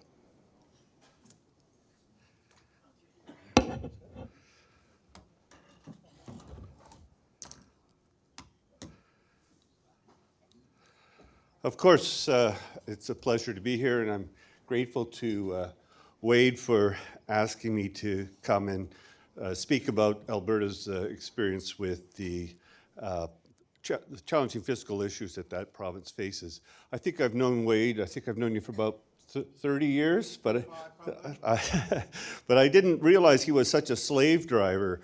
I mean, a conference with no coffee breaks? I mean, that's unheard of, really. And, you know, the severe punishments that we speakers get if we go over time, I mean, so it's a new side of Wade that I hadn't appreciated before. So, really, I think if I went back to this, my opening slide, it's lessons for Newfoundland and Labrador from Alberta's experience, question mark.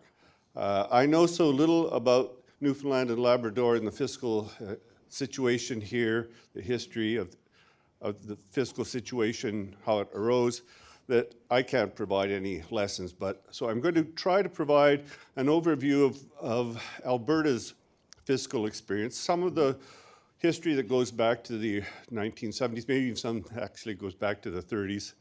But then looking at the more recent period leading up to the UCP's, the United Conservative Party's fall budget, in which they announced a very significant fiscal restraint, fiscal retrenchment. So basically, I'll start off with a brief overview of the political and fiscal history of Alberta. Some of you may have spent some time in Alberta. We know we've had a lot of interchange of peoples between Alberta and Newfoundland, but many of you may not. I'll talk about the Alberta Fiscal Future Project. This is very much my own perspective of the process by which we came to have the fiscal adjustments that have been proposed by the UCP government. The Alberta Fiscal Future Project is a project that we started at the School of Public Policy in 2017. I'll provide some economic context for the recent economic situation in Alberta. I'll talk very briefly about the previous government, the NDP government's proposed path to balance. Then I will talk about the UCP's Blue Ribbon Panel, which I was a member of, which over from May to September prepared a report on how the province should go about tackling its fiscal issues. Then I'll talk about the UCP's October 24th budget. Very briefly, I will mention the EY, Ernst & Young, prepared a report on reforming Alberta Health Services that was released last week. It's a lengthy report. I haven't had time to really understand fully the implications and recommendations. And at the end, lessons for Newfoundland. Well, that's really I want to hear more from you. Can you discern any lessons that you might take away from Alberta's experience? So what about Alberta? Well, one of the distinguishing characteristics of Alberta is when we elect a government, we usually elect it for a long time.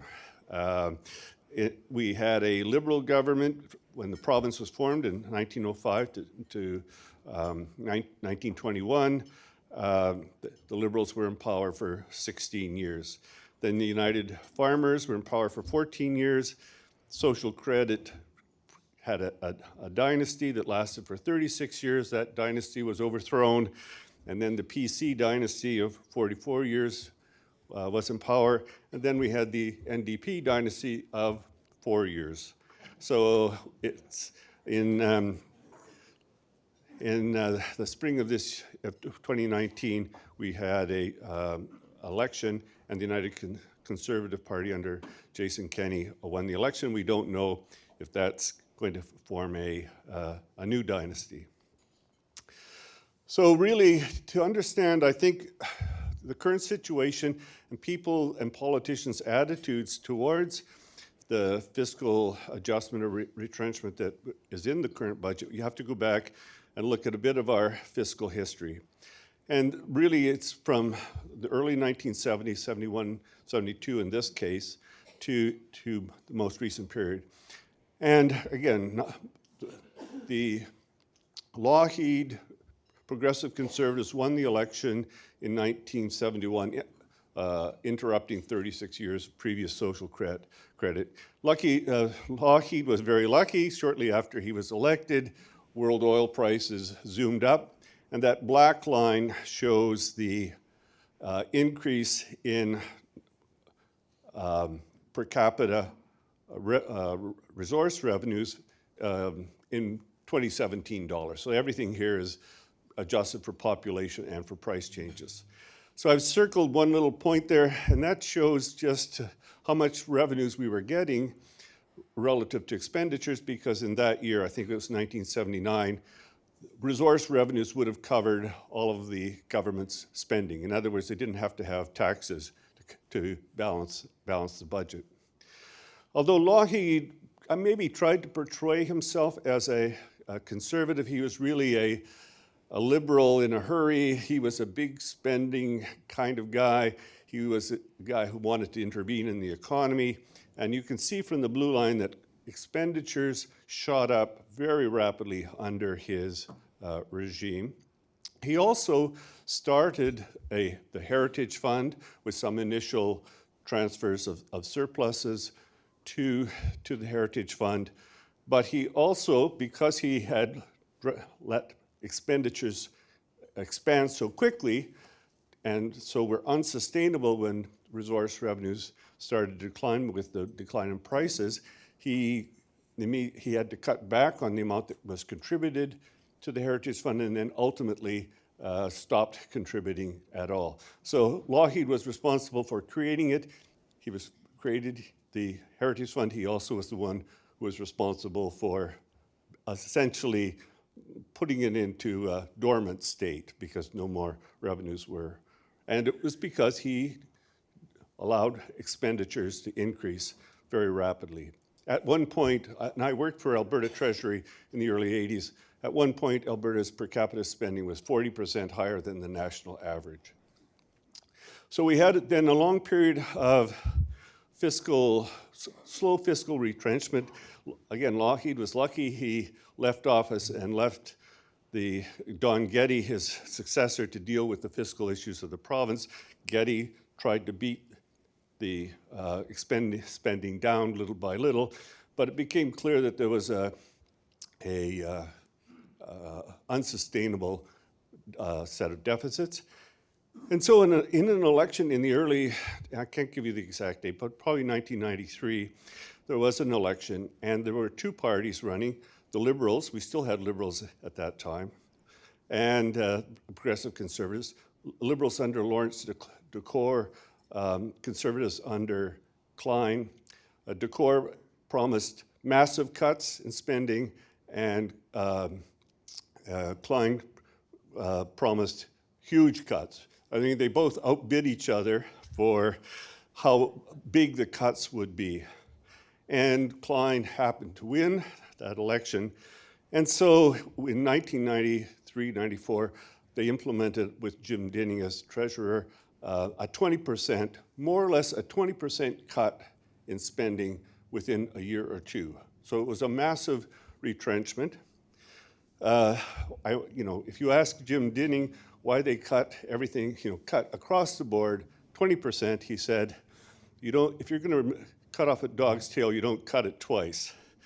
It was the idea, if we're going to do this, we have to do it fast and hard, which is what they did. And then as you see from this graph, they managed to bring spending in line with non-resource revenues and therefore achieved surpluses because of resource revenues. The province's debt went down. Klein famously had pledged to eliminate the debt. But then we got the increase in resource revenues in the early 2000s, and very quickly spending took off again. So one of the lessons, I think, maybe, is that this, a 20% cut, if you don't change the fundamentals of how services are delivered, is not going to lead to permanent fiscal adjustment, because when the temptation of spending because you have resource revenues comes back, that's what it'll be deja vu all over again. So where do we see ourselves now? If you look at the graph and you look at the end point, which doesn't have it quite where we are, I mean, we're back to the same real per capita resource revenues that we were in early 1970s before the resource boom. We're back to, the beginning again, with a large gap between spending and revenues, including resource revenues. And these are the mountains and valleys created by this excessive spending and then excessive, large deficits, et cetera. So we're back again to real per capita deficits that were similar to what we had in the early or mid-1980s under Don Getty. So Alberta, we have a problem. So I think the two questions, at least that the way I see this fiscal adjustment issues, is how to convince the public that Alberta has a fiscal problem that needs to be addressed sooner rather than later, and how to provide politicians with a framework for the key issues on spending and taxation. And I would put those questions in that order, because I think another lesson from our province is the first thing you have to do is get the public convinced that there is a problem. If once the public is convinced, the politicians will get in front of the parade and they will go. Why did Decor and Klein both promise massive cuts? Because by that time, it was quite clear that the public, large segments of the public, wanted that change. They could see that there was a fiscal problem that had to be changed. So the first issue is really, in my view, to convince the public, and then when the public is on side, give the politicians the information they need, the framework they need to tackle the problem. So in 2017, at the School of Public Policy, we set up what we call the Alberta's Fiscal Future Project. So again, this is 2 years before the election that occurred in April 2019. It was a $500,000 project, largely 90% non-university sources from private sources, not funded by government either. We held 3 events.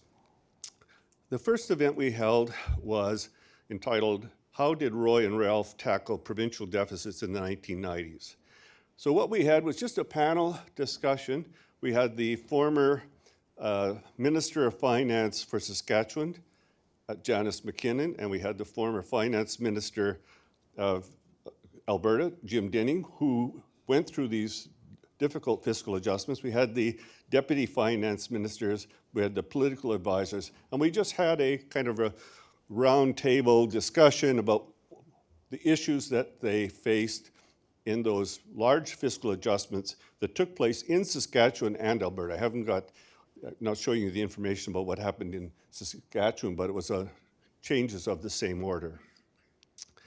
And then we held another conference in which we highlighted the research that had come out of our Alberta Fiscal Future project, and then we had another conference after the UCP's first budget last fall.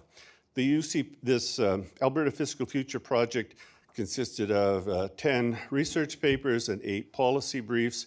All of that material you can find on the School of Public Policy's website here.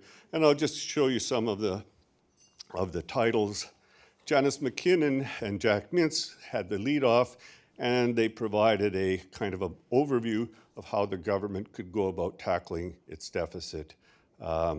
Trevor Tome's paper was very important too, because it showed that there's a huge Alberta's fiscal situation is unsustainable in the long term. And Mel McMillan's paper was very important for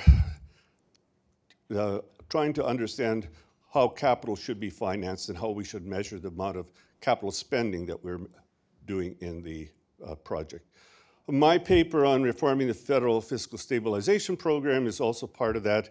Maybe I'll have time to talk about that as well. The important thing maybe about these is they did provide, hopefully, politicians with some independent analysis of some of the key issues, but also important, it brought these issues to the public's attention in many situations. We have a very good communications team at the School of Public Policy who are always getting our papers into the media, holding press conferences, et cetera, et cetera. So it helped to, I think, really raise the profile of this issue for the public in Alberta.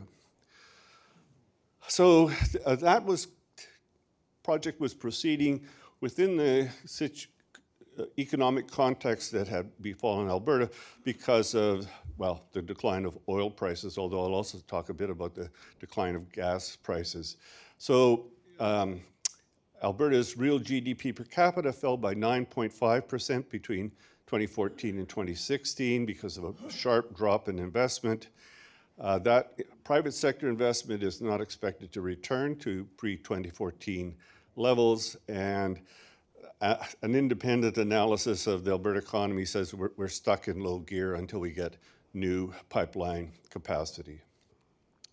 The labor market effects have been significant. The unemployment rate in Alberta rose to 9.1% in November 2016, you know, in most recent year, it averaged 6.9% compared to 5.6% in Ontario and 4.7% in British Columbia, sort of natural comparator provinces.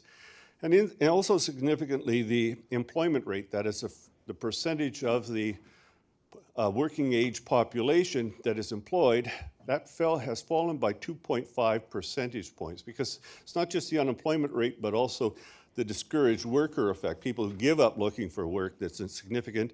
And if you apply that 2.5 percentage point reduction in the employment rate to the population, you get 88,000 fewer people working in Alberta than there otherwise would be if that employment rate had stayed where it was.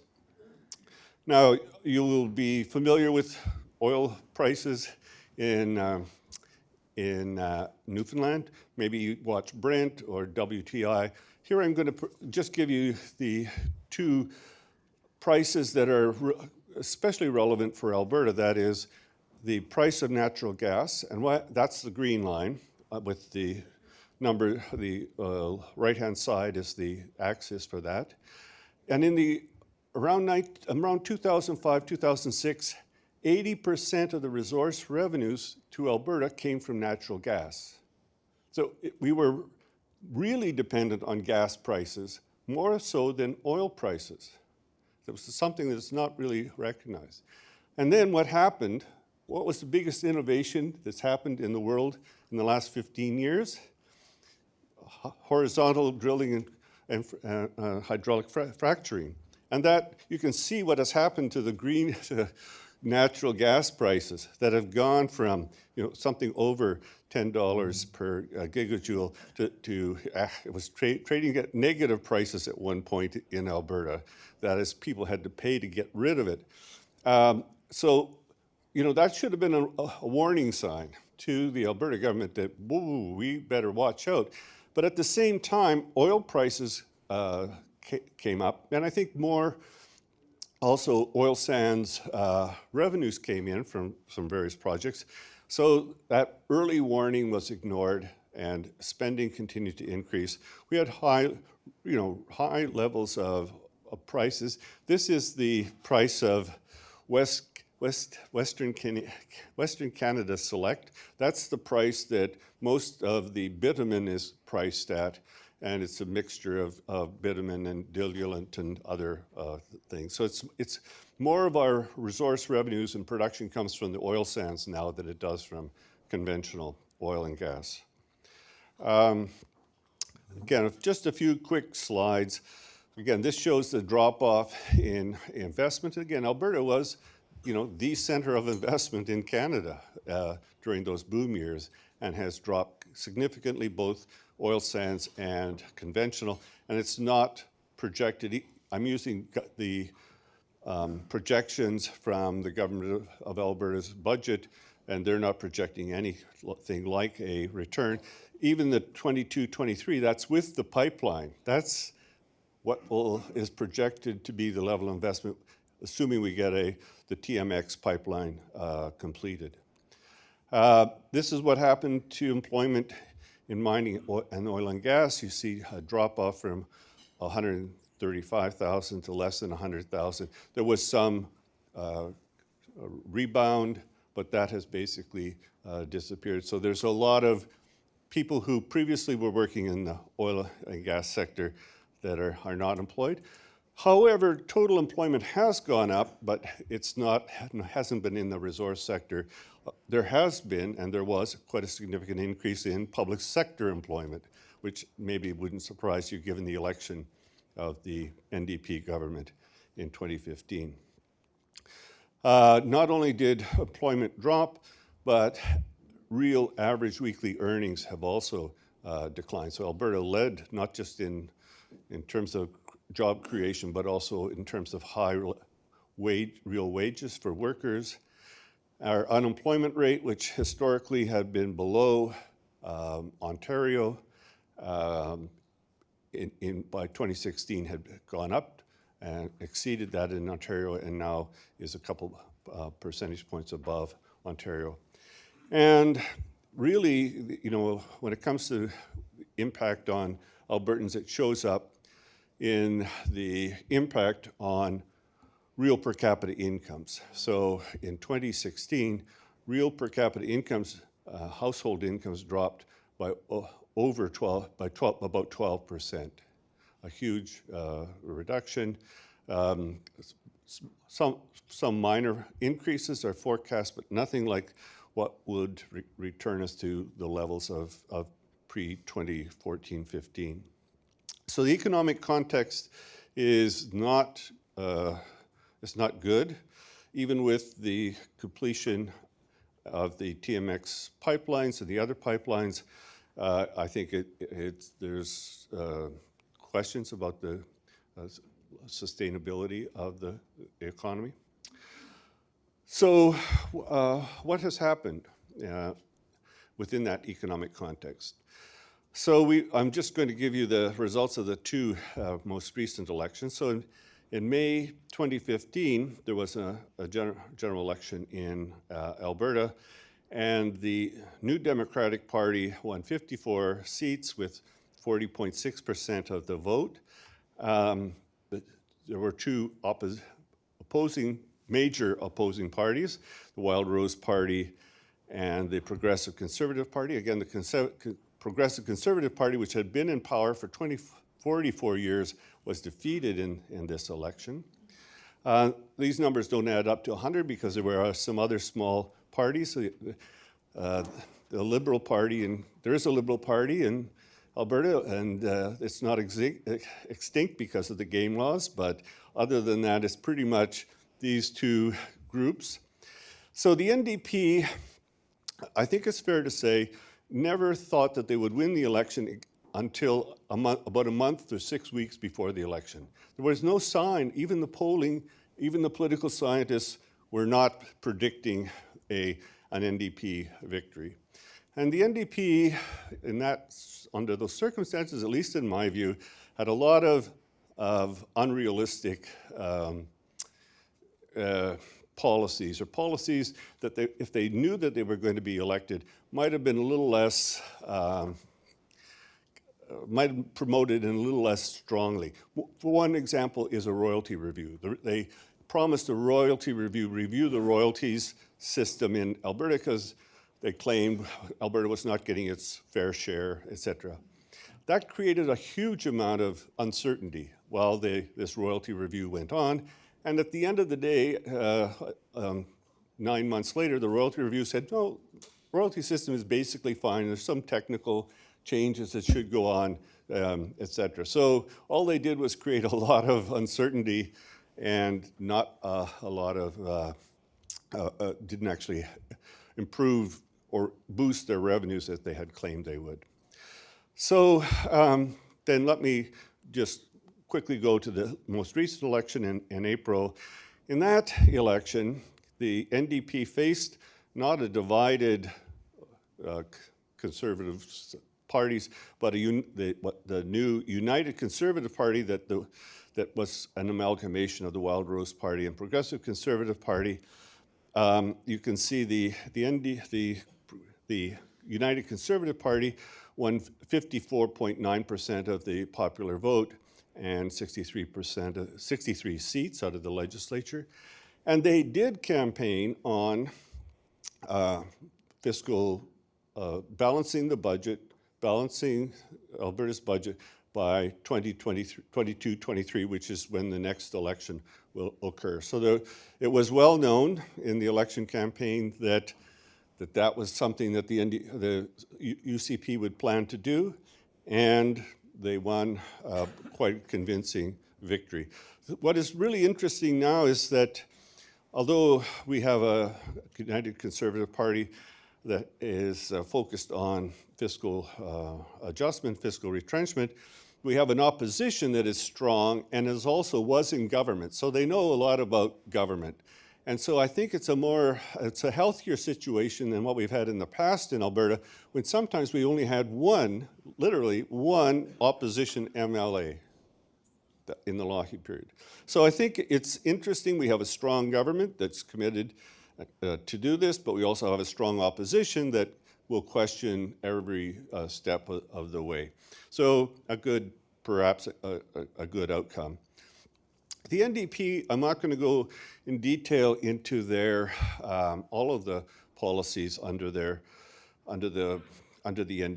Rachel Notley's NDP government, but they did recognize that Alberta needed to undertake a fiscal adjustment, and in 2018, this is a year before the election, they put out what they called their path to balance. Actually, I had to dig quite a bit into the numbers to come up with this presentation, because it was not at all a detailed policy brief or anything of that nature. I will just point out that their plan the path to balance was largely based on a very optimistic assumption about revenues. Their projection for revenues in 22-23 are $5 billion more than what we're projecting today. So look at their projected increase in revenues in 23-24, even more. And so largely it was based on assuming that resource revenues would kick in again and save us. They did have fiscal restraint, which would amount to something like a 2.1% 1% reduction, real per capita reduction in program spending, but they would slash capital spending by 50%. So largely based on revenue growth and slashing capital expenditures. The United Conservative Party, as I mentioned, won the election in April 2019, last year. It was a merger of the Progressive Conservative Party and the Wild Rose Party under Jason Kenney. That election, they did campaign on eliminating the provincial deficit without increasing taxes. Now that's an important point to stress. By 2023, they promised to appoint a blue ribbon panel to report on the province's financial situation and to provide advice on balancing the provincial budget.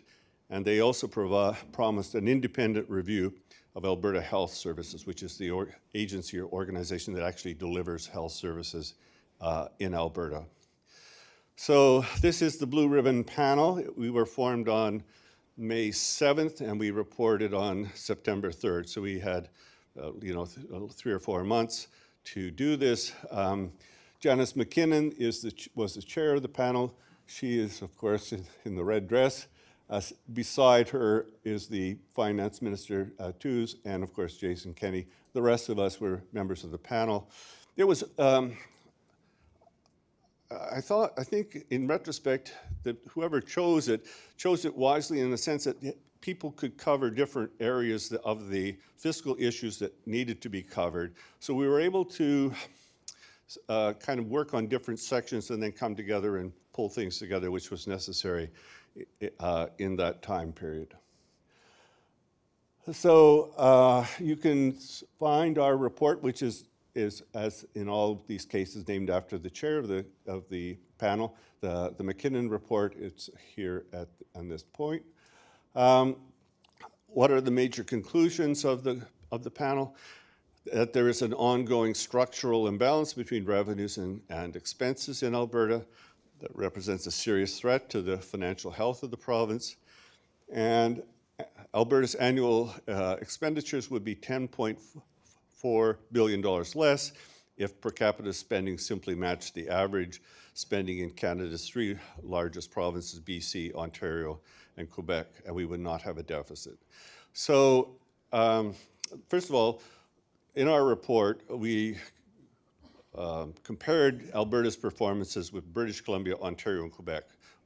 Very rarely did we look at other provinces. So we know very few direct comparisons with other provinces, including Newfoundland. I think it was a reasonable thing to do because we are the largest provinces and have similar, many similar issues that we wouldn't see in some of the other smaller provinces. Also, remember that we were enjoined to deal with Alberta's fiscal deficit without raising taxes. That was the instructions. Let me say, and maybe to start with, that's one of the biggest issues is, does Alberta have a spending problem or does Alberta have a revenue problem? And the people who would argue that we have a revenue problem say we don't have a sales tax, a provincial sales tax. Some of our other tax rates are relatively low. Property taxes were shown to be high, but property taxes in Alberta are high because we collect a lot of revenue from the oil and gas sector property taxes. Property taxes are the second largest tax paid by the oil and gas sector in Alberta. Royalties are first, property taxes second, corporate income taxes third. Right now, those property taxes are really making investment in the oil and gas sector difficult.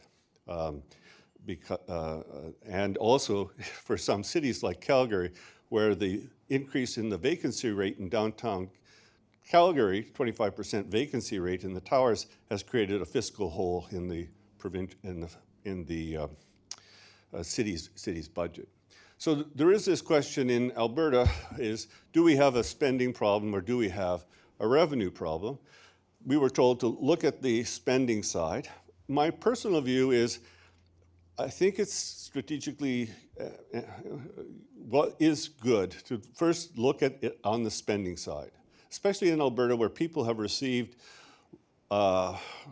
services far in excess of the amount that they had to pay for them through taxes. So there's some concern, are we really, is the spending appropriate? If we will see how far this government can go in reducing spending to balance the budget, but perhaps at some point there will come a backlash from the public and they will say, well, we want to keep those classrooms from getting too large. We want to keep some of our local hospitals open. We're prepared to maybe pay more taxes. That might emerge. Whether people in Alberta will ever be happy with a sales tax is another matter. At least over 50% of our tax advantage over other provinces like British Columbia arises because we don't have a sales tax. So that's the big thing that gives us a room to really raise taxes. I want to skip over these next few slides perhaps fairly quickly. The public sector compensation, broadly speaking, is about 55% of total government spending in Alberta. So if you're going to solve the spending problem, you're going to have to look at the levels of remuneration, not just for civil servants, but also for doctors and nurses and other professionals within the organization. And a considerable amount of the report is focused on that. You'll see that Alberta Health Services is 31% of the total compensation, and the compensation for physicians is 19%, and payments to school boards 23%. So a big chunk of the total public sector compensation is, the health system and the school system, including the post-secondaries. A lot of those negotiations are going on now, so we will see how that turns out. Under the NDP, there was a freeze on, say, the headline pay of a lot of public sector workers. So it wasn't that the NDP didn't implement some restraint on public sector compensation. So again, the claim that one of the claims of the report is that Alberta has, or you can interpret Alberta's situation as having a spending problem, because if we spent at the same level as the other three big provinces, we could reduce our spending by $10.4 billion. And in healthcare spending, again, we are compared to those three provinces, spending well above the average of those three big provinces. In advanced education, again, and looking at the bottom line, again, we're spending more than the other three provinces. Education spending, it's not so clear. We were spending more than BC, but less than Ontario and less than Quebec, so not quite so clear there. On the capital spending side, including municipal grants, Alberta, again, leads the other provinces, has done so for quite some period of time. So in the past, we've measured our spending and our capital, levels of capital relative to GDP, and that tends to make us look below the averages. But and especially Dr. McMillan's report, argues that that's not a very good way of measuring the amount of spending in a province like Alberta, where this big chunk of our GDP is economic rent, but another big part is because we have such a capital-intensive economy. And we have a capital-intensive economy not because Albertans saved a lot, but because we borrowed a lot, or investors gave us a lot of their capital to use, and we have to provide a return on that capital. So reductions in capital expenditures are also within the purview of our report. So we outlined a path to a balanced budget based on a more realistic revenue scenario, I think, than what was under the NDP. It is also, though, assuming that the TMX pipeline is completed and operational in 22-23, although it doesn't have much an effect on our revenues and projections until 22-23. So if you look, this was our proposal, which hasn't been adopted to the letter, but is broadly what is reflected in the October 24th budget of the government. So maybe I'll just quickly move on to that. So that's this budget of October 24th is the most significant change in the province's fiscal policy since the Klein-Dinning budget of the mid-1990s, where again, spending over a year or two was cut by 20%, including, and I remember this well, university professors' salaries were cut by 4.6%. I remember it to the decimal point. So and that included welfare payments. One of the things they did was cut welfare payments by 20%. The doctors couldn't, and university professors couldn't complain about their reductions when you had welfare payments being cut by that amount. So that was a very savage, severe cut. Those are severe cuts. As you'll see, the direction of this government is not to cut in 1 year to such an extent, but cumulatively it will be a very significant cut. So the plan is to eliminate the government's deficit in 2022-23. There will have to be an election in the spring of 2023. So this is again a plan is not realistic if it involves balancing the budget beyond the mandate of the government. And that's, again, what the NDP was promising. So, we'll get around to it kind of approach to eliminating the deficit. The current situation is, an $8.7 billion deficit, and only Ontario will have a larger deficit. But in per capita terms, our deficit is almost or over twice as large as Ontario's. So I will skip through some of these slides very quickly. What is projected? You see increases in personal income tax revenues and corporate tax revenues. Resource revenues going up by 58%. Overall revenues going up by 16%. So there is a projection that we will get more revenues. The adjustment is really going to involve holding the line or being very restrictive on spending increases. So healthcare spending is only projected to increase by 1.5%. That is between the last year of the NDP government and the last year of this government's projected spending.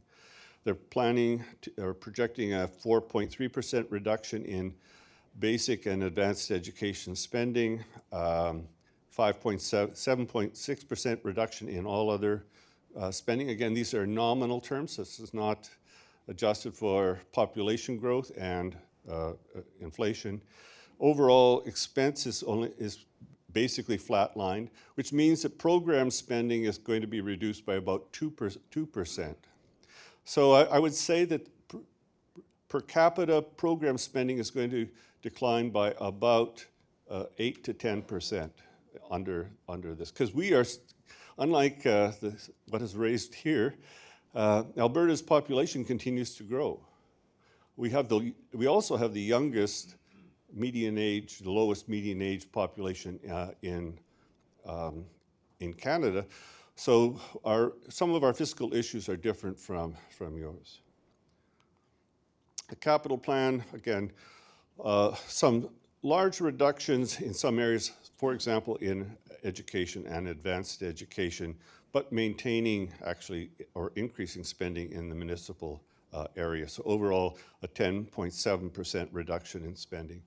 So under this scenario, the deficits, There will be deficits until a balance is reached in 22-23, and as you will see, net financial assets will decline and then stabilize at around $45 billion of net debt in 22-23. That's the plan. Whether or not this government is able to accomplish that is, I'm not saying that this is what is going to happen. I'm just reporting what they have proposed, and I do sense, though, a very strong determination to see this through. I will just mention in passing, there is another report just came out last week. So our report did deal with some of the issues around healthcare because Janice McKinnon is also an expert in healthcare, but a much more detailed analysis of healthcare spending was undertaken by Ernst & Young. The report came out last week. So the basic idea is it's just not cutting spending, it's changing the way health services are delivered, and we'll see how capable that will be. You'll see increases in spending have come down, but we still spend more than others. This is in the E&Y report, so you will see we're spending, according to their numbers, $7,658 per capita. And I put this up here because you see as well Newfoundland is on this, according to their numbers, you have a higher spending per capita than we do. So lessons, am I over time? Okay, academic and think tank research is probably important, or maybe I'm putting forward my on this, but you see some of it all. Doug May and Wade have produced reports. Public conferences like this are important for presenting the options and past experiences. Governments can sponsor public reports by independent panels to get ideas out there, and program reviews can be undertaken in order to make fundamental changes in the way governments provide services. So that is the package that I see in Alberta. Whether there are lessons for Newfoundland, I leave that up to you. Okay, thank you very much. Thank you. We'll take some time for questions. One here, one here. Okay. I want to start talking about, I guess, the role of universities. I worked with PG, who I think is the director of your unit, and I worked with him on the Romanow Commission, and then we did a book called Paradigm Freeze, which is on agenda setting, which I guess a lot of this is about agenda setting. So you mentioned that you get a lot of attention, and you've been able to kind of appear in the media and prepare reports and the rest of it. I guess my question is, first, what are the lessons in terms of how do you actually achieve that in terms of getting the media to buy into having these things, discussed in public? And the other question is it really about this particular policy area? Because you talked about the fact in Alberta, everybody's really excited about making cuts and fiscal crises and all the rest of it. So is it only about this topic, or are you able to, in other areas of public policy, to shape or influence the discourse by having your reports appear within the media?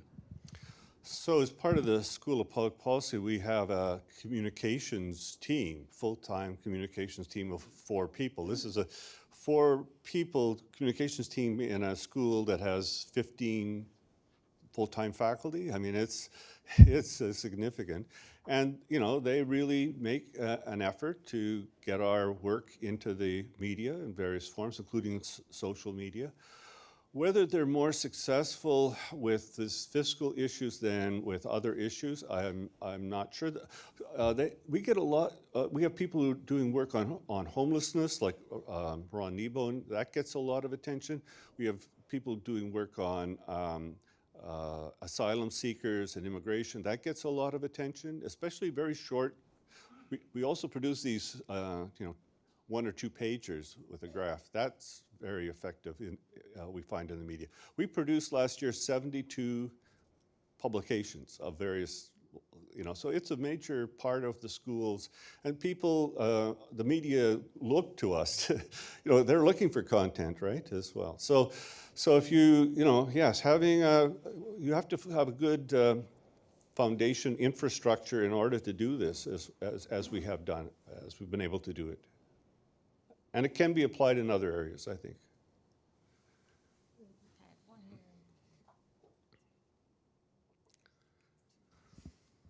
Good afternoon.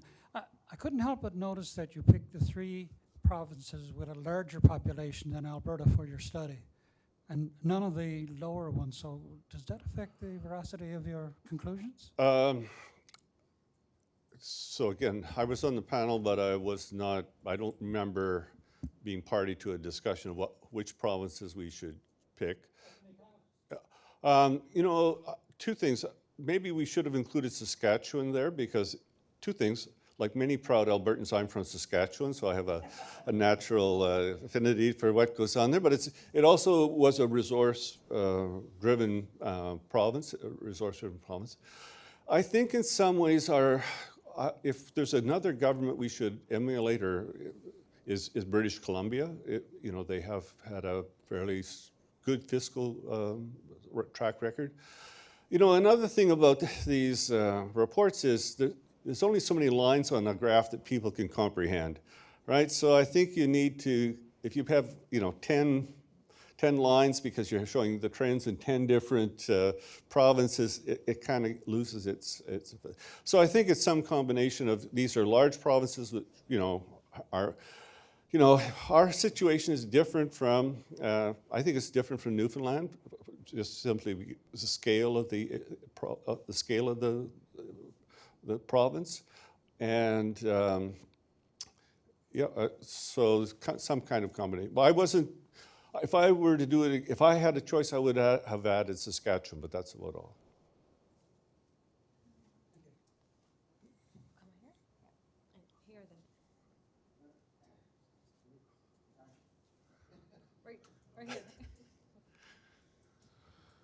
The Kenny government is pretty pro-oil and gas at this point in time. They're talking about pipelines and getting the oil sands up and running again, and so on and so forth. Are there any initiatives really to try and get Albertans to diversify away from that traditional economy in Alberta? Because you don't hear a lot about that, really.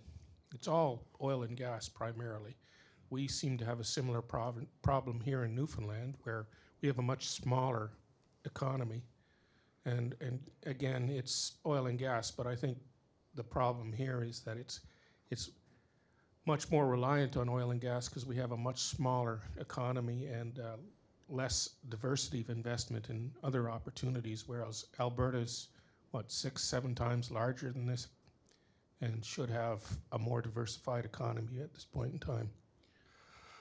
Well, we've had a long history of governments saying they want to diversify the economy and having policies to do that. For one thing, governments don't diversify economies, business diversifies economies. But we've had lots of policy interventions in order to promote that, and many of them have been terrible failures, utter failures. We now have this massive upgrader that's supposed to produce diesel. Nobody knows what the market will be. They haven't been able to actually get it to work yet. You know, this is, so I am very skeptical about diversification policies, you know, trying to push the economy this way or that.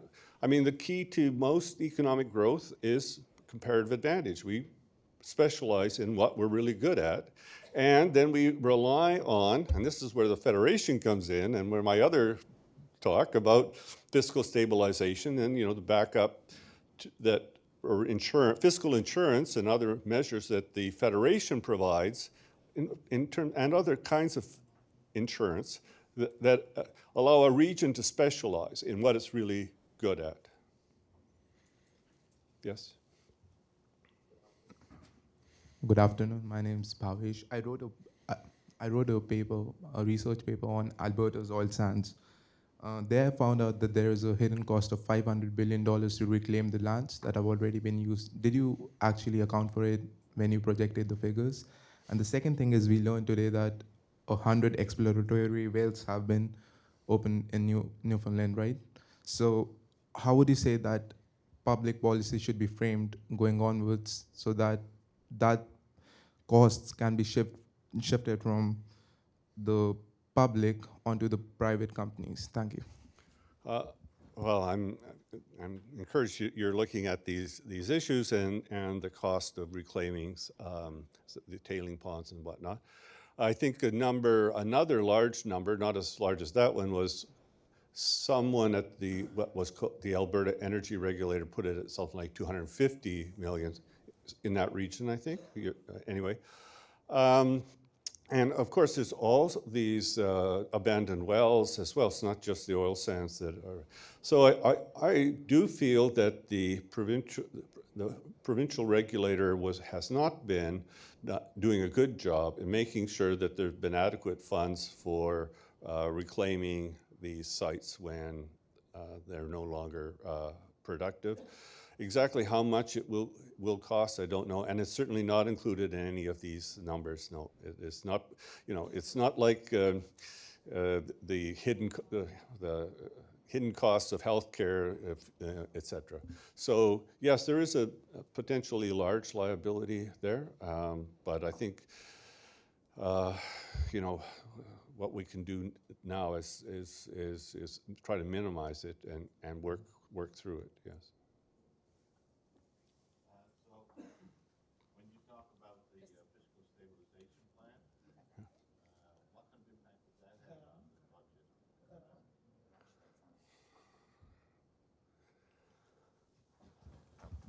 I'm sorry.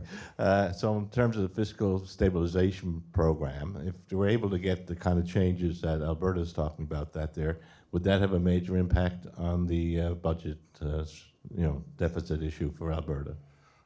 I actually have another presentation that I think is going to be distributed on the fiscal stabilization program and what reforms that I would like to see in that.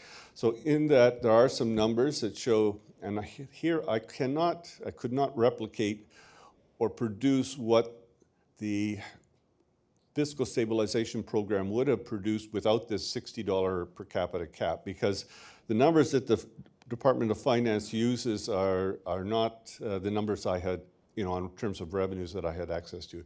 But they would have been significant for Alberta and Newfoundland, but they would not have eliminated Alberta's deficits. So I show that it would have been something like I look at different scenarios, different parameters, would have covered maybe 30 to 50% of the revenue reduction that Alberta suffered.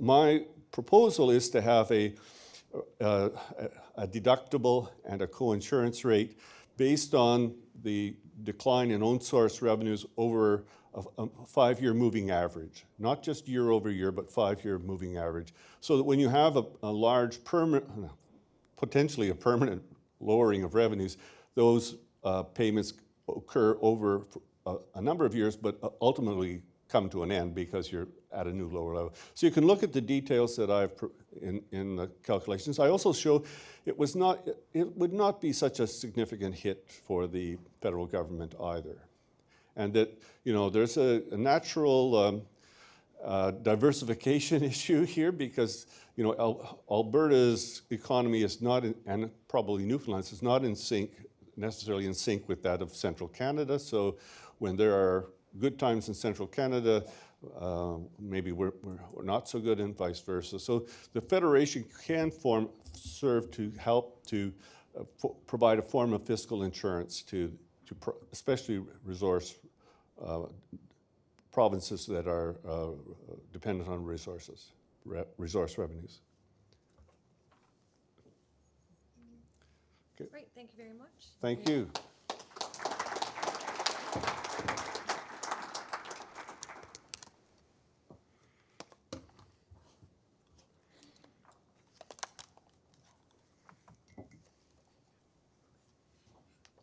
So as Dr. Dalby said, he has two presentations, and we'll have the slides from everybody's presentations over the whole day. We'll have those up on the website, and we'll tweet and distribute that link on email in due course.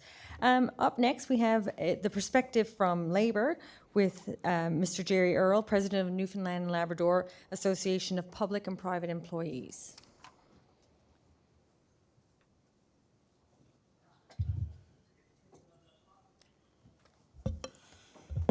Good afternoon, and first of all, thank you for the invitation. And I'd like to speak before me said there's only so many lines probably in the graph you can look at.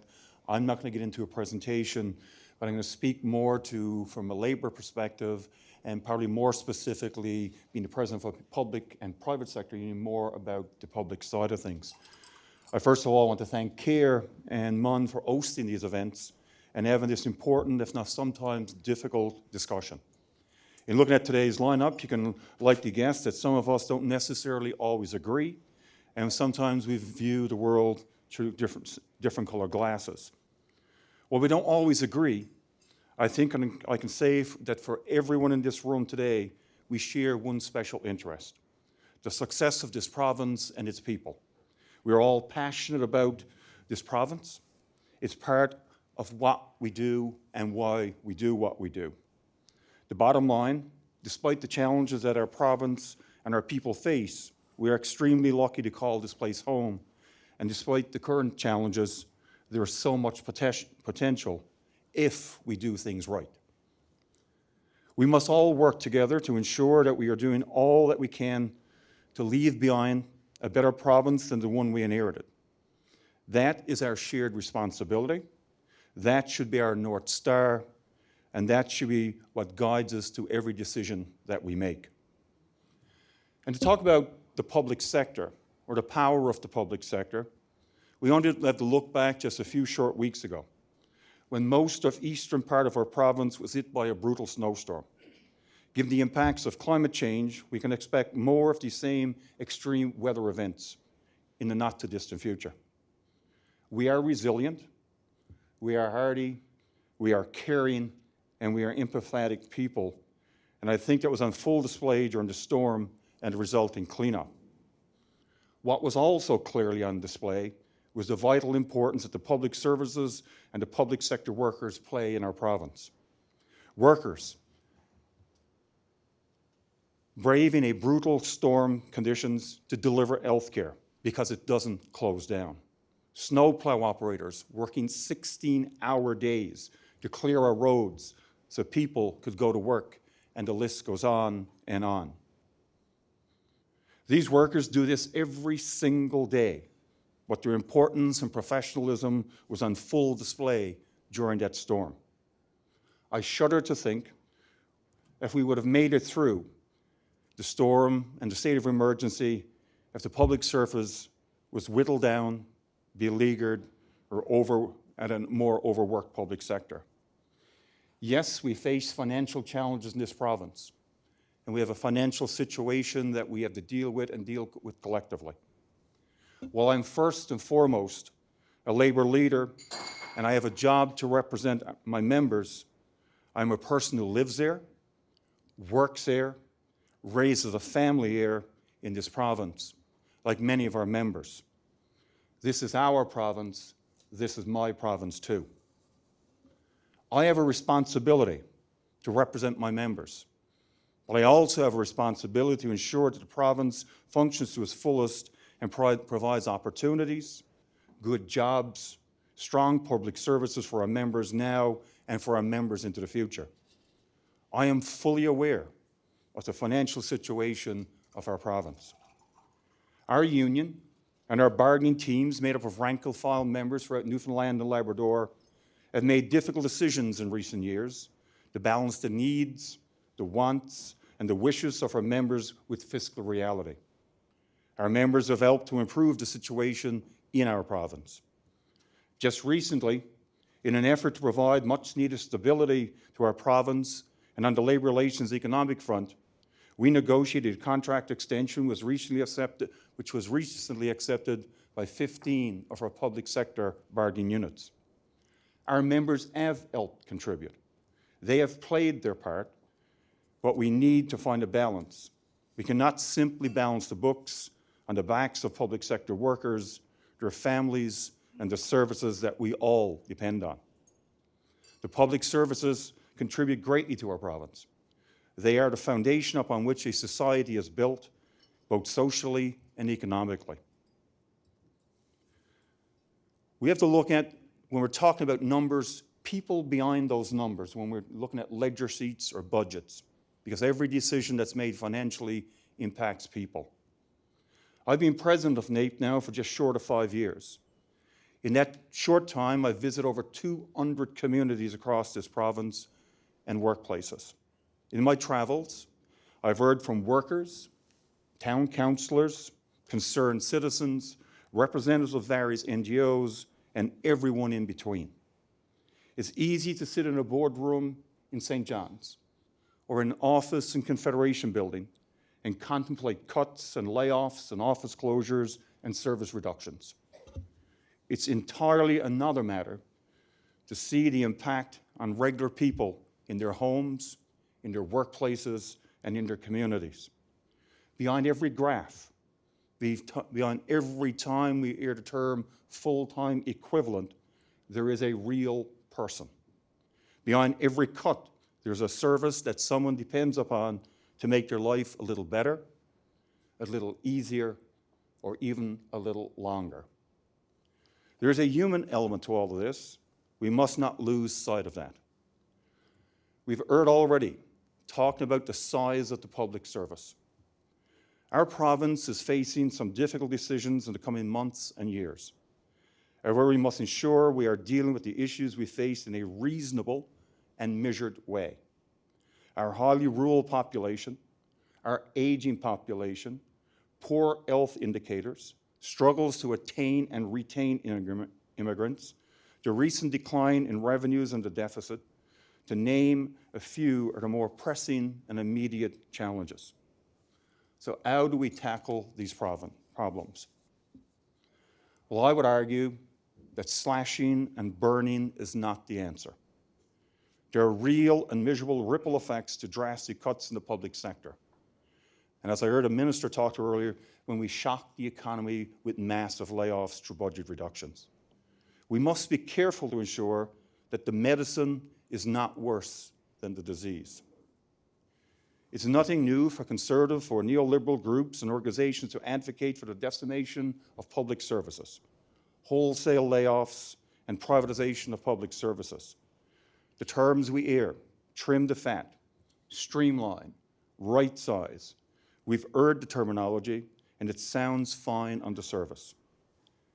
However, you must think about the absolute havoc that drastic cuts and layoffs would create in our province during this current fiscal situation that we're in. Can you imagine thousands of jobs gone? Clinics, hospitals, offices, and public services shut down. A massive increase in income equality. A sharp increase in unemployment. Deep cuts to education and healthcare. And little to no opportunity for youth to stay in this province. That's the last out-migration that we need as our young people. But we need people to be able to thrive in this province. So let's dig a little bit deeper on the size of the public service. The simple numbers of how many people work in government versus 2020 versus 2003, which is a common reference point, doesn't tell the whole story. From 2013 to 2016, we have seen hundreds and hundreds of frontline workers laid off in multiple departments. Budget 2013 alone contained 1,000 layoffs. 2016 budget, over 650 people lost their jobs. And when you have to realize those 1,650, they were mostly our younger people. And a significant percentage of them, I would suggest today, are not in our province as we speak. This doesn't include the layoffs of positions left vacant in between those budgets. When you dig a little deeper still, you'll find that many departments have actually shrunk since 2003, in some cases quite dramatically. We must also keep in mind that prior to 2003, the public service had gone through years of being cut to the bone. So to compare the numbers to that year also muddies the waters. We are a large and complex province. Our public service needs to be properly resourced to ensure the needs of the province are met, to drive our economy and to care for our people. The public and private sectors are intertwined. Public spending has a multiplier effect, creating jobs and infrastructure and support necessary for the well-functioning economy. Simply put, the public sector supports private sector jobs. Public sector employees, for the most part, spend their money in their home communities, which in turn supports private sector. So while we must be cognizant of the province ledger, we must not be so short-sighted to cause long-term and lasting damage to our province via crippling austerity measures. As the saying goes, a hatchet is a poor tool to dig yourself out of a hole. And unfortunately, many times, austerity is exactly what's turned to. However, a broad range of leading economists, even the International Monetary Fund, not the most progressive of think tanks, have come to the conclusion that austerity policies do more harm than good. On top of this, we must think about the disproportionate way in which austerity measures impact our province's most vulnerable. Not only does Newfoundland have significant income equality, but women, Indigenous people, minorities, and vulnerable groups experience this inequality the most. Austerity budgets impact the poor and working class disproportionately, and in particular, they impact women more than men.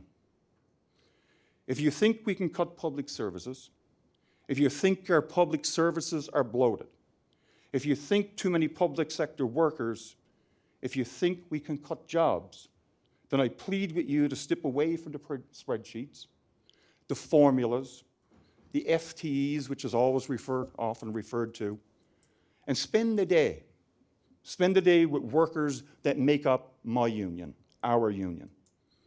Spend a day in the Dickens-era prison, in the long-term care facilities across Newfoundland and Labrador, in our labs within our hospitals, in our hospitals itself, in our schools, on the plows that plow our roads that get many of us to and from work, in the planes that put out forest fires, in our courtrooms, in our streets, and in our offices where they are constantly asked to do more with less. Sit down with me, just one day. Sit with me and take the calls from workers that are burnt out, stressed out, dealing with work-related mental health injuries and PTSD, with workers that have given just about every piece of themselves to the jobs and the people in their care, who've broken their bodies and broken their minds, dealing with what they do every day at work. You do that for one day, and I'm sure you'll take a different look at the situation. That's all I ask. Behind every number, there is a real person trying to do right by the people they serve, their own families and their own communities. Think about what they did during the storm and what we applauded them for, what we were so proud of them for, and then realize they do that every single day when there is no storm. We often hear talked about privatization in relation to public services. Well, beneath the thin veneer of the buzzwords like collaboration, innovation, and modernization, there's a very clear agenda to cut and privatize public services. And who stands to benefit financially from such a move? I wonder. In almost every example, governments and lobby groups argue that privatization is innovative and more efficient. But the real world experience actually shows the opposite is most often true.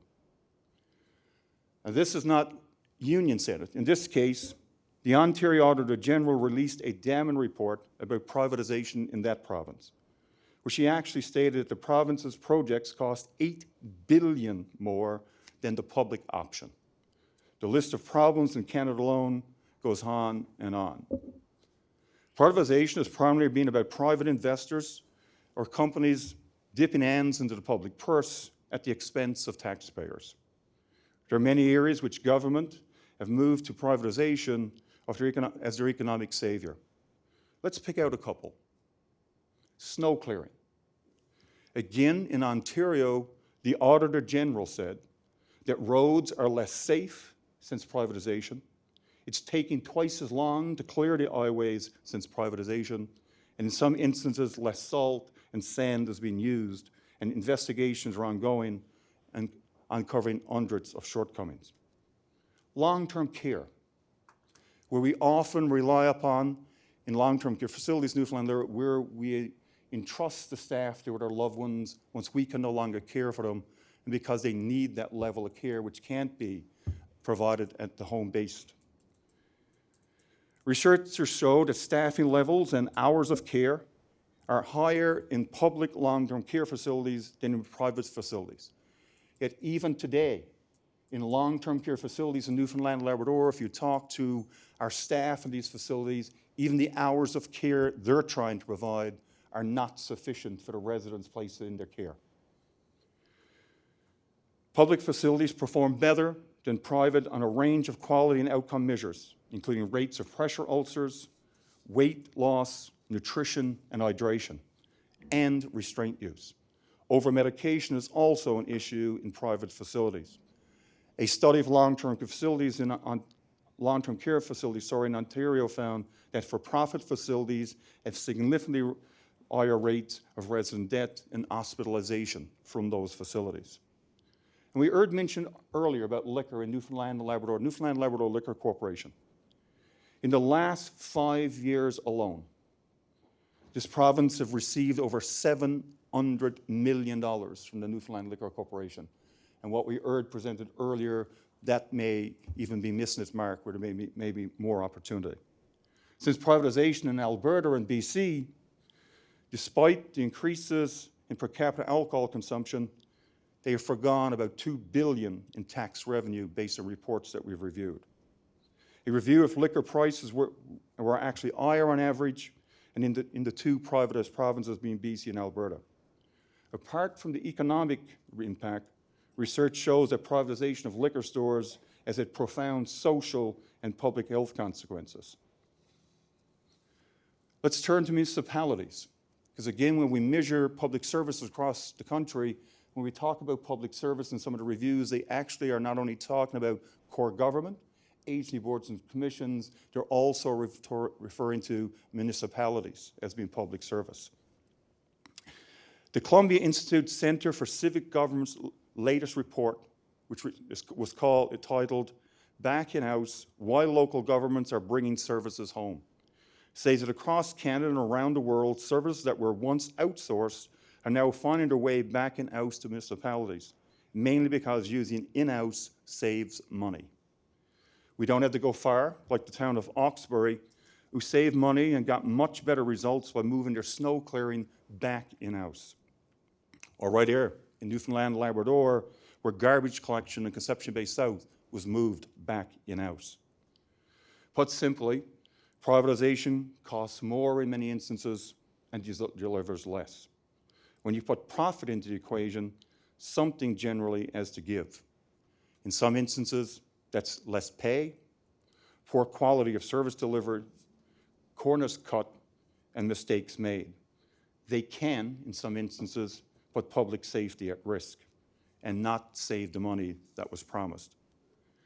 But again, let me be clear. I am not against the public sector. I represent actually workers in the public sector. We have taken on as a union and ran campaigns supporting public sector companies in Newfoundland and Labrador just a few short months ago at the expense of our own union and its members. I represent workers in many of the private sector areas. And again, a strong, vibrant, diversified, and properly supported private sector is absolutely critical to our economic and social well-being. However, we have to be wary of promises being made, the cost analysis being used, and the real impacts of privatization in terms of quality of service delivered when we look at moving public services to the private side. And we keep asking the question, so how do we get there? And we don't have to look far, because we know we are facing challenges in our province. We have a highly rural population. The population is aging. We have struggles to attract and retain immigrants, both from within the country and outside. The fall in revenues and the deficit. Despite these challenges, the government's ends are far from tied on policy. And there is not only room for a creative vision, but a dire need for such a vision.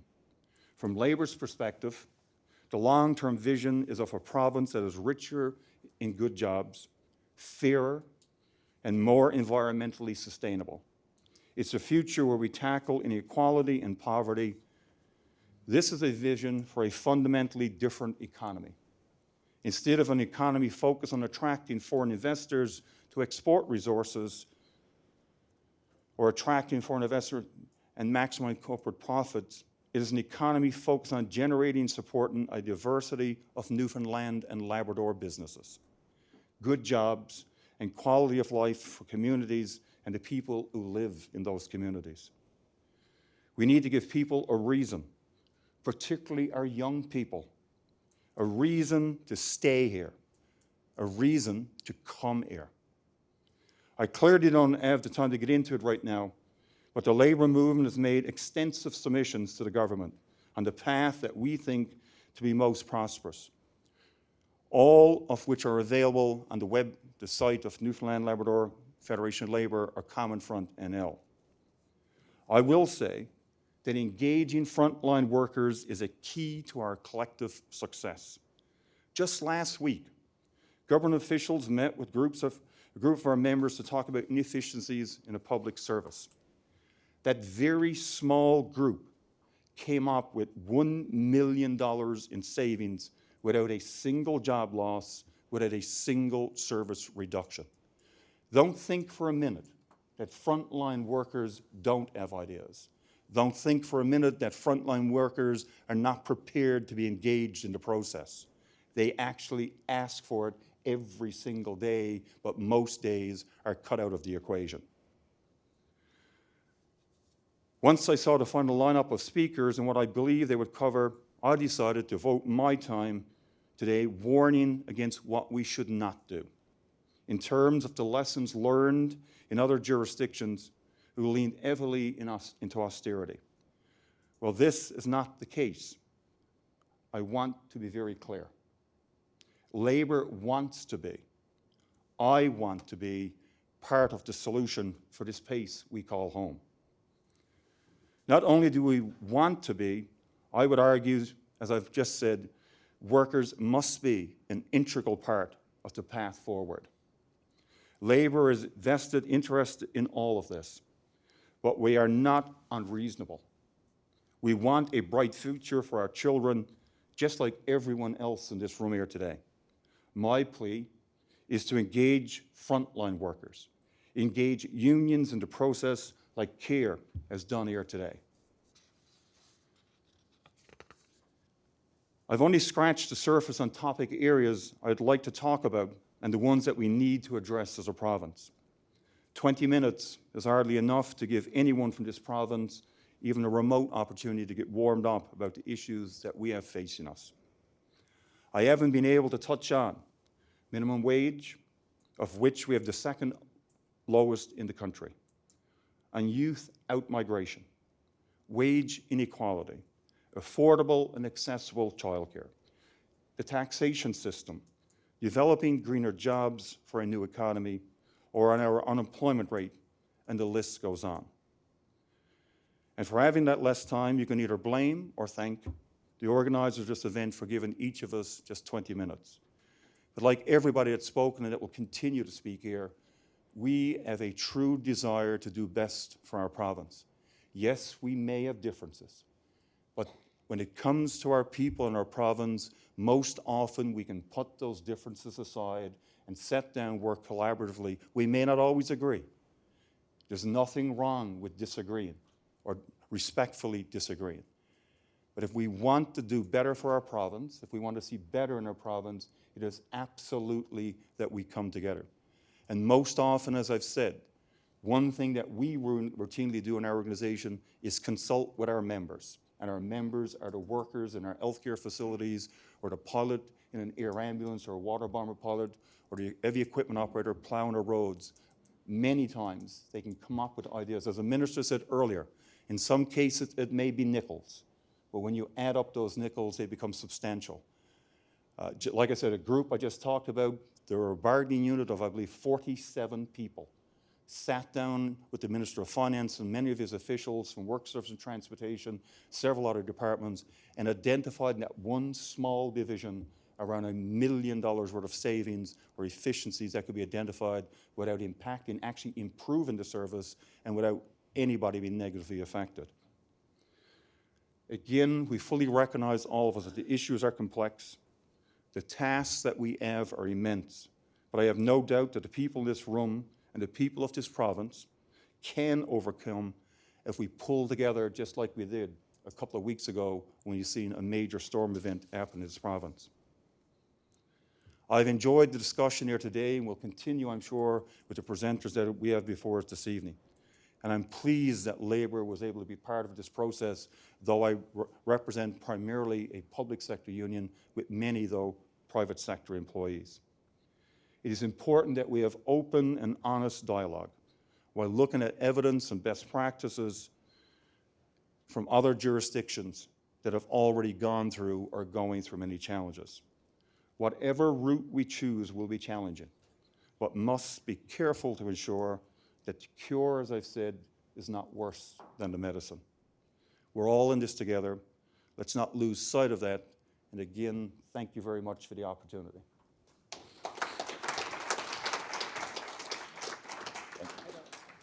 A few minutes for Q&A. We got one over here.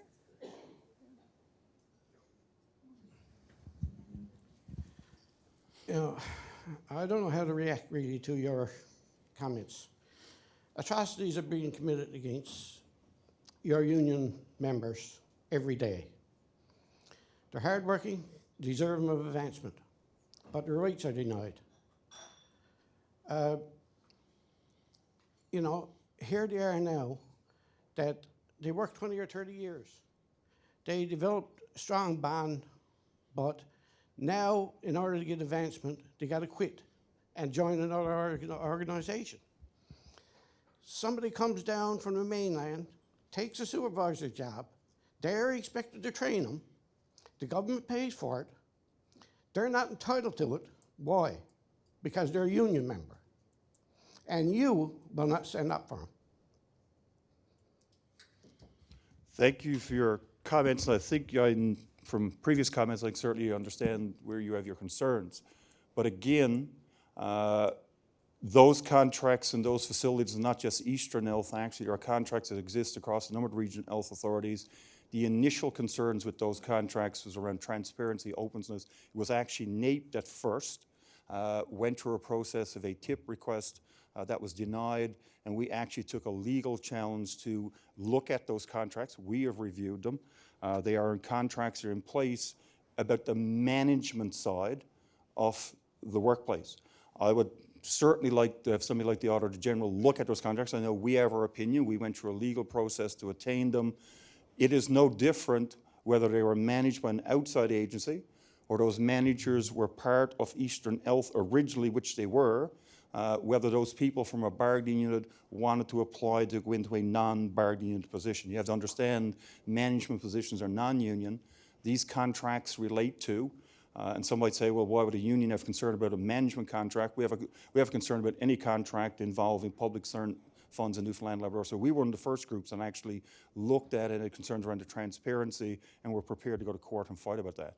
Whether people want to promote themselves, which they can, because those employees are not the management system. All those employees are actually Newfoundlanders and Labradorians that work there, but the company that has retained the contract is from outside the province. I think we've got one more question down here. Hi, Jerry. Hi. My experience being, of course, from the nursing union and now within the private sector. One of the things I want to highlight is the caution I want to put out there in terms of the use of the words privatization and such, because a lot of the healthcare is delivered, in fact, by some private-public partnerships. I'm sure you're aware of that. I do also want to stress that a lot of the people that are in private practice now, we were people that were in the public sector and feel like we have some answers. Yes, we want to collaborate. And my question to you, in the spirit of collaboration, is with all of the conversations that need to be had and all of the decisions that need to be made, how flexible is the union stance, the labor stance, in allowing a private operator like myself to work with the public system to improve the services and alter the delivery of the services such that they are more economically sound? On the issue of economically sound, first of all, when you look at the delivery of public services, in some that we talk about is a clear shift where a service today is a public service and there's a decision for whatever reason to move it externally into private and to, in some attempts to say it is cheaper. Well, first of all, demonstrate that providing that private service is cheaper. There's areas where, and you alluded to earlier, home care, for example.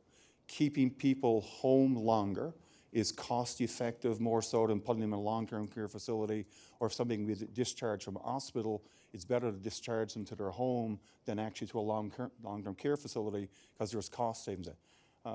Even in home care, it suggests there's a number of inefficiencies. So there is always an opportunity of conversation around looking at the service delivery. But however, if there's a service that's delivered in the public realm, I would have to be convinced that delivering it privately is a cost-saving measure. Okay. Great. Thank you. Thanks. Next, we take on another perspective. So I ask Richard Alexander, Executive Director of the Newfoundland and Labrador Employers Council, to come up.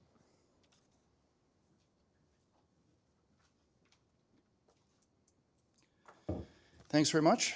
I got to say, this is to Wade and to Scott, the organizers of this. This is probably one of the best things that I've been to on this topic in quite some time. So thank you for putting it together. A lot of what I've said, a lot of what I was going to say has already been said today. So I'm going to try and say something different that will hopefully contribute to this great discussion that we're having today. I'm a history buff. I studied my undergraduate degree. I studied history as my minor.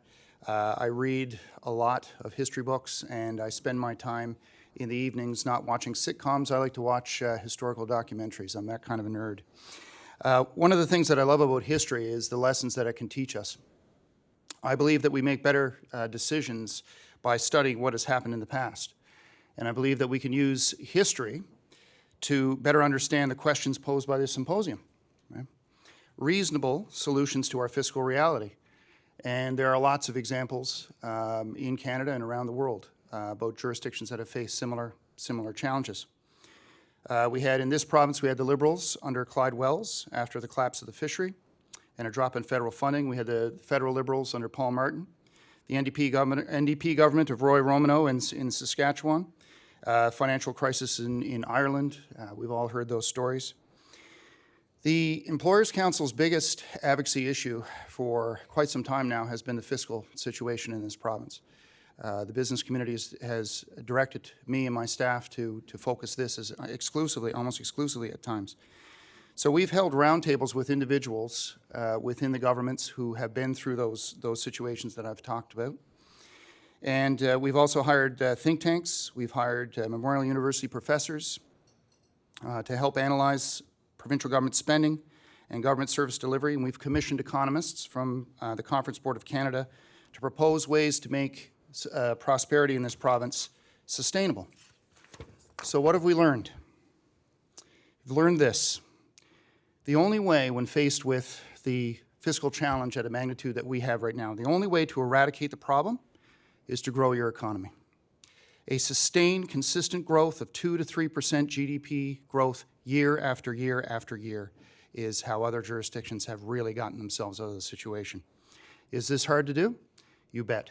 But it has been done before. To do this, you must make the province attractive as a place to invest and to do business. It's not enough to be an okay place to do business. You have to be better than the options. Being middle of the pack in Atlantic Canada is not going to get us where we need to be. We've also learned that you can't grow your economy while burdened with mountains of debt and high levels of unsustainable government spending. And the key to economic growth and fiscal stability is actually to modernize the way we deliver government programs and services.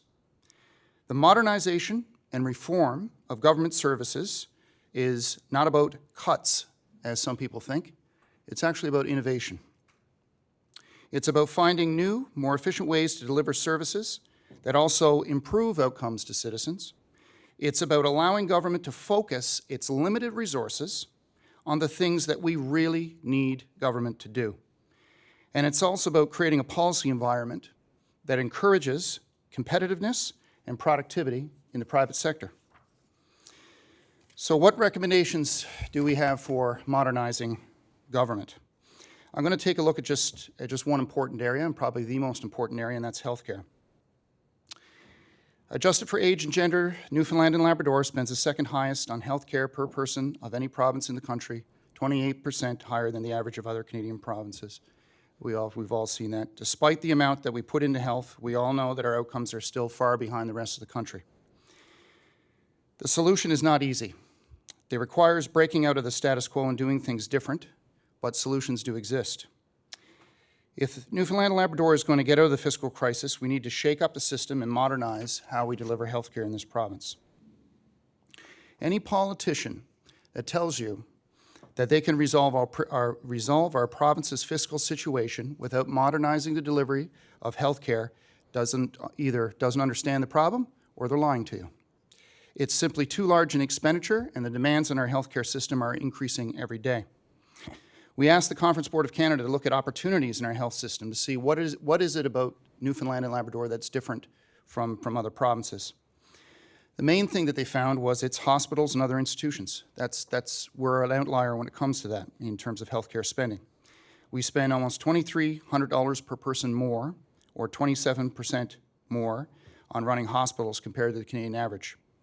We have 31 acute care facilities in Newfoundland and Labrador, and some of these are within an hour's drive of one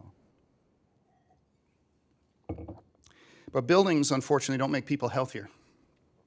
Professionals working in our healthcare system have made suggestions to government. We don't need a study by outside consultants.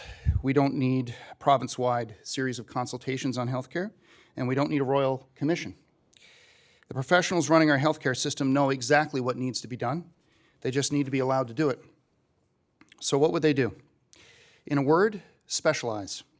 You remove duplication in our system. Not every community needs the same medical services. Some rural areas of the province don't need surgical beds. They need ambulatory care clinics. They need more community health. You don't need a hospital with empty beds and a full complement of staff watching over those beds just in case something happens when you've got wait lists at another hospital for those same type of beds.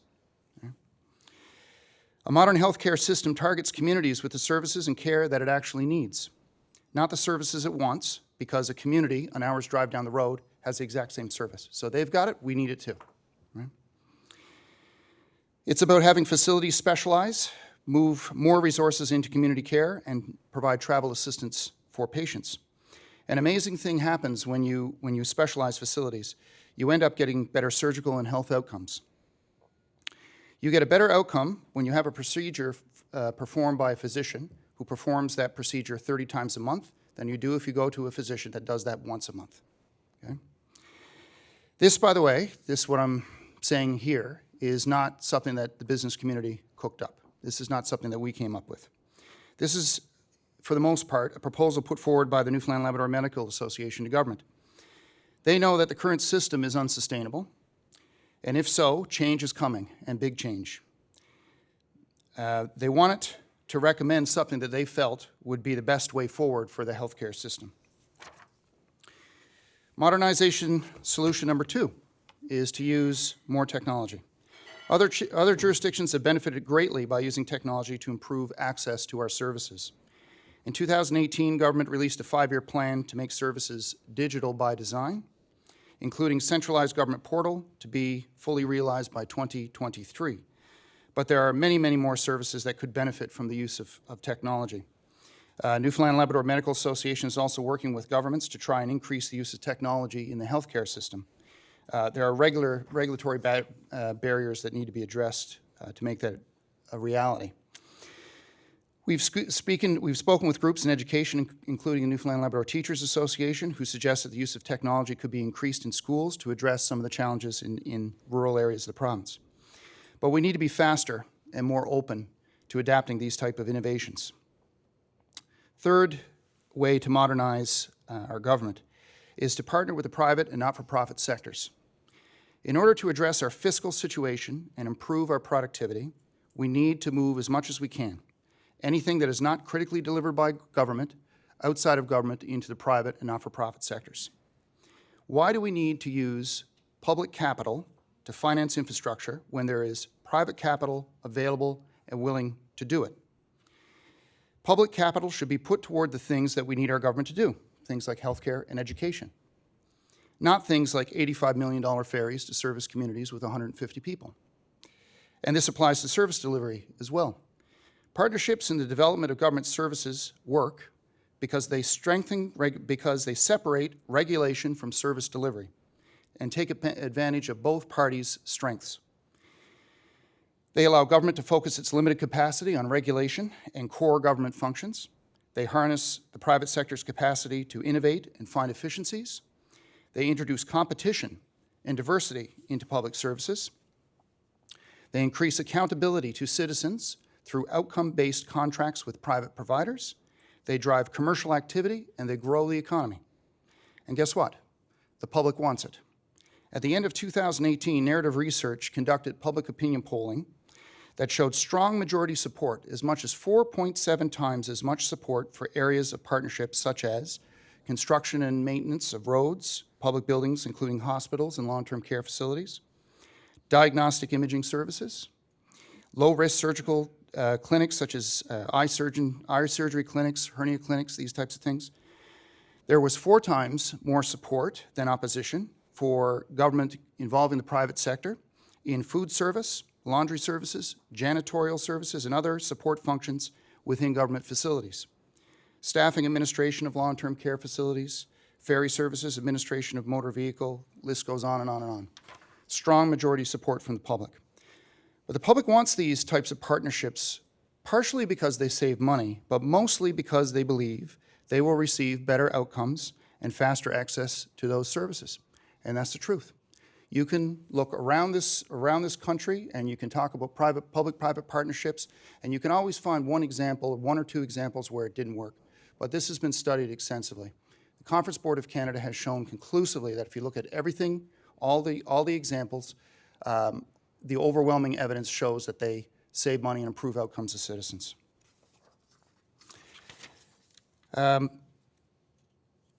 Whenever we talk about modernizing or reforming government services, there are some people who say that we're looking for massive cuts. That's not the case. What we're asking for, what the business community would like to see, is a credible plan. We shouldn't be using our credit card to buy our groceries. That's what we're currently doing, and there is no credible plan to change the way we do things and get out of this fiscal situation, with all due respect to the finance minister. Meanwhile, the amount we pay on interest increases every year. In the last couple of years, our interest payments on the province's credit card went from $900 million a year to $1.4 billion. We spend more on interest on the province's credit card than we do on education and income support combined. Whether government wants to admit it or not, the reality is that cuts within the public sector and our governments and programs and services is already happening. Government is essentially holding spending flat, and interest from this borrowing is crowding out what we spend in all government departments. Our health and education professionals and public sector unions are essentially fighting over scraps and operating in a constantly constrained and uncertain environment.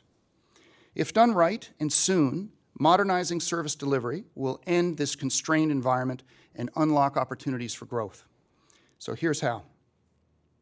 High spending and borrowing means high taxation. In a province that already has high transportation costs and high utility costs, maybe even higher utility costs in the future, it is even more important that we are competitive on taxation. On the corporate side, capital is mobile. Many of the people I represent are choosing right now to invest their capital outside this province because of the environment, and the taxation levels have a big part in that decision. We need a framework at both the personal and corporate levels that recognize that our competitors are not PEI and New Brunswick. They are places with similar economies like Alberta, Saskatchewan, Texas, North Dakota, Norway, and the United Kingdom. We need tax policy that isn't a disincentive for employers to hire more people or pay them higher wages, like our payroll tax that I mentioned earlier. We're the only province in Atlantic Canada with a payroll tax. A tax has been called a job and a wage killer that doesn't exist anywhere else in Atlantic Canada.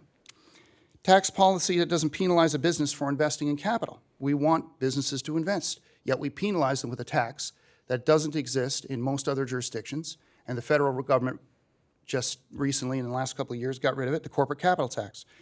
We also have one of the highest personal tax burdens in the country. So when some of the businesses that I represent try to attract talent to come here and work in our province, personal tax burdens right now make it challenging or impossible for them to do that. That is in the oil and gas industry, and it is veterinarian clinics trying to attract veterinarians to Newfoundland and Labrador. Other jurisdictions have been very successful at growing their economies by lowering tax rates to attract business investment. Dublin has become the European center for tech giants like Google, Facebook, by taking an approach similar to this. But it's very difficult to create attractive, highly competitive tax policy when you're running close to billion-dollar deficits, right? So we need to change that. We need innovative modernization of government, innovative ideas like balancing budgets. That's good for us. Modernizing service delivery will allow us to focus on the things we really need, like growing our population, which has been mentioned here before. If you grow your population, you grow your economy. In Newfoundland and Labrador, our population is shrinking and getting older, as we've heard. Following the tax increases in Budget 2016, we commissioned public opinion polling of the province. The polling told us that if you make $75,000 a year, have a university degree, and are between the ages of 18 and 35, there's a 50% chance that you're planning on leaving the province. Okay? So since then, the province's population, since 2016, has dropped by 8,664 people. That's about the size of Portugal Cove, St. Philip's. People are leaving the province. Last year, our province attracted about 1,500 immigrants, right? The target is 1,700. To just maintain our population, we would have to double that number. And the Employers' Council has been saying for many, many years that we need to grow our population. We need to increase immigration. It's our number 2 advocacy issue. But the problem is this. The provincial government struggles to process all the applications they receive now. If we were to double our targets, this would mean essentially doubling the size of our provincial office just to administer those applications. So how do you double the size of your immigration department when you're running close to billion-dollar deficits? Very challenging. Because of our resistance to change how we do things in areas like health and education, we have no new money to spend on trying to increase the population. A structural modernization of government program and service delivery would enable government to make stronger commitment to growing our population and subsequently our economy. The final lever that influences productivity growth is the public policy environment. So the Employers' Council, we are almost exclusively an advocacy organization. We advocate for public policy that enhances the ability of employers to contribute to economic growth and prosperity for the people of the province. There are many public policies that impact productivity, but when you advocate, as we do, one of the things that you learn in your training is that you want to focus on the root cause. If you can make improvements to the root cause, then you can generally improve all the downstream barriers that flow out of that. Right? So sometimes we get caught up in looking at this is a problem here, we need to look at that, when there's a root cause that's causing a bigger challenge. So if you look at the fiscal realities today, and we have been all today, what is the root cause? Why are we in this predicament? What is the root cause? And I put it to you folks. What do you think it is? Bad management? Nobody knows? I believe it's our political system. I believe it's our political system. Our political system incentivizes our political leaders to prefer short-term decision-making at the expense of long-term sustainability, which is what former Finance Minister Ross Wiseman was talking about. He stole my thunder. There's a strong case to be made for democratic reform to address some other key issues. First, there is clearly a consolidation of power in the Premier's office, and MHAs in our political system have little power or influence over policy or the direction of government. Their job in many cases is simply to stand and vote and be good soldiers. This does not make for a healthy public policy debate. Second, the concept of one vote, one person, and every vote holds equal power is a fallacy. It doesn't exist in our democracy. As Ross stole my thunder, there's some districts where a vote cast is 3.84 times more powerful in electing a government than a vote cast in Virginia waters. 3.84 times more powerful. This potentially skews election outcomes and policy development. Number three, our political system does not incentivize politicians to be open and honest. In the 2015 election, all three parties that were running knew that the drop in the price of oil was going to mean significant hardship and a significant change to the public purse, but no party wanted to talk about it during the election. To quote former Prime Minister Kim Campbell, an election is no time to discuss serious issues. Right? So as a result, after the election, there was no party that had a mandate to do what needed to be done. Right? The hyperpartisanship within our political system makes political parties play a game of chicken, if you will, and we've seen the history of this in our province. The goal is not to resolve the problem, the fiscal problem. The goal is we're going to try to make the other guy fix it. Right? That's a problem. There are other democratic jurisdictions who operate differently, and if we really want to solve our fiscal crisis, the root issue of democratic reform needs to be addressed. So Dr. Janice McKinnon was mentioned here several times today. She was the first finance minister, or she was the first female finance minister in Canada under Roy Romano's NDP government in Saskatchewan when that province was unable to borrow money in the bond markets, and they had to turn to the federal government for help. We brought her in to speak in a government relations role. So she spoke with the business community, the finance minister, the NDP, organized labor, and the PC caucus to tell her own story. Right? We didn't pay her. She was here of her own free will to offer her advice and experience of going through that. This is her message that she gave to every single group. She said, don't let your government sleepwalk into a crisis. Because the people that you most want to protect in society, those on social support and fixed incomes, things that you want to protect like healthcare systems, public sector pensions, these will be the very things that get cut. She said it is better to make your own plan to address these things than to be dictated to by the federal government or by the lenders. Which brings me back to my story at the start about history, what history can teach us to do now. In each of those situations that I spoke about, the Liberals under Clyde Wells, well, not so much Paul Martin, but the NDP under Roy Romano, they all did exactly the same thing. They made meaningful spending reforms that freed up government resources. That was then followed by economic growth. And finally, it was followed by their re-election with larger majorities. They presented a credible plan to resolve the fiscal situation they were faced with. They stuck to their guns in the face of opposition from special interest groups, and the electorate rewarded them for doing it. They rewarded them because they gave them hope. They ended the demoralizing cycle of debt, deficits, and constraint and offered a brighter future, brighter vision of the future. Now, Doc O'Keefe started off this conference by reciting a passage from John Crosby's book, No Holds Barred. Allow me to finish with what John Crosby said to me a few years back. He said, "Richard, what's the point in getting elected if you're not going to do anything?" Thank you very much.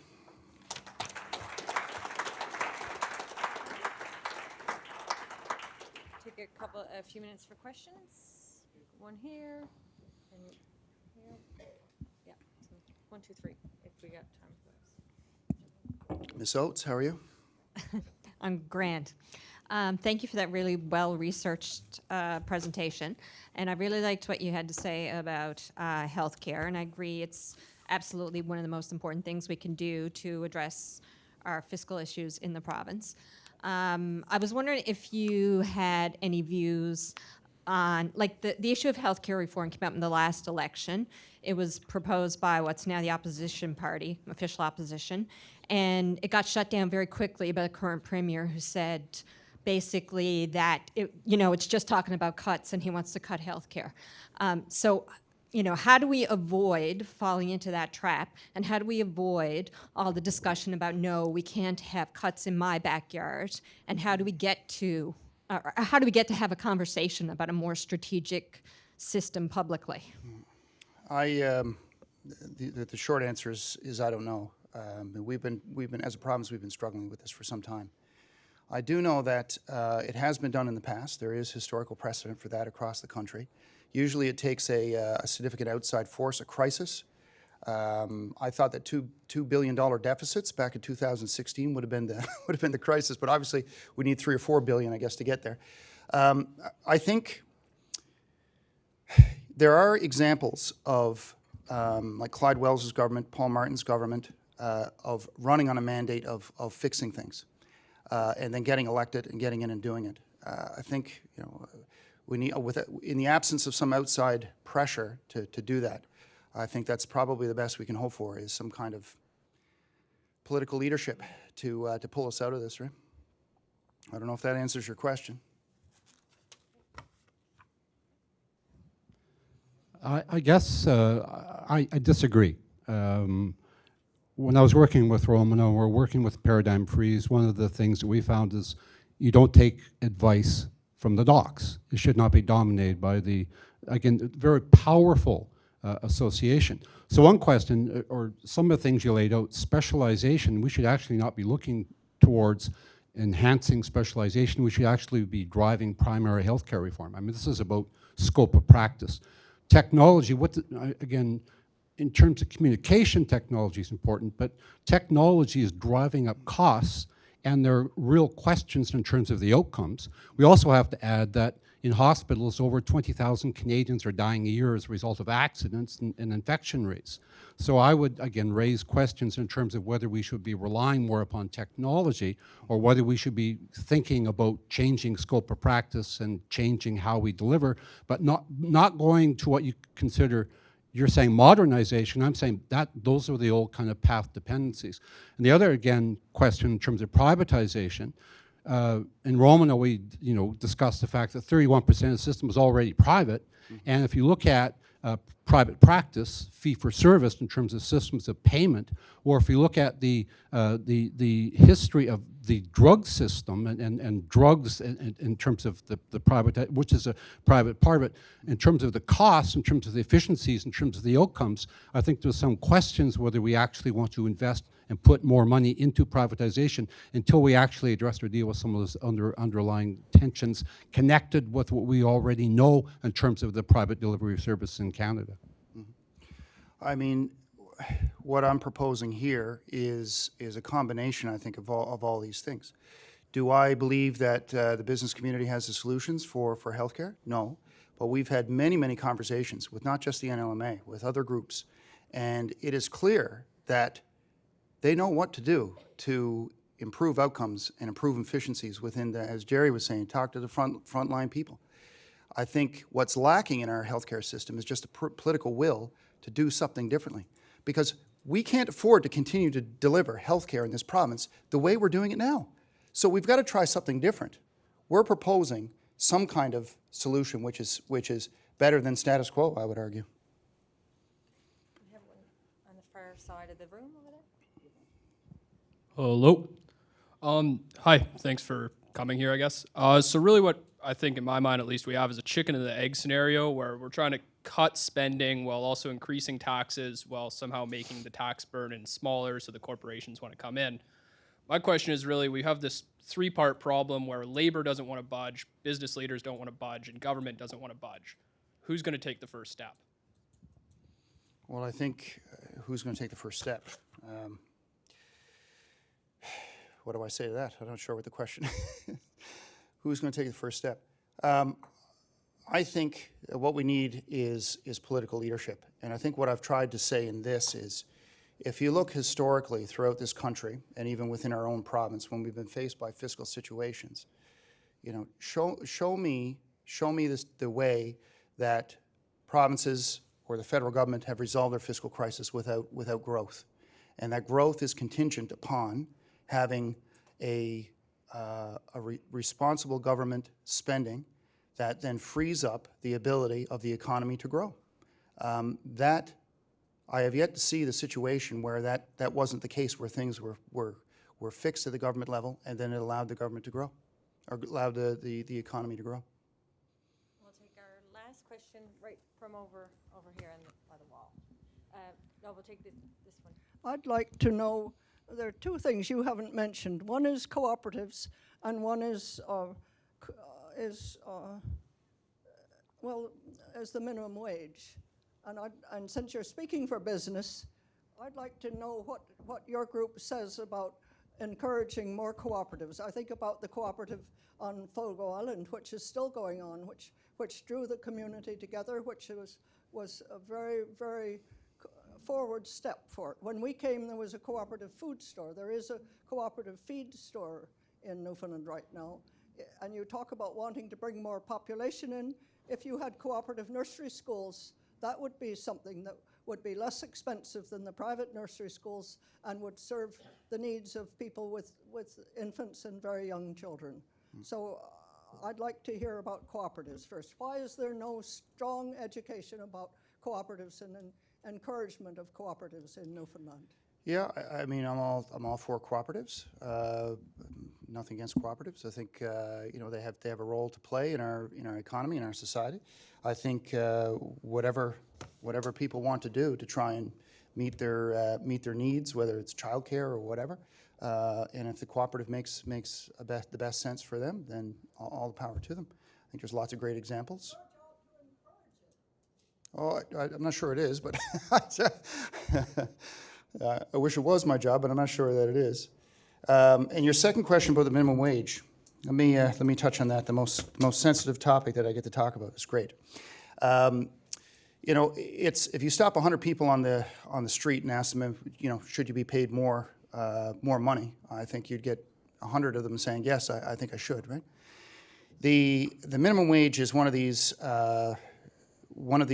public policy issues that it's been studied. It's been studied to death. It's been studied more than probably any kind of public policy. The economic impact of it has been studied more than any other economic public policy that I know of. And you know, that's both a benefit and a problem. It's a benefit or it's a problem in that you can find a study to show whatever angle that you want to take on it. If you can, you know, you can find a study that says, okay, increase the minimum wage and the economy jumps by 25% if you want. But the preponderance of evidence shows that there is nothing comes for free, and there is a negative impact on that. And generally, that negative impact means a shift from labor to capital, which is why when you pull up to a gas station now, nobody runs out to pump your gas. When you go into a McDonald's, there's kiosks. When you go to Dominion, there's kiosks. It's the first thing you learn in economics when you do economics in school. It's a shift from labor to capital. And I believe in many cases it's well-intentioned, but there are negative impacts to any kind of public policy that forces non-market-driven wages. So I'll leave it at that. Okay, thank you. Okay.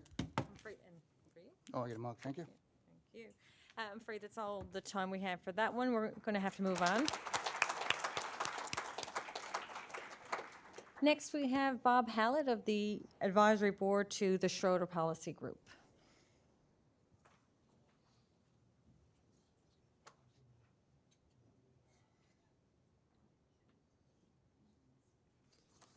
Good afternoon, everybody. I'm here to speak today on behalf of the Schroeder Policy Group. I was started as a think tank by Walter Dre Schroeder. Walter started the Dominion Bond Rating Service in 1974, and that went on to become one of the 4 biggest bond rating agencies in the world. Walter personally rated Newfoundland bonds and debt from the mid-'70s up until the mid-2000s, and even though he's long retired from that world, he's still Canada's foremost expert in sovereign debt, and he takes a keen interest in what's happening in Newfoundland right now. While these discussions are going on today, much of the discussion in social media and on the regular media is about rate mitigation, so I thought I would take 2 seconds and just discuss where that's going right now. The provincial government has assured ratepayers that they will not be called upon to assume the burden of the Muskrat Falls project. However, as of this date, and I include yesterday's very confusing announcement in that assessment, no actual legislation or verifiable plan has been put forward that would prevent that situation. We believe that rate mitigation in Newfoundland won't work, because there really only are 2 options for Newfoundland in this situation, and neither works without federal help. And because my topic here is the federal government, I'll discuss that. In option number 1, which was the plan all along, the entire cost of this project was going to be borne by businesses, institutions, and consumers via higher electricity rates. We all know this would be impossible because, as would double electricity rates in Newfoundland and do enormous damage to the economy, damage that, considering our economy is already very weak, we are in no position to absorb. Or there was option number 2, in which the government of Newfoundland subsidized power rates through its tax revenues. Unfortunately, assuming the burden of rate mitigation from current revenues would increase the debt dependent on tax revenue from $18 billion to some $26 billion, increase our debt ratios to 76% of gross domestic product. Most provinces have a debt to GDP ratio in the low 30s, less than half of Newfoundland's, and there is no way that the world's bond raters and financial markets will accept this level of debt while still continuing to loan us money. This province right now has very, very little capacity, as has been discussed, to raise taxes, and Newfoundland and Labrador will inevitably drift into insolvency. So, we need another idea. Realistically, saving Newfoundland from insolvency requires a serious infusion of funds right now, and the only entity capable of doing that is the federal government. The Schroeder Policy Group calls on the Canadian government now to provide the people of Newfoundland and Labrador with $1.4 billion a year, a sum which would approximate the coming burden of the Muskrat Falls project and the accumulated debts associated with that project. There is no other institution in Canada capable of providing fiscal relief at that level.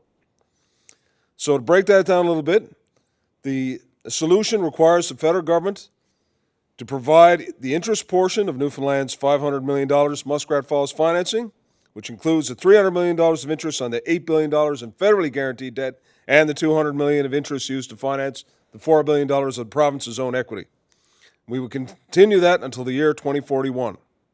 Then, we suppose that the federal government would pay Newfoundland 3 cents a kilowatt hour for the 30 billion net kilowatt hours produced by Churchill Falls to the year 2041. Further, all debt coming due at Muskrat Falls must be reissued past the year 2041. And as we all know, after September 1st, 2041, Newfoundland will retain its interest in the Churchill Falls development. We'll start to see revenue from that, and we'll be able to pay interest and principal on all these loans that it's incurring now, plus these further debts that we're asking for the federal government. Obviously, these are huge sums, and I know they almost sound ridiculous.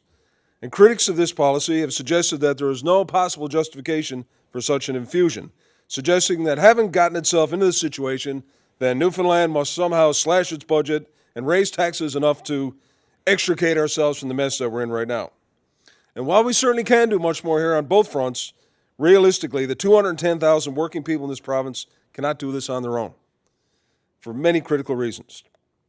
And for these reasons, we're seeking federal support. The first reason is urgency. The current fiscal situation in Newfoundland is dire, and the province is now very, very vulnerable to the reactions of the rating agents, to the disaster of Muskrat Falls, and what is happening in and around that.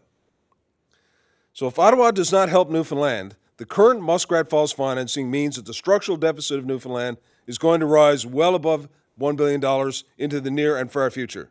This is unsustainable.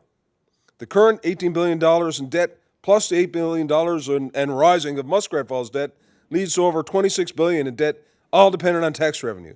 That's almost 76% of the GDP. Well, what is going to happen next is rating cuts by rating agencies. And without this help from Ottawa, we risk falling out of investment grade, which would be a disaster for financing. The price paid by Newfoundland in interest would skyrocket, added to the $1 billion in interest costs the province is already paying on debt. The availability of funds would suffer with that lower rating. As our credit status deteriorates, Newfoundland must also, this year alone, fund $1 billion deficit, $600 million in infrastructure expenditure, and we have $1 billion in maturing debt, all of which must be somehow refinanced right now. This is a train coming at us that we have to avoid. The financial markets now assume that Ottawa will bail out any province before it fails. Proof is shown by the fact that each Canadian province virtually pays the same financing rate now, regardless of whether or not they're creditworthy. This comfortable scenario will change immediately if Ottawa lets Newfoundland fail, and the other maritime provinces in Manitoba will experience similar increases in borrowing costs. And by virtue of being the weakest province, Newfoundland is the canary in the coal mine. We will be the first to fail. But since other Canadian provinces also lack our fiscal capacity, we would not be the last. Our second reason to seek this federal support is the unfairness of equalization. Under the rules of the Federal Equalization Program, Newfoundland receives nothing from the $20 billion fund, as it is considered a have province. While the rules are complex and arcane, in essence, Newfoundland's non-renewable resources and revenues have deemed us a have province. Well, this is patently unfair to Newfoundland, given the evidence we can see all around us. And to quote economist Dr. Jack Mintz, it is absurd that a province with double-digit unemployment, a shrinking population, GDP, and below average per capita personal income be considered a have province. And what is worse is that Ottawa has approved the same equalization formula for 5 more years when it is very clear that these trends will not reverse themselves. And to put this fairness question in another context, the other 3 maritime provinces receive approximately 35% of their provincial income from the federal government in the form of equalization and other transfers. Newfoundland receives approximately 17% of its income in this manner. Is the economy of Nova Scotia so much worse than Newfoundland's that it receives these transfers while Newfoundland receives nothing? And right now, Quebec, a province so prosperous that is running a budget surplus, receives $13 billion from the Equalization Fund, while Newfoundland, teetering on the edge of oblivion, receives not a nickel. This is not fair. A further argument, there is a strong precedent for this intervention. As has been discussed by others here today, in 1993, the province of Saskatchewan came within the edge of bankruptcy. The federal system found a way to provide funds to get them out of the woods and keep them on track till they were able to right-size their economy. That province was able to find the breathing room to right-size its fiscal situation, breathing room we desperately need right now. And finally, we believe that Ottawa has a historic obligation to come to Newfoundland's aid. If I give you a brief history lesson, in the mid-1960s, Newfoundland was desperately trying to develop the Churchill Falls Basin.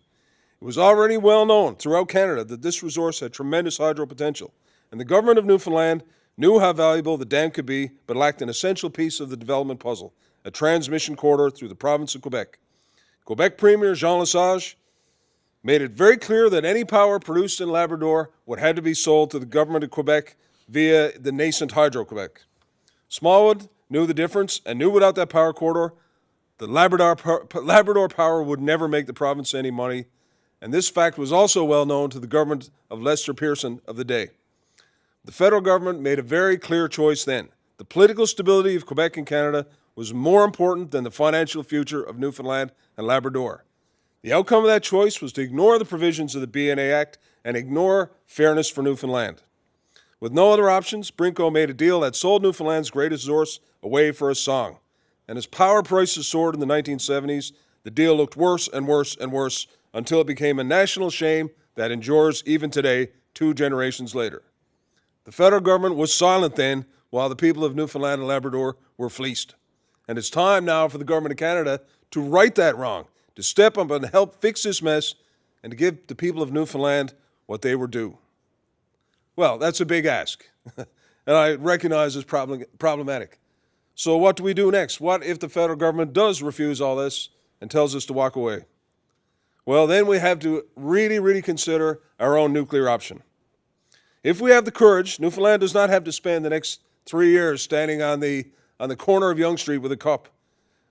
We do not have to negotiate from our knees. All we have to do is to not pay the interest on the $8 billion in Muskrat Falls debt that the federal government guaranteed. Ottawa has guaranteed the principal and interest on this debt, and if Newfoundland doesn't make any interest payments, then Ottawa has just 5 days to pay that interest. The province can walk away and force the federal government to make good on the payments of that debt. This will leave the government of Canada with its infinite fiscal capacity to refinance that debt on their terms. It would significantly reduce our own payments and give us a fighting chance to maintain our fiscal stability. Will this make us popular in Ottawa? No. But I ask you honestly, looking at our situation here today, what possible difference would it make? Yesterday, in his letter to Premier Ball, the federal finance minister, Bill Morneau, made his perspective very clear. As this proceeds, he said, it is important to remember that these are provincial projects in provincial jurisdiction and that the province bears responsibility to ensure they are delivered economically. We cannot accept this conclusion that we are now on our own. The federal government must come to Newfoundland and Labrador's assistance. There is no other entity that can provide the level of support this province needs right now. Unless you doubt me, let me leave you with some passionate questions about our situation right now. We're all movers and shakers. We're all people of influence and ideas in this room, and it is left to us to ask these questions. With a rapidly aging population and a struggling economy, does anyone in this room honestly think we can get out of this situation on our own? Does anyone think Equinor is going to discover a vast new oil field off the Narrows out there, one that's going to deliver billions of dollars to the provincial coffers in the next 6 months? Does anyone believe that oil prices are going to soar again and our problems will disappear in a shower of petrodollars? Does anyone think we can cut enough teachers, nurses, hospital beds, wildlife, and pavement to save more than $1 billion a year? Does anyone think our struggling rural communities can survive a doubling of power rates while austerity and restraint mean they have to gut their already meager services? Does anyone think immigrants will be drawn to provinces where they might have to pay ridiculous power rates and wait in endless queues for non-existent public services? Does anyone think there will be a tree left within 100 kilometers of St. John's if electricity rates double, and the people of this island are forced to return to the ways of their ancestors and burn our forests to keep warm? Does anyone think that our small businesses can somehow absorb huge power rate increases, huge tax hikes, and still prosper? And most important of all, with electricity prices soaring and the economy staggering, does anyone in this room think that the young people growing up now, the young people who are all our hope for the future, do you think they love this place so much that they will spend their lives struggling to stay afloat, limiting their own horizons, crushing their own ambitions, just to spend their careers paying for a poorly conceived and terribly managed mega project? Those of you who are parents, ask yourself this question. Is that what you hope and dream for your kids? We know the answer. We know what their answer will be. No. So, big problems require big solutions. And there is only one entity in Canada big enough to provide that solution. That is the federal government. And this is why, on behalf of the Schroeder Policy Group, we call for the country we chose to come to Newfoundland's aid. For Canada has a chance now to help fix this mess, to prove to us all here once and for all that we made the right decision in 1949, and that Newfoundland is an equal partner in Confederation. That not only did we make the right call when we chose Canada, but that Canada also chose us. Thank you.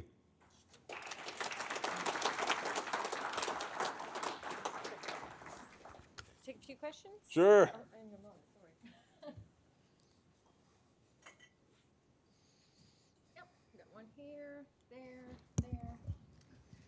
So thank you for that depressing presentation.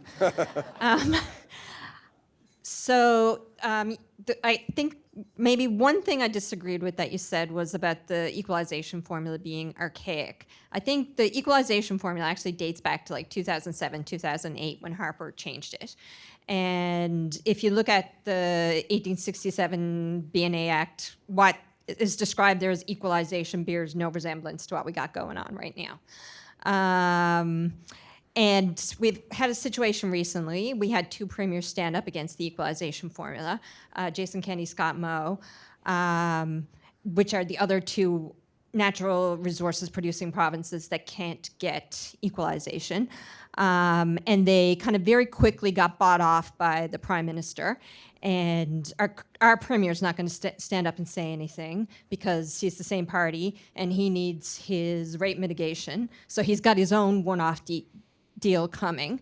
So we're in this situation where we can't have good kind of federal transfer programs because the federal government has so much power to buy off provinces, and we can't really have the discussion at a national level. It seems like Trudeau basically said to the prime ministers, if you can get the formula reworked, then I'll agree to it. With if you can get a deal with the other premiers, I'll do it. But really, that shouldn't be the premier's jobs. It should be the prime minister's job. So how do we get a national level conversation about fiscal transfers and getting fiscal transfers that make sense for the country as a whole? I mean, it's a difficult question because equalization right now, what it says it's doing and what it's actually doing are two different things. The province of Quebec, which is by far from the basket case of Canada, is benefiting handsomely from that program, where other provinces that are much weaker are not doing so well.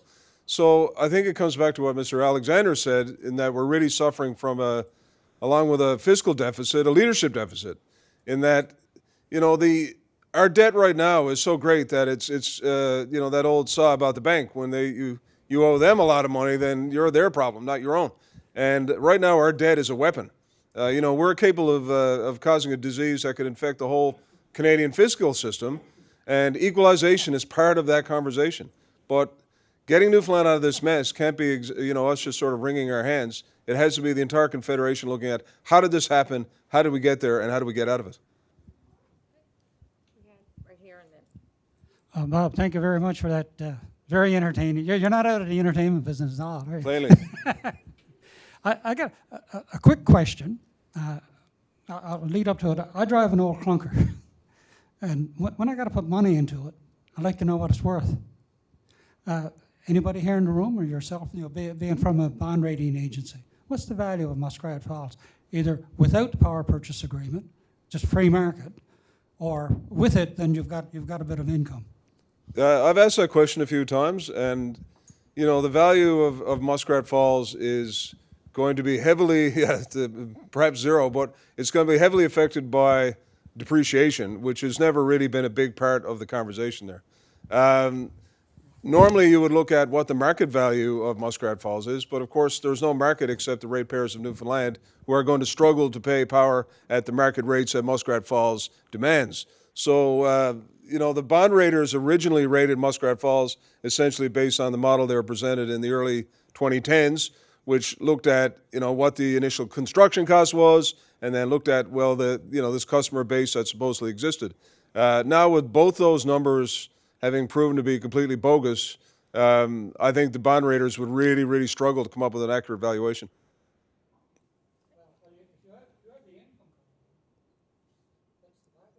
Well, if you were selling your own business, it would be 3 years' income minus, the cost of the plant. In this case, the income, we don't know what the income would be because there's no markets. So the whole thing just, circles down the drain.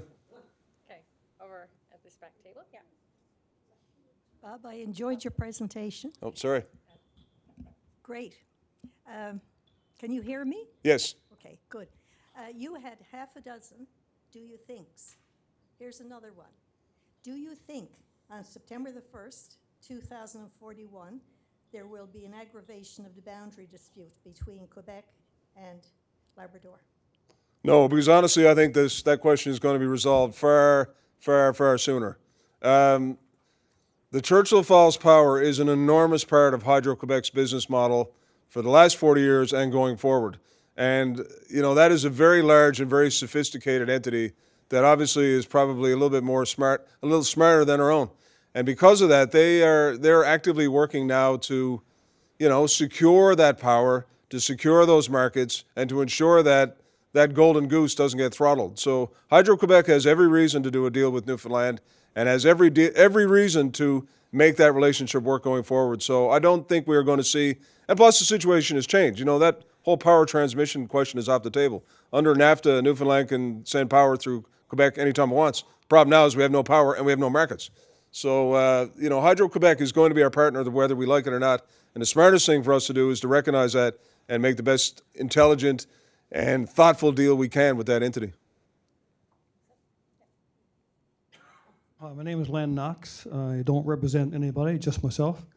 I'm a retired contractor, so I disagree with what you're saying in terms of the big picture. Where did the proud Newfoundlanders go and Labradorians? We dug the hole, you know, and we're still digging it. I think the first step here is stop digging the hole and control our destiny. And it's the wrong idea to think that the feds will come in and bail us out. I mean, we got 7 seats out of what, 338 or 40. The math don't work, right? And so if someone bails us out, then who controls what hospital closes and what school closes? Shouldn't we control our destiny? So I think we need to get back to reality. Let's try to fix our own problem. Someone mentioned who blinks first. Like, I'm a contractor. I worked with labor my entire career. I never had a strike. I never had a grievance. And when times got bad, we sat around the table, we came up with solutions. When times got good, we sat around the table again, and we helped people helped us in the past. So it's a community problem, and it has to be a community fix. So the government, labor, and business have to come to the table, park their agendas at the door, and look at what's good for Newfoundland and Labrador in the future. So to think that someone else will fix our problem, I think it's a wrong road to go down, and we should start focusing real quickly on fixing our own problem.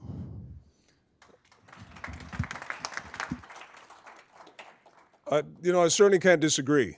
And, you know, as a man who's made his living by being a professional Newfoundlander, I know as much about the pride of this place as anyone.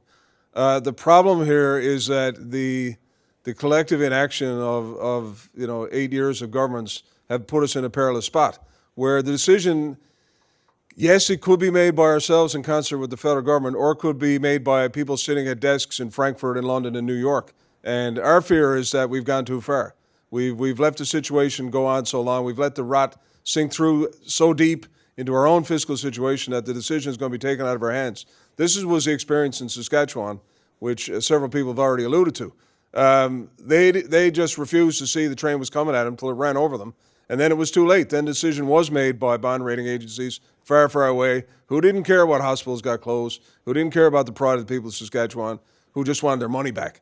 So what we have to be is really, really careful right now that we make smart decisions and that we avoid that possibility, because right now we still have options, we still have choices. We can decide for ourselves what we're going to spend or not spend. We can decide where to spend our money. We can talk to the federal government. We can make a deal with Hydro-Quebec. Once the bond rating agencies close in, it's too late to do any of that. We're just going to have to pay whatever we're stuck with, you know? Sure.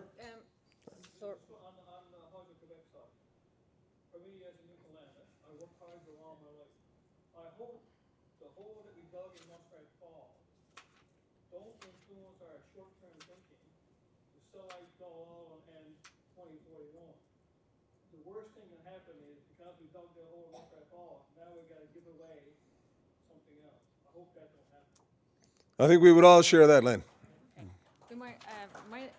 We'll get one more in right here, and we'll see if there's time. Good afternoon, sir. I just wanted to ask, in your opinion, would decentralization of power from the Premier's office to MHAs put us in a better negotiating position with the federal government? I don't think it would make a row of beans to the federal government, but I think it would make a big difference to the people of Newfoundland. I think right now there's a great sense of mistrust in that, you know, decisions were made by successive premiers that have led us to this very, very awkward cul-de-sac. And if we were to move out of that, then I think we need serious democratic reform, and a big part of that is giving MHA some power. They are the direct representations of the people of Newfoundland, and they're often ignored in favor of a very, very small group around the premiers. And, to answer your question, yes, I think it would make a big difference in terms of at least a decision that we make right now, how we're going to affect the fiscal fate of Newfoundland for the next 50 years. We know that we all agreed to it. We know that we all bought into it. We know we weren't sold a bill of goods or had the wool pulled over our eyes, or we're left sitting there wondering, is this really what's going on? Is this, right now, yesterday there was a big announcement and everyone was sort of expecting something. But what we learned that, we're going to talk some more about talking. That's really frightening when we have this fiscal cliff getting closer and closer and closer. Having more people involved, having more voices at the table, seeing the academy here involved, seeing, representatives of labor and business groups and community groups, that's all good. The more people we have pulling on this boat, the better chance we have of getting out of this storm. Thank you all. Good. Cheers. We're going to have a break now so you can discuss the missed question at that time. We'll come right back at 3:30 and we'll start right on time again. So enjoy some refreshments, stretch your legs, and we'll come back at 3:30.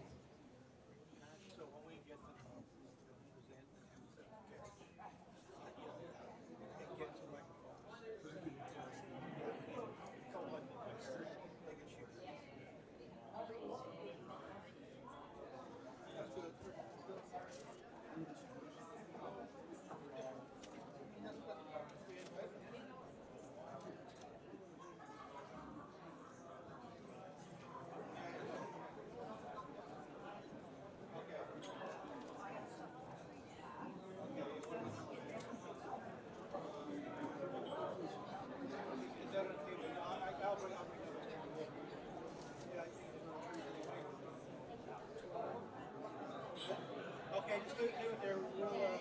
We'll take it down. We'll take it down.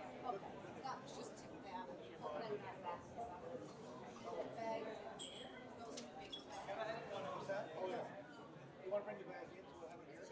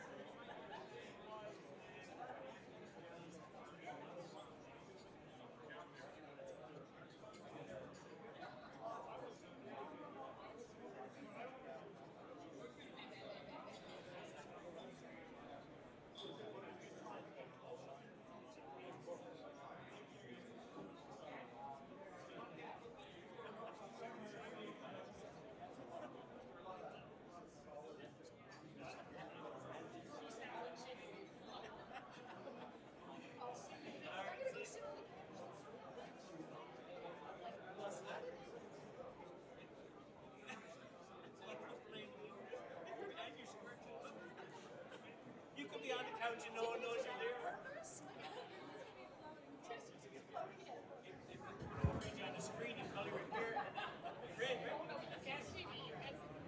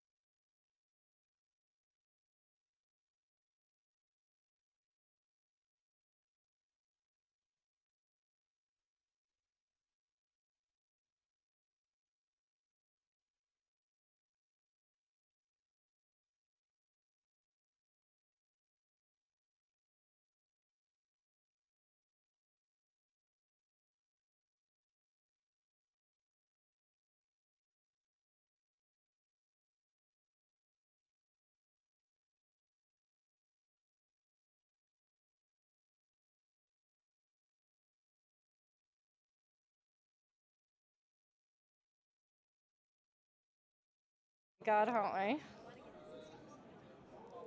God help me.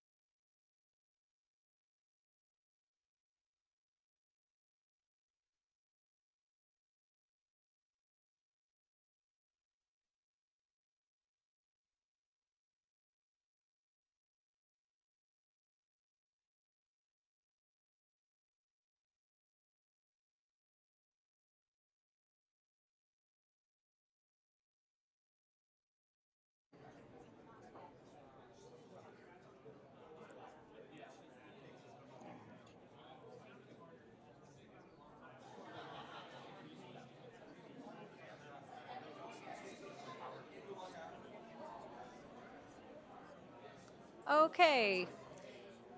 If we could all come back, we'll start our last set of external speakers. Feel free to refresh your coffee as we hear from everybody as well.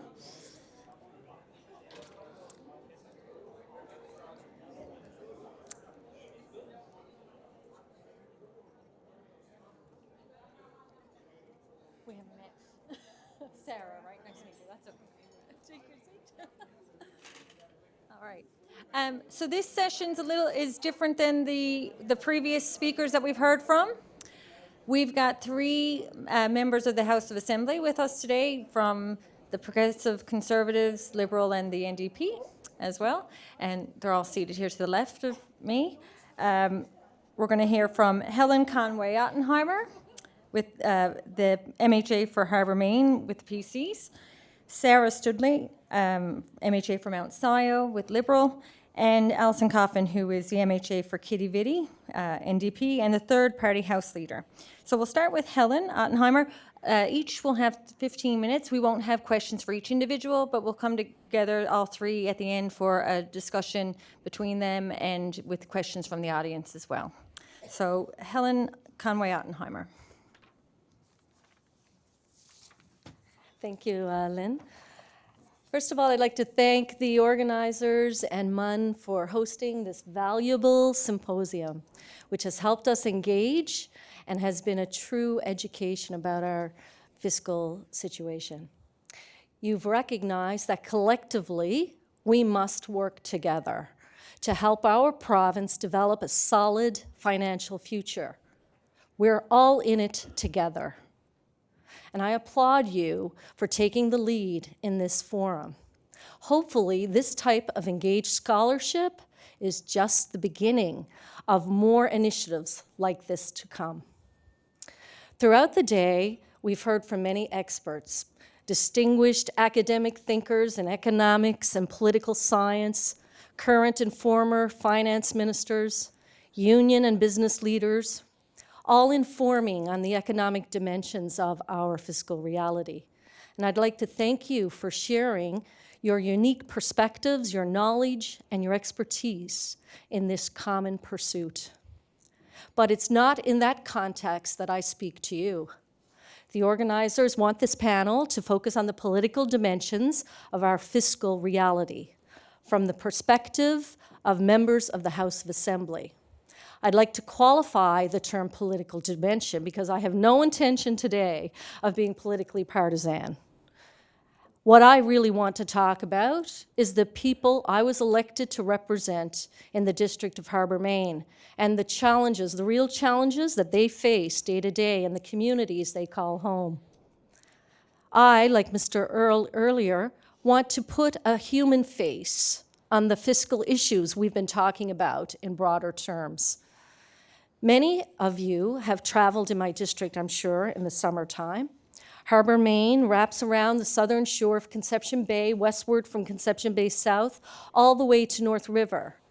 Some of the communities, North River, Otterbury, Clark's Beach, South River, Roach's Line, Mackesons, Cupids, Brigus, Georgestown, Marysvale, my hometown where I live, Colliers, Conception Harbor, Baton Cove, Cachuza's, Avondale, Lakeview, Chapels Cove, Harbour Main, Holyrood, part of the town of Conception Bay South, including Seal Cove and Upper Gullies. Some names you probably know, but others may not be as familiar. The region is a beautiful place to visit, especially in the summer, but it can be a challenging place to live, not just when the weather is tough, but even more so when your personal circumstances are tough, as many of my constituents' circumstances are. I'm in a district not too far from here, from St. John's, but despite its proximity to town, the district is fundamentally rural in nature, unlike the other two panelists who have rural urban districts. The issues and problems in my district are many of the same problems prevalent in any rural community you will find in our province. Most days, my office is inundated with pleas for help by telephone, Facebook messages, texts, drop-ins, and meetings. And as an MHA, I am most often the go-to person, by constituents who feel lost and abandoned by all levels of government. They reach out to their MHA for help with issues involving personal health, needing help to find a family doctor, or they're concerned about the response times for emergency ambulances, or they want to access medical transportation, they want to get extra home care support for an ailing parent, or they want to see about the issue of insulin pump coverage, and if we're going to change that, or they're attempting to get a family member in a personal care home, or their seniors are seeking assistance with dental care or medical transportation. Many of my calls are from seniors living with the challenges that come with age. Health issues are prominent, but the shortage of jobs is equally concerning in my region. The highest percentage of tradespeople live in the Harbour Main District. Skilled and experienced tradespeople who historically have been able to secure meaningful work, they are now living with the challenges of too little work or even a shortage of jobs. Of course, like other rural districts, we respond to concerns raised about the conditions of roads, infrastructure, and the list of challenges go on. Economists, though, often think in macro terms when dealing with the kinds of challenges we're facing or dealing with today. But each of these challenges has a human face. Thousands of human faces, and in my district, over 10,000. Indeed, every one of those lives is a complex array of challenges. So no macro model could possibly account for all the factors in every life. Models work by simplifying and generalizing. But as you all well understand, every reductive step risks subtracting something essential from the equation. If you're not careful, you end up with a model that is seriously flawed. And if you're not careful in applying that model, then you end up with conclusions and recommendations that miss the mark and lead us perhaps in the wrong direction.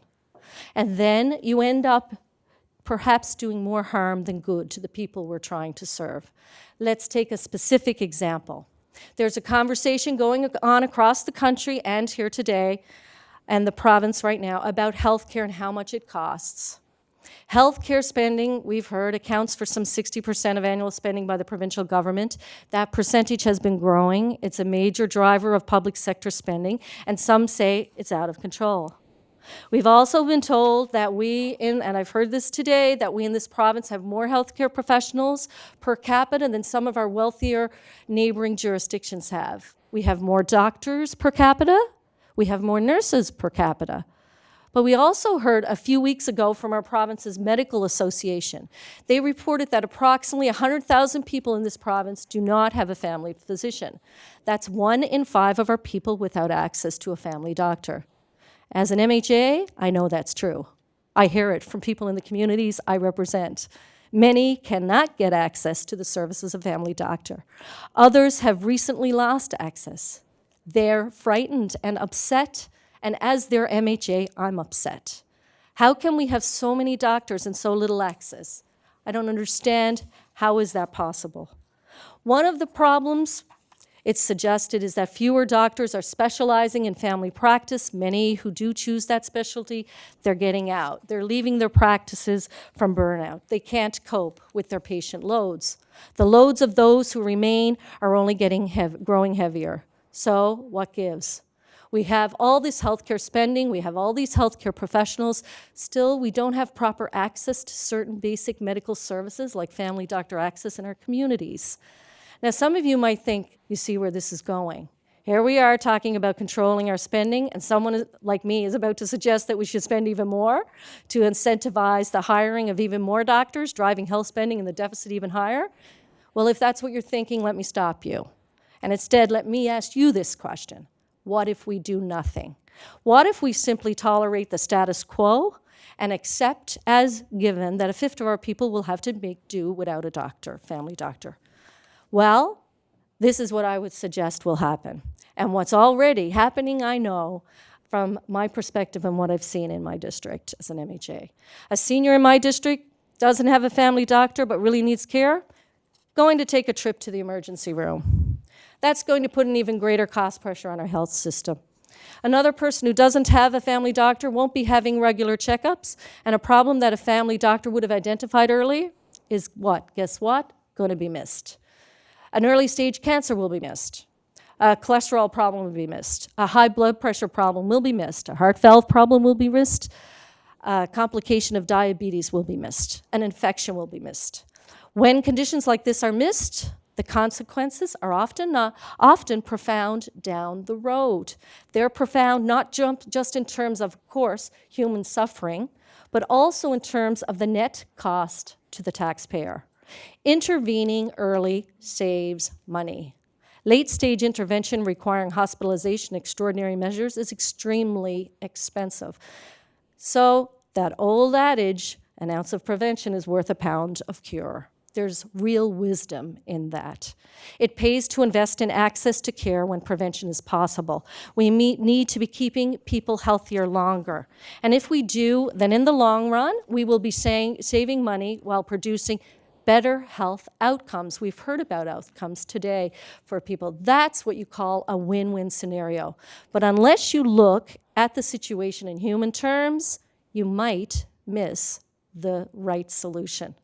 Let's stop thinking in terms of dollars. I know that's a grand thing to say in front of economists, but let's just think first in terms of people, their needs and their outcomes, and let's work our way to a solution from there. Because I believe the right solution for people will always be the right solution fiscally in the final analysis. Another example we've talked about recently is insulin pumps. These devices are more attuned to patients' insulin needs and deliver more precisely what the patients require. But guess what? These devices do cost a significant amount of money. They also keep people healthier, though, in the long run, avoiding complications that cause suffering and expensive medical care. Remember, an ounce of prevention. Sometimes I would submit to you, you need to invest up front in order to reap greater gains down the road. And sometimes the best solution is a completely different approach to the problem. Take, for instance, the way we pay healthcare professionals. The funding model imposes restrictions that were designed to keep spending under control. And certainly, controlling spending is important, no question about it. But what if some of these restrictions are actually driving up costs in the long run by impeding innovation? What if we could permit healthcare professionals to come together as multidisciplinary healthcare teams, serving a population from a common base, sharing the responsibilities of care in innovative ways, such as through virtual care, for example? Perhaps an arrangement like that would be more attractive to healthcare providers wishing to establish in rural areas. Perhaps this could end up improving local access to care, all sorts of care. There's a good reason to believe it will even reduce cost in the long run. Healthcare providers are actually pressing for such innovations. We need to be listening. Instead of getting our backs up out of fear that new approaches could cost a fortune, let's consider the possibility that thinking outside the box will actually improve access and improve outcomes while reducing costs in the long run. We've heard and we know the status quo is not the answer. I believe the answer is innovation. It's in collaboration. And as long as we ensure that the primary focus is the best interest of people, and I mean real people in our communities, and not hypothetical people defined by a generalized model. I've talked about healthcare as an example of a major area of public spending that we need to approach differently, but healthcare can serve as a good analogy for another challenge facing my district. In many of our communities, there are skilled workers with certificates on their walls and solid records of experience on their resumes, but no access to work. Our young people are leaving here to seek job opportunities elsewhere. They're leaving in my district, and I'm sure in all the other districts as well. Out-migration numbers are alarming. Our economy is basically a sick patient. It's not doing well. The tax burden we've heard is too high. The unemployment rate is too high. The impediments to business are too great. The climate for investment is far from ideal. Opportunities are passing us by. And that's not a partisan attack. The economic indicators and our business and community leaders say the same thing. The status quo is not okay for people in my district needing income and wanting work. Newfoundlanders and Labradorians do not want a handout. They want the dignity of work.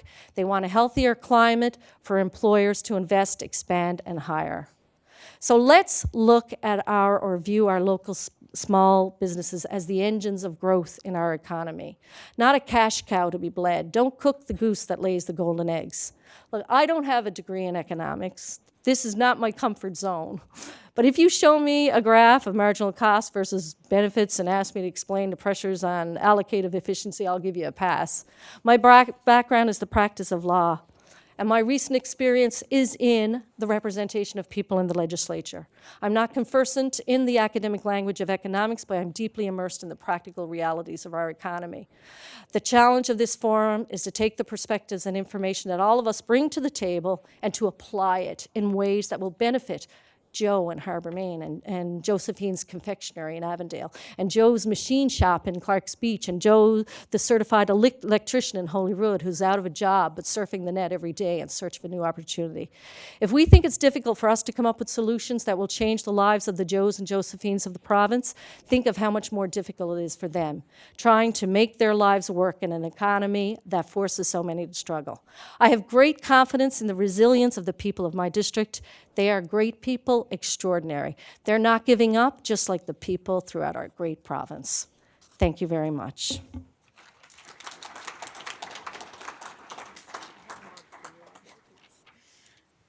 Great, thank you, Helen. Next up, Sarah Studley, MHA for Mount Scio with Liberal. Hello, everyone. Thank you very much.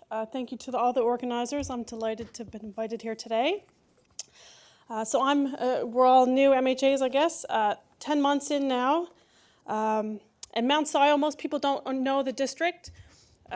Formerly St. John's North, with some additions. So it's bordered by Bonaventure and Empire Avenue, goes all the way up, includes the university, includes the health sciences, includes half of Kemont Road, the kind of Avalon Mall, half of Kemont Road, Larkall Street, goes all up, includes Kemont Terrace and Elizabeth Park and Paradise.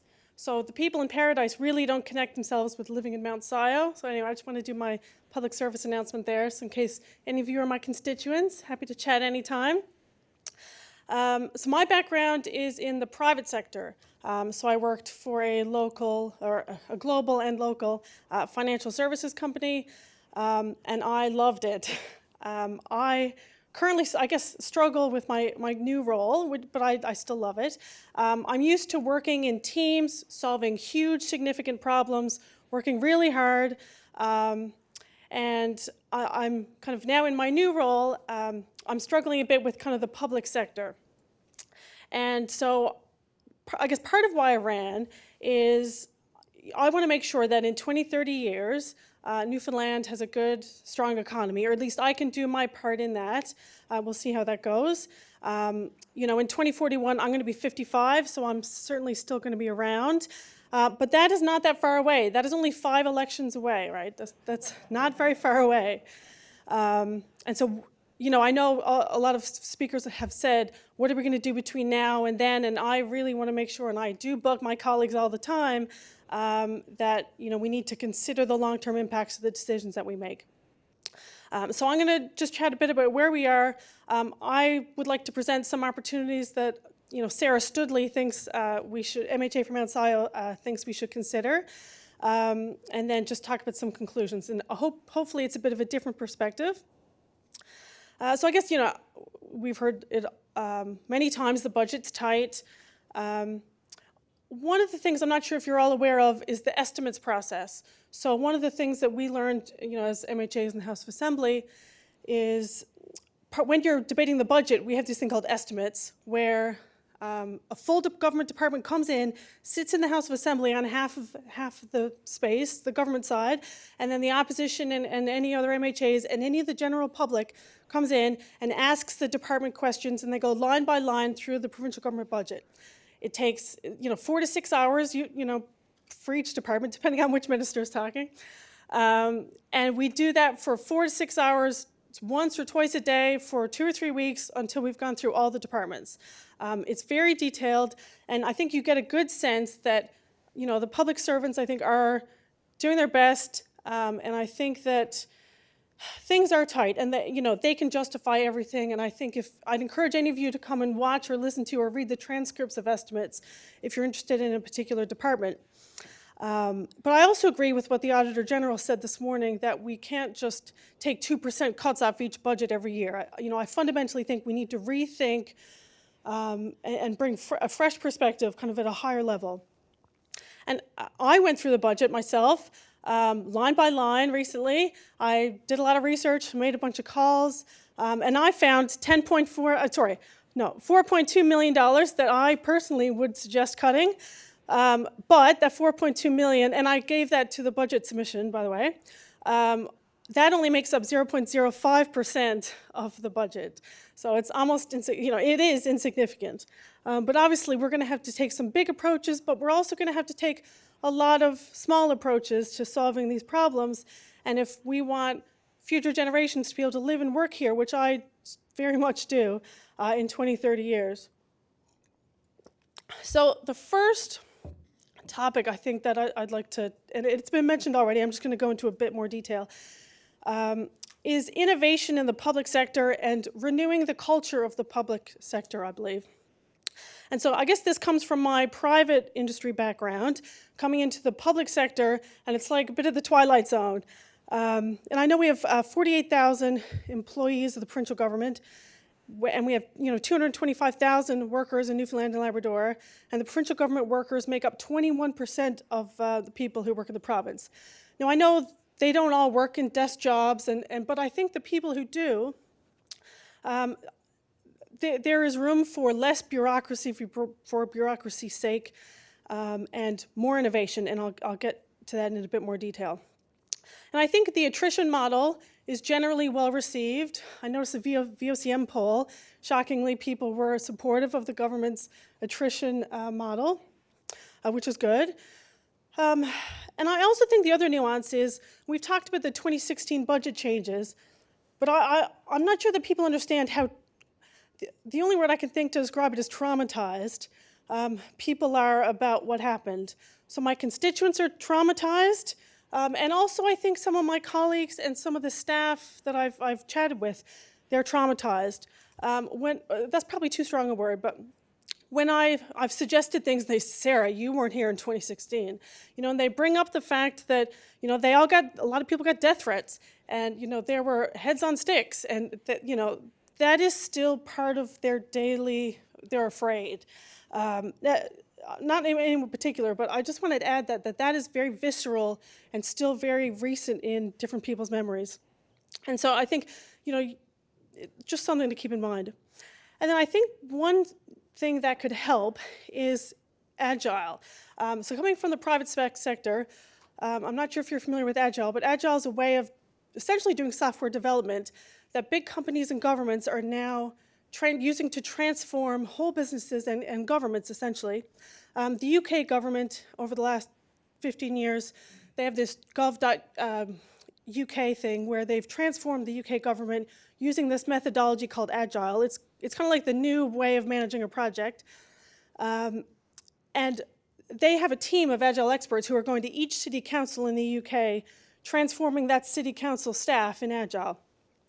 And I guarantee you that all the tech companies here in Newfoundland and Labrador are working in that way.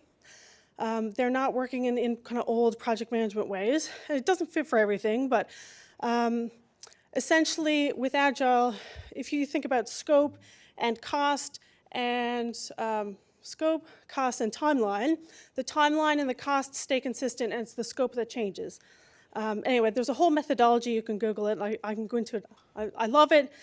We used to work in that way. But I think that's something to consider. Now we have the way forward, which outlines all different sectors and opportunities and priorities, which is helpful. One of the things I think that misses is some prioritization, because there are hundreds of objectives across all the way forward documents. But staff, I believe it's difficult because there might be 40, 50, 60 points that a team are responsible for, and there's no official, transparent prioritization to say, these are really important and these are not really important. And I think that makes it difficult for us to have conversations, for staff to have conversations and prioritize their work. And that goes to, I guess, another point of Agile is deciding what you're not going to do. So the Premier kind of asked a group of people to do something, and I was kind of involved in that. And it was very exciting. So I asked the team, okay, what are we going to stop doing? Because we have this new thing to do. And they laughed at me. I said, well, of course, we're not allowed to stop doing anything. I said, well, that's ridiculous. If we're going to do this new big thing, we have to stop something else, especially with all the attrition. We're going to have fewer staff. And as we make whatever changes we need to make, and we keep doing attrition, the numbers keep getting smaller. We can't keep doing everything. And we can't keep doing everything well. And so if we don't have a realistic expectation about what the government can deliver with the number of people that they have employed, then I think we're not setting the government up for success. And I did have a look at online, looking at satisfaction reports for the provincial government. The last one I could find was 2011.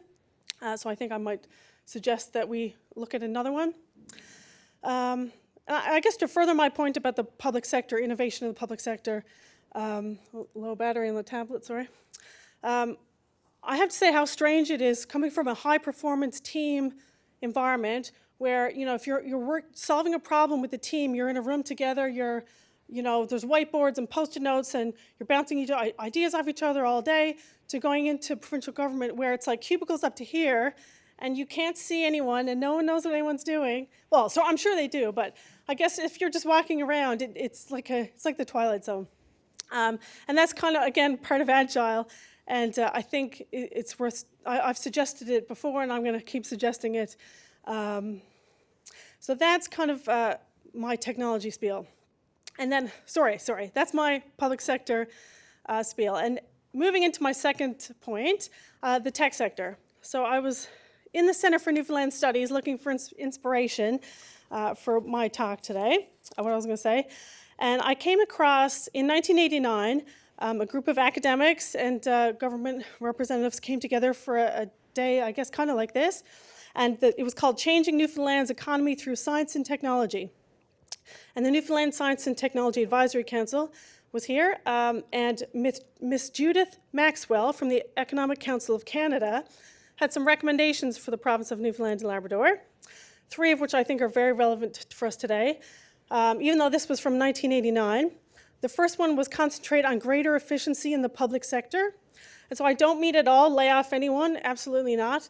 But I think, can we look at making them more efficient, look at the culture, can we engage? They're very smart people and they work very hard, and can we better engage them in helping us solve some of these big problems and get rid of the bureaucracy for bureaucracy's sake? The second one is removing barriers to innovation. I think we're doing a pretty good job at that right now. One of the biggest challenges we face as a province to growing, being more innovative, is the lack of trained people for technology jobs. I only have 3 minutes left, so I'm going to dive into that, because that's kind of my background from the tech sector. It isn't rocket science, and you don't need a computer science degree to get in technology or to work in technology. And there are thousands and thousands of jobs we could have here, and people who could be employed if we just made some small tweaks, had some conversations with them about their employment, and put them in short-term training programs. We could employ a lot more people, and we could have a lot more jobs staying here. I know NADI has a survey of which results are going to come out very shortly in the next, I think, few days about the opportunity in Newfoundland and Labrador around tech jobs. But just to give you an example, I don't think that anyone with a graphic design degree should be unemployed in Newfoundland and Labrador, or sorry, a graphic design program. There's a new role called a user experience designer. They design the screens that you use, and every technology company in St. John's or Newfoundland and Labrador, they would have 1, 2, 3, or 4. Verifin probably has 10. I worked at Johnson. We would have had 6 if there were any to hire, but there weren't. And in order to take your graphic design skills and become a user experience designer, I would say you'd need a 3-week online course that you could do for under $100. So I think there are a lot of jobs in the tech sector that we need here that we're losing the opportunities for. We're just not being pragmatic in terms of looking at people's skills and putting them in roles.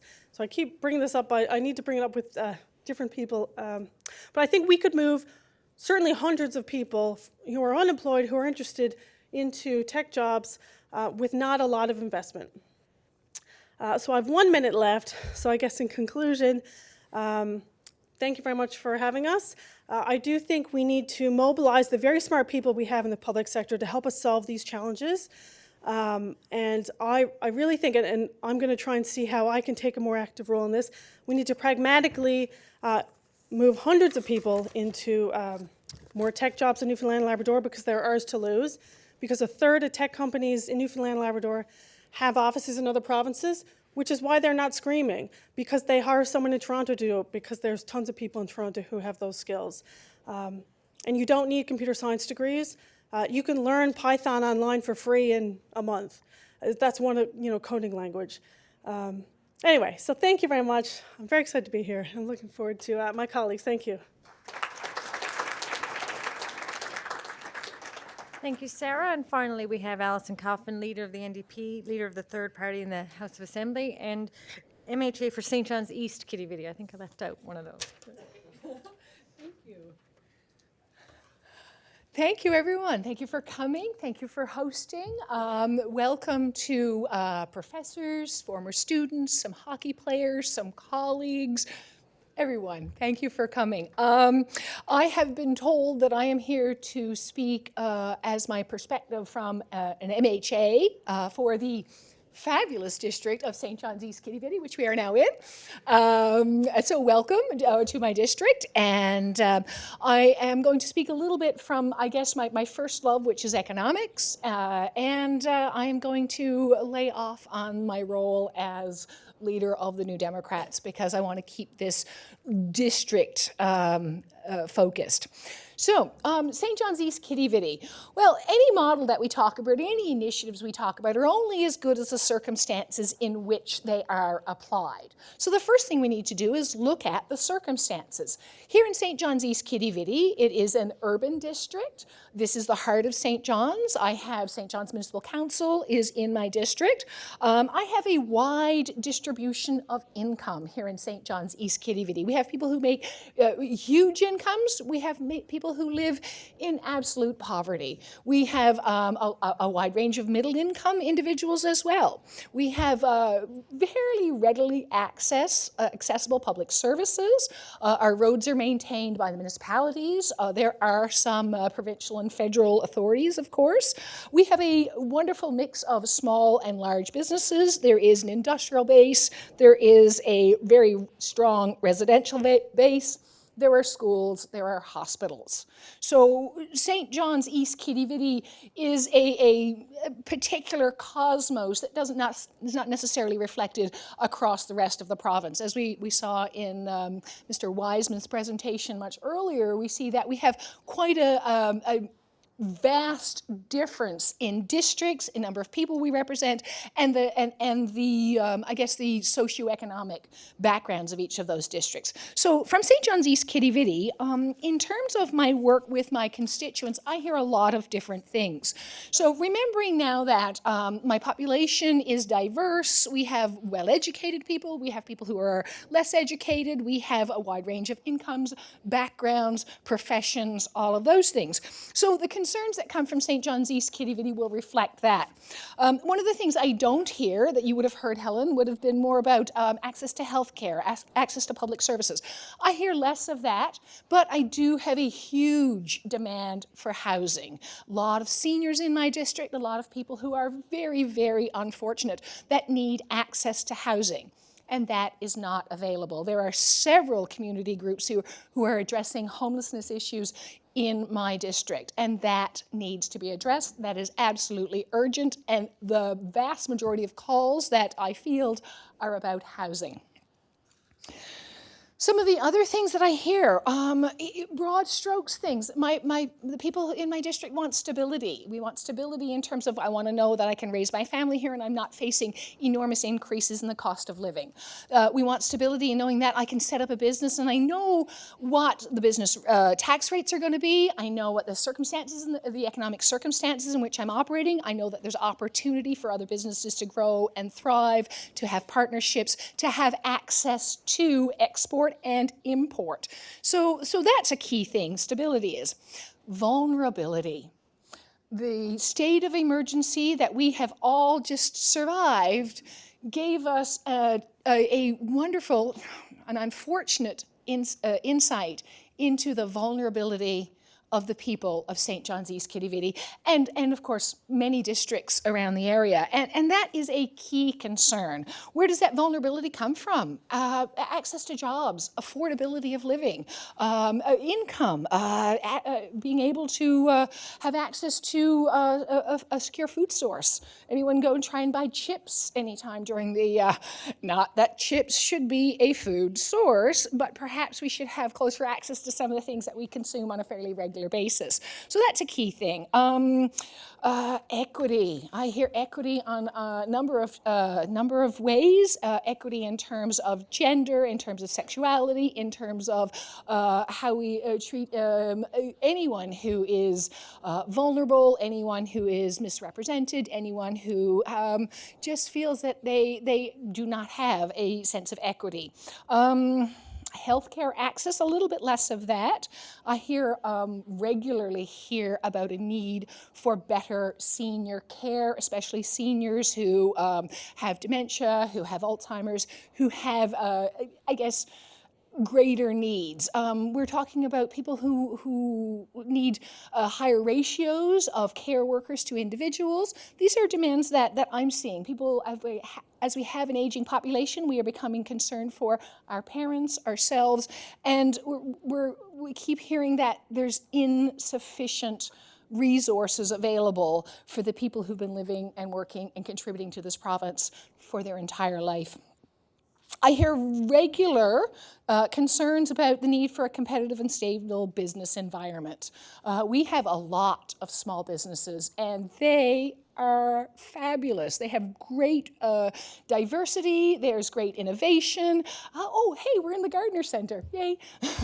Which is also in St. John's East Kitivity, which is a great place for innovation. So we need to develop that resource as well. I'm also hearing, St. John City Council is in my district. I have pretty regular meetings with the mayor. One of the things I talk with him about is the need for greater municipal, authority or greater municipal engagement. Certainly we have a lot of push-pull with respect to what's expected of the provincial government, what's expected by the federal government, and what's expected of municipalities. And municipalities are often, and especially mayor here in St. John's, it finds a lot of frustration where things are being dictated to him, but he doesn't have the capacity or the authority or the, legislative authority to be able to address those things. So these are problems that need to be addressed that are, some of them are very unique to St. John's East Kitivity, some of them will span the entire province. A couple of other things that I'm hearing that are big issues that are coming from my constituents. We need to divest from oil, and we need to be more environmentally responsible and be very aware of the climate change. So these are pressures that I am hearing from my district. None of these things have simple solutions. So I'm going to try and pull from a number of different places again, from economics, from my role as St. John's East Kitivity's MHA, but I also was a little bit of an academic along the way, and once upon a time I got invited to write a submission to the Democracy Cookbook. And in that, ironically, the title was Taking Politics Out of Government. look where I am. So what I had suggested in taking politics out of government, there are three things, and these are big, lofty, more guidelines or overall ways of operating that I think will give us a more responsive, more responsible, more pragmatic, practical government. Three key things. One, multi-year budgeting. We need to do that. We've heard that from Mr. Fred. Sorry, I was trying that. We need to do that because we do these single-year budgets, and then I am on a theoretically 4-year election cycle. Theoretically, we all know we're in a minority government right now, and then we have issues that transcend that 4-year cycle. There's things that we need to think about 20 and 30 years out, like when you're 55. Almost as old as I am. No. So those things need to be considered as well. So we need to go beyond our short-term thinking in terms of budgeting. Another thing that I think we need to do is we need to have a greater focus on the non-partisan messaging coming from government. The budget speech is partisan. The budget is partisan. The public accounts aren't. The Auditor General's report is not. The economy and the economic review is not. Those things need to be front and center. They are clear. They concisely lay out what's happening in a very nonpartisan perspective. We need to look more at that as opposed to looking at partisan messaging. Because if I want to tell you that what my party is doing is the best, then I will craft a news release and tell you exactly that. That doesn't necessarily mean that is any sort of evidence-based decision-making. And too often, we see decision-based evidence-making, and that needs to change. Okay, third thing, let's talk about outcomes. When we talk about outcomes, what do we mean? Do we mean more people are employed? Do we mean more a healthier population? Do we mean we have access to better education, or we are better educated? What's happening in government is we have a host of plans and outcomes, and they are laudable and good, but not at all tied to the budget process. So we can spend $1 billion on healthcare, but are we healthier? No. So here's an idea. How about, you know what we're really, some of the things we have a lot of? Obesity. Oh, and this is not a nice thing to talk about. I know no one likes the idea of that. But how about we think about this a little bit differently? Let's tax the things that are causing the obesity. We generate revenue. We decrease those things. Suppose we tax junk food, our storm chips, and I know, how are we going to make it through a winter? We'll manage, get kale chips. So we tax junk food. We have preventative measures here, and that taxes will be used for our health care, but we will also reduce our need for health care. Because my mom's a nurse, so occasionally the nurses will tuck me up under their arm and say, well, we need to have a chat with you and what's like nursing. And I say, well, is nursing is different? Yeah. Well, why is nursing so much different? And these are people who are taking care of our seniors. And they're telling me that nursing is different because we are sicker and we are heavier and we have higher expectations of these nurses. And if we make some of those things a little bit better, we will decrease the burden on our healthcare professionals. We will have less need for nurses to be lifting heavy patients or hurting their backs or causing having huge stress that causes them to take time off work. It will fix some of the problems. And I'm not saying that I have the exact numbers for this, but this is the way we need to start thinking. Oh my, there's so much and I have 3 minutes, so I should just speed up, right? Let's talk about those outcomes now. Let's talk a little bit about something that is very near and dear to CARE as well. Let's talk about alternative measures of economic models. Helen touched on that earlier. It's not just about the dollars and the cents. When we start making decisions, and I know our government has a policy of health first in every decision, but we don't seem to be actually implementing that. If we had, we would be making slightly better decisions. So let's instead not only talk about health first, let's talk about what do we want as a society first. Do we want healthier populations? Do we want smarter people? Do we want better educated people? Do we want more opportunity? Do we want more public engagement? And then how do we achieve those results? Not just, I can take some money out of here and I can put some more money over here and look, boom, everything's balanced and that's good. That's not where we need to be. We need to think about things differently. Remember, one of the biggest things that we were talking about, one of the biggest reasons we are in the fiscal mess that we are in is because someone said, I want to develop a hydroelectric project that will generate an enormous amount of money, so how do I form the question to say it's going to be the least cost option? If we were to truly have made that decision properly, we would have separated those things out and we said, how do we generate a whole lot of revenue for our province? And then the other question is over here, how do we have an affordable source of energy for everybody? And that might have been putting a windmill on everybody's door or a roof. And it was a very different decision than making Muskrat Falls' decision. So we need to think about the big questions differently. Whew. I didn't speed up at all, did I? Here's an interesting thing. Okay, here's, one of the things about being the last speaker is you get to talk about everyone else's projects or a presentation, which is kind of neat. The Auditor General, and luckily for whoever was in my class, apologizing now, sorry about that, Troy, I used to teach a course in structure and issues of the Newfoundland economy, and I would read aloud from the public accounts. Fun, hey? One of the things we talked about there was vulnerability, and Julia gave us a really, really good overview of vulnerability and how vulnerable our economy is. Oh, I see you. And then we have the Minister of Finance going, we're all in on Advance 2030, which is where we're going to be more vulnerable. We are vulnerable to the price of oil, we are vulnerable to investment, we are vulnerable to the interest rates. We are vulnerable to whatever is going on in the rest of the world.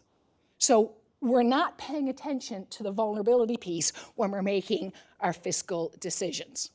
These two things are incongruent. Okay, and I know I'm done. I'm just wondering if there's a key thing. Last thing, here's where I'll end. So the other day, I had the opportunity to meet with the Premier. We had an interesting, for lack of a better adjective right now, discussion about how we could work together to achieve some things within the context of our government. And one of the last things I suggested to him was, let's have a parliamentary budget officer. See, good idea. So I was like, okay, I think that was a good idea. And I explained to the Premier how if the parliamentary budget officer was allowed to make comment on public policy before it was conceived or implemented, then we would have a better sense of what the potential pitfalls were. The Premier said no. So I said, all right, fine, that's fine. I'll do it when I'm Premier. Thank you for listening.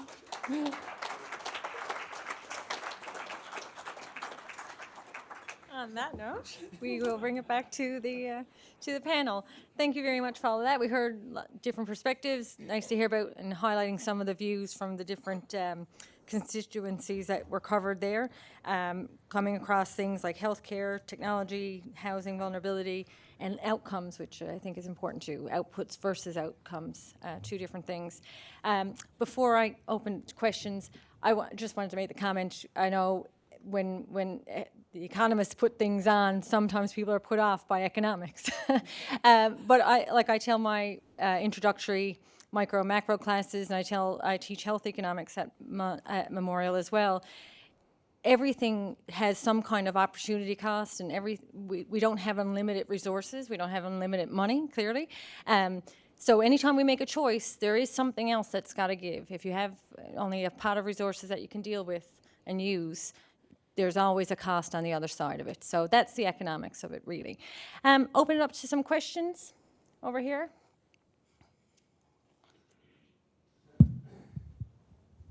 The one thing that seems to jump out, from the conversation I've had with people around the room is I thought this conference was going to be about finances, but it seems to come back to the need for democratic reform.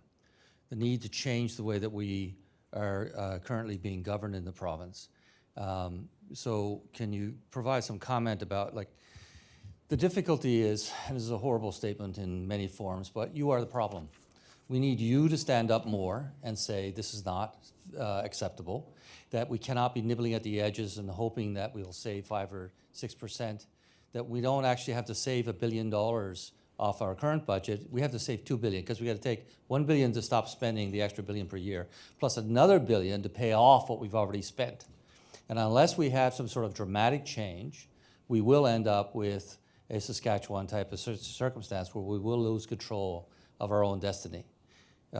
You're the people who are sitting in government at this point in time. Can you provide some comment? Okay, you've got microphones there. So.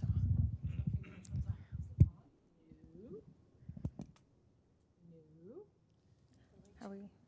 Hello. Okay. Oh, here we go. All right. There's a time delay. It's not as fast as me.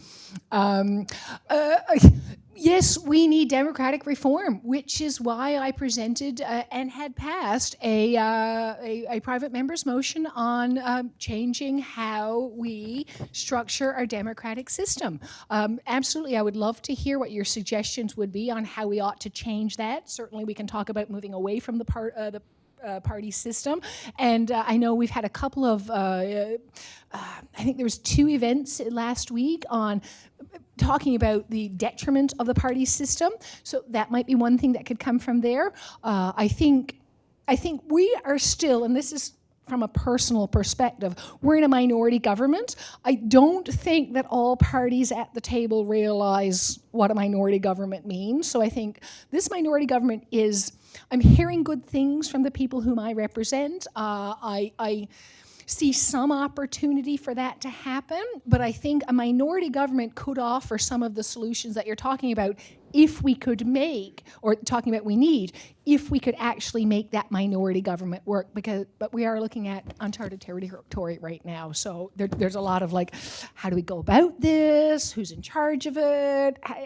So that's a bit of an issue. Longer term, yeah, we totally need democratic reform, and I'm working on it. We'll see you in March. Helen or Sarah? Helen and then Sarah. Hello. Can you hear me? Yes. The issue of democratic reform brings me back to the fact that the way I see it in my short time as MHA is that we have 2 hats as an MHA.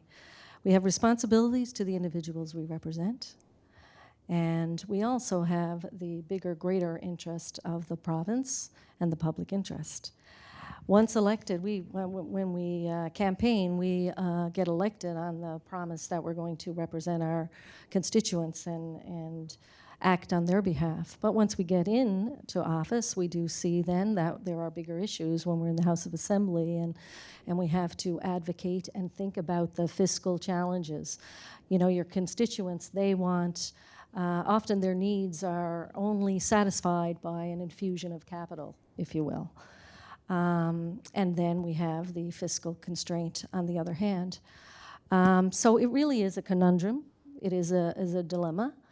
You know, I know that for me, you know, I will represent my constituents to the best of my ability. But I guess after all is said and done, I have to as well look at what's in the best interest of the province. You know, perhaps that, you know, that may cost me down the road when election time comes, but you make the best decisions you can on the information you have, and I guess you hope that your constituents are reasonable and that they, in the long run, will also perhaps you know, think about the bigger public interest, not only for them but for their families and for their children and grandchildren. Right. Okay. Sarah? Hello. Okay. I'm looking forward to democratic reform. I think I'm on the new committee. Yeah, I'm very excited about that.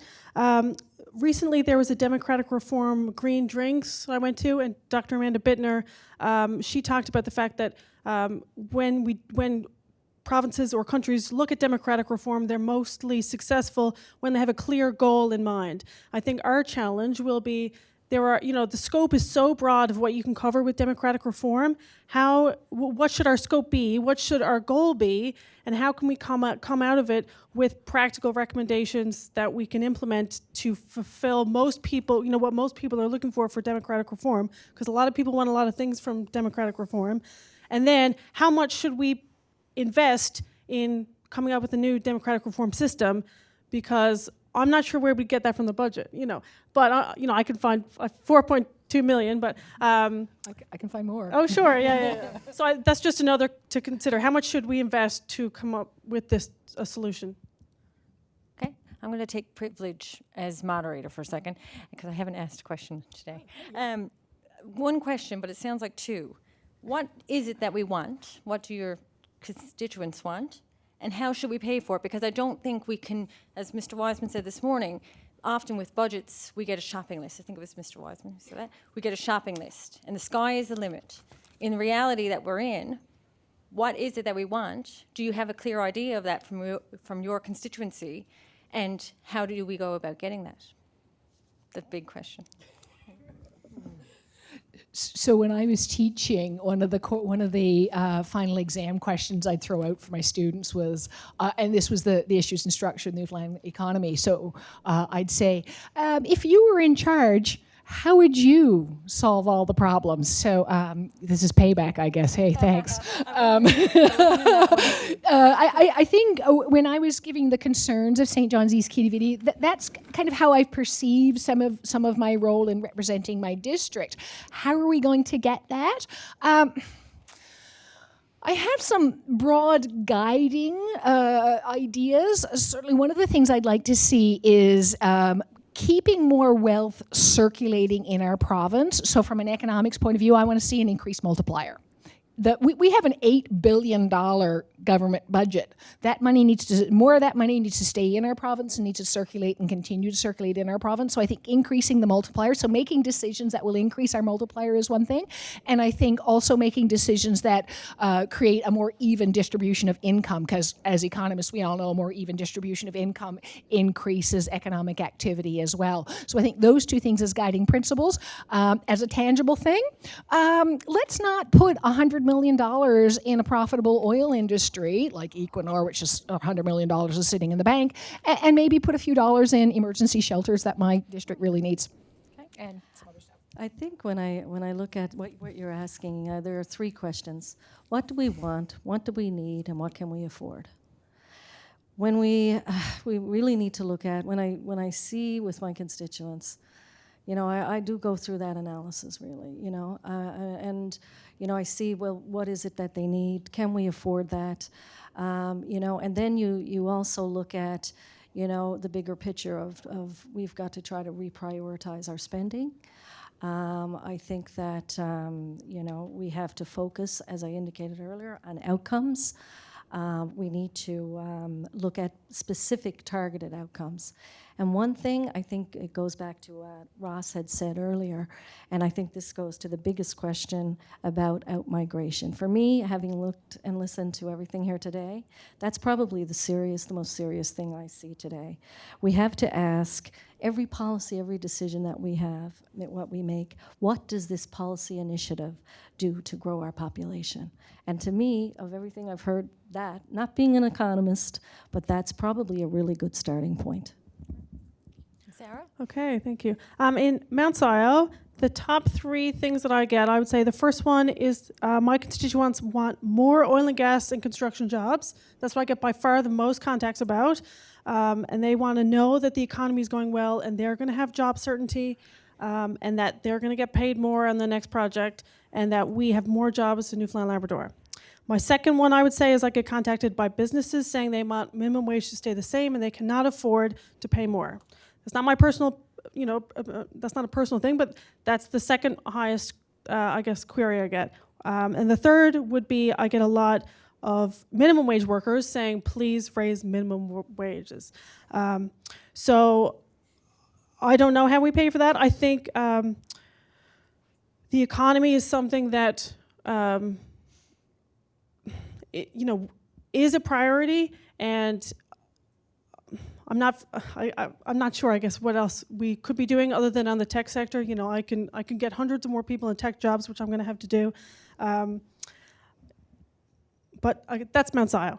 Thank you. Okay, thanks. And we'll take one question. This was the first hand I saw, so if we can get a microphone over here. Sorry, I've only got 2 eyes. Thank you very much. I don't know if I can form it in a question or not, but I'll go back to the democratic reform. And we do have to change things a lot. And one of the things that gets me is it's called the access to information, but I call it the impediment to information. So one of the things that I think you should look at for democratic reform is that you should reverse the onus and change the default. Right now, reverse the onus and change the default. Right now, the default is that the government owns the information and we must ask for it, right? And we got to go ahead and prove it. I think we should have it the other way around. The information belongs to me and I own it, and if the government wants to hide it, they should go to a third-party review to have it hidden. Because it would, occasionally they will. It's just a suggestion. I don't know if you want to comment on it. I like it, and I'll put it on the list of things that I'd like to see in our Democratic Reform Committee. I'd like to speak to Sarah's point there.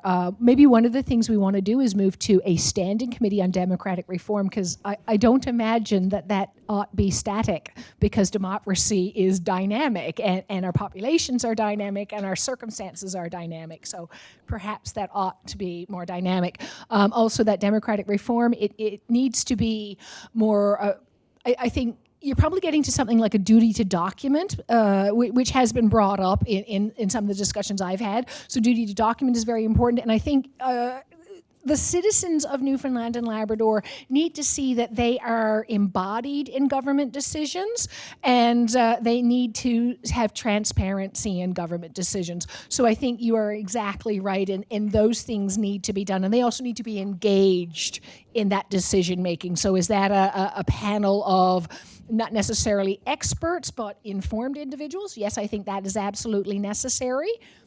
Yeah, pardon me? There you go, right? So there are lots. There are ways in which we can make that happen, I think. Any more comment, Helen or Sarah? So I think obviously it's very important that people have the right to transparency of government operations, 100%. But I honestly think that the legislation that we have reduces public sector efficiency significantly. So I don't know what the right thing is, but compared to the private sector, I used to use email to hold people accountable. I could see, I could go back through my calendars and my emails, and I sent you this 12 times, and I'm copying your boss's boss next time, and and it gets me very worked up that in my, it doesn't work like that in the public sector.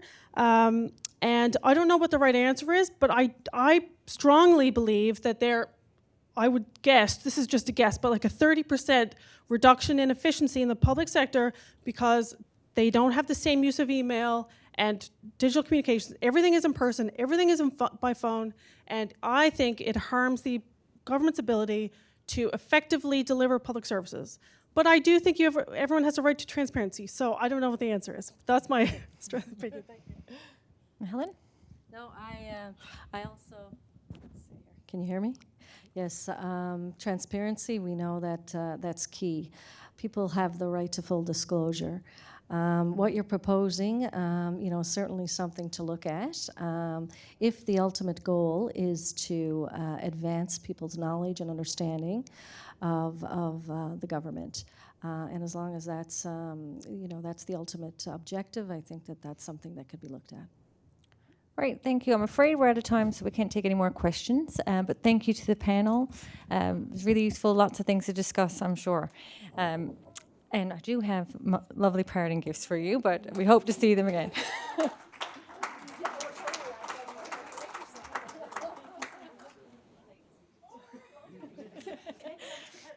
Yes, yeah. And up next with some closing comments is Dr. Wade Locke from the Department of Economics and CARE as well. Sorry to burst your bubble, Allison, but you weren't the last speaker. I say sorry to burst your bubble, but you're not the last speaker. We actually do have a political science presentation to give you. and we'll give that in a minute or so. What I'll say to you is that we're very pleased with the turnout and that you were able, that are here, to stay as long as you're able to stay. It is tiring. I just realized how tired I was standing up, and your muscles and your bones weren't quite working quite right, so it's an issue. All these presentations will be available to you online, and we will let people know. Whoever's been registered for a conference, we'll let you know, and we'll send out emails to people and put it on our website and all this kind of stuff. So all this stuff will be available to you, just so you know. I guess the bad thing about being the last person here is that everybody's tired and really not interested, just waiting to get home. I get it. And the other thing is that anything interesting that you're going to say has already been said. So with that in mind, with those caveats in mind, we're going to tell you a couple of things that are controversial, I guess, and provocative, and hopefully thought-provoking, and to facilitate discussion. At the end of the day, what we hope is that this kind of forum and forums like this that will lead on into the future will allow people to have a realistic, reasonable, honest, frank discussion about where we're going to go to. Obviously, we're not all going to agree on all aspects of things, but if we don't have a conversation, then you can forget having a solution. Right? It's no more complicated than that. We're not going to get into the typical kinds of presentations we give. Like the last one we gave, and it's available on our website, was 250 slides. So we're not going to do that. And all that data is available to anybody who is silly enough to go to our website and look at it. Right? We have just recently published a piece in the Canadian Journal, Tax Journal. It's worth looking at. It's an interesting piece. It shows you about debt management here in the province, and it's interesting. If you're interested in that, I think we have the link on our website as well. But let me just go down through. The other thing I would say to you is that this is a paper that myself and Doug May wrote. He's watching us on TV, so I had to be careful about what I'm saying here. But the good thing about doing a joint presentation like this is that any mistakes, you can blame on Doug.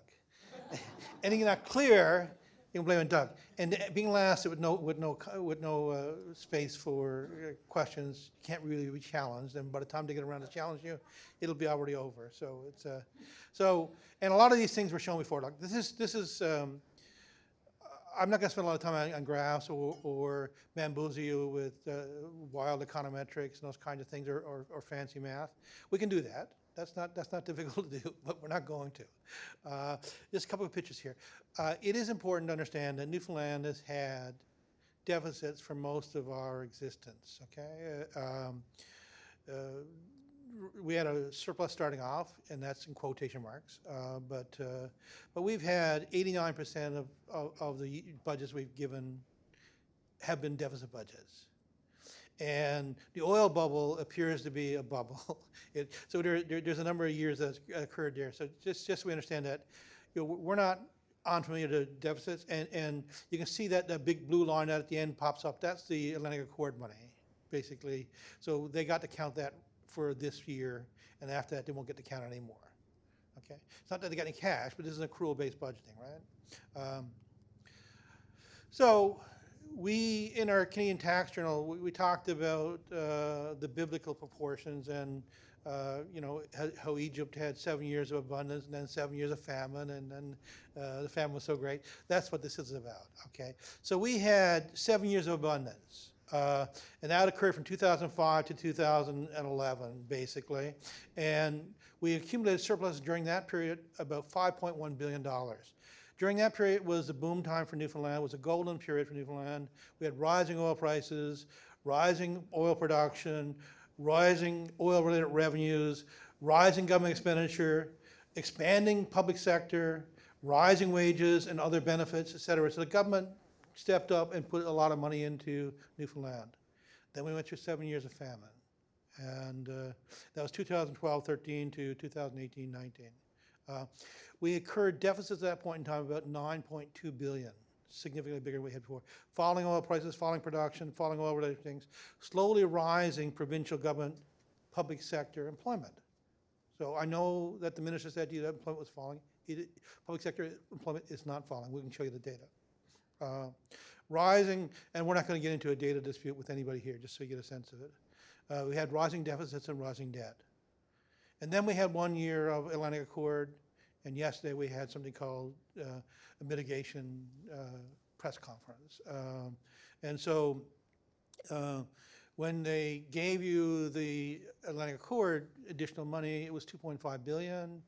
Once we factored in delays in projects that the minister talked about today because of birds and different kinds of things, that's about 1.56.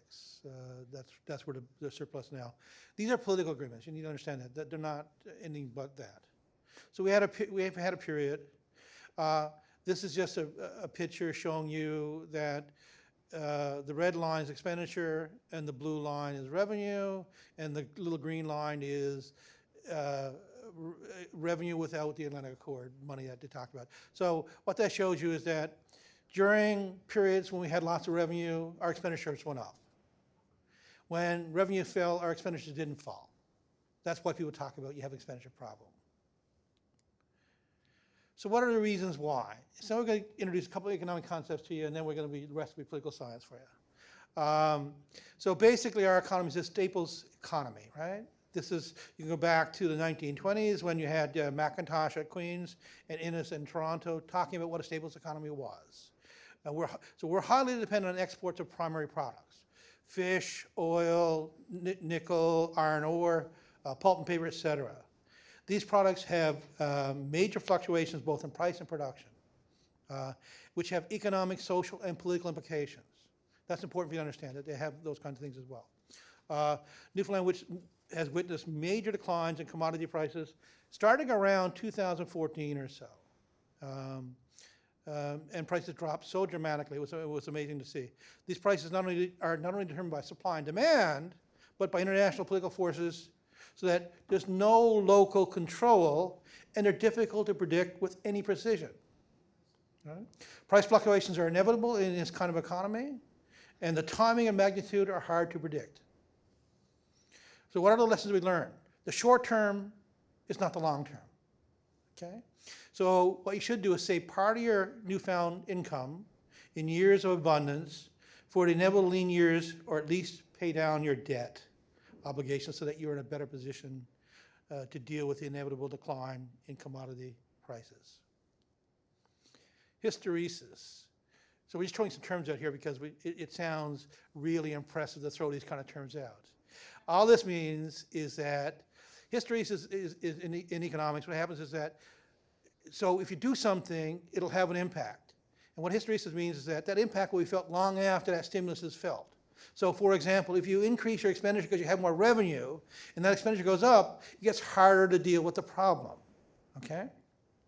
So as resource rents increase, this generally led to fiscal surpluses and an incentive to increase expenditure. Hysteresis indicates that even though resource revenues fell, one should not be surprised if provincial public expenditure kept rising. That shouldn't be a surprise to anybody. In other words, history determines the present, and even though the fiscal circumstances have changed dramatically, so we're still dealing with the fact that we were affluent for a period of time, and we don't want to change that. There's downward rigidity in expenditure, right? The public have acclimated to the new level of services in healthcare, education, and transportation services, which are supported by bricks and mortar, infrastructure, and well-paying, permanent, year-round jobs. Explains why people are resistant to any reduction in services. Therefore, any adjustment in they're reluctant for any new adjustments in any new expenditures. These factors are especially important outside of St. John's urban core, where new economic opportunities are often limited. Most MHAs cannot support expenditure reductions and expect to be re-elected. John Crosby was right on that, and it's an unfortunate reality that we hope, according to Mr. Wiseman today, is that we need to give them license to be able to deal with things in a longer term. This is especially true when you live in a world where there's 2 degrees of separation, right? So you know somebody who knows somebody, and they're the one who is affected, between them and their constituents. As well, caucus matters to the Minister of Finance and to the Premier. And this effect is magnified in a minority government. Furthermore, the elected executives of strong public unions like Mr. Earl has a duty to protect not only a responsibility, but a duty to protect its members, right? And their interest might not be your interest, or might not be the employer's council's interest. We get that, right? You need to understand that.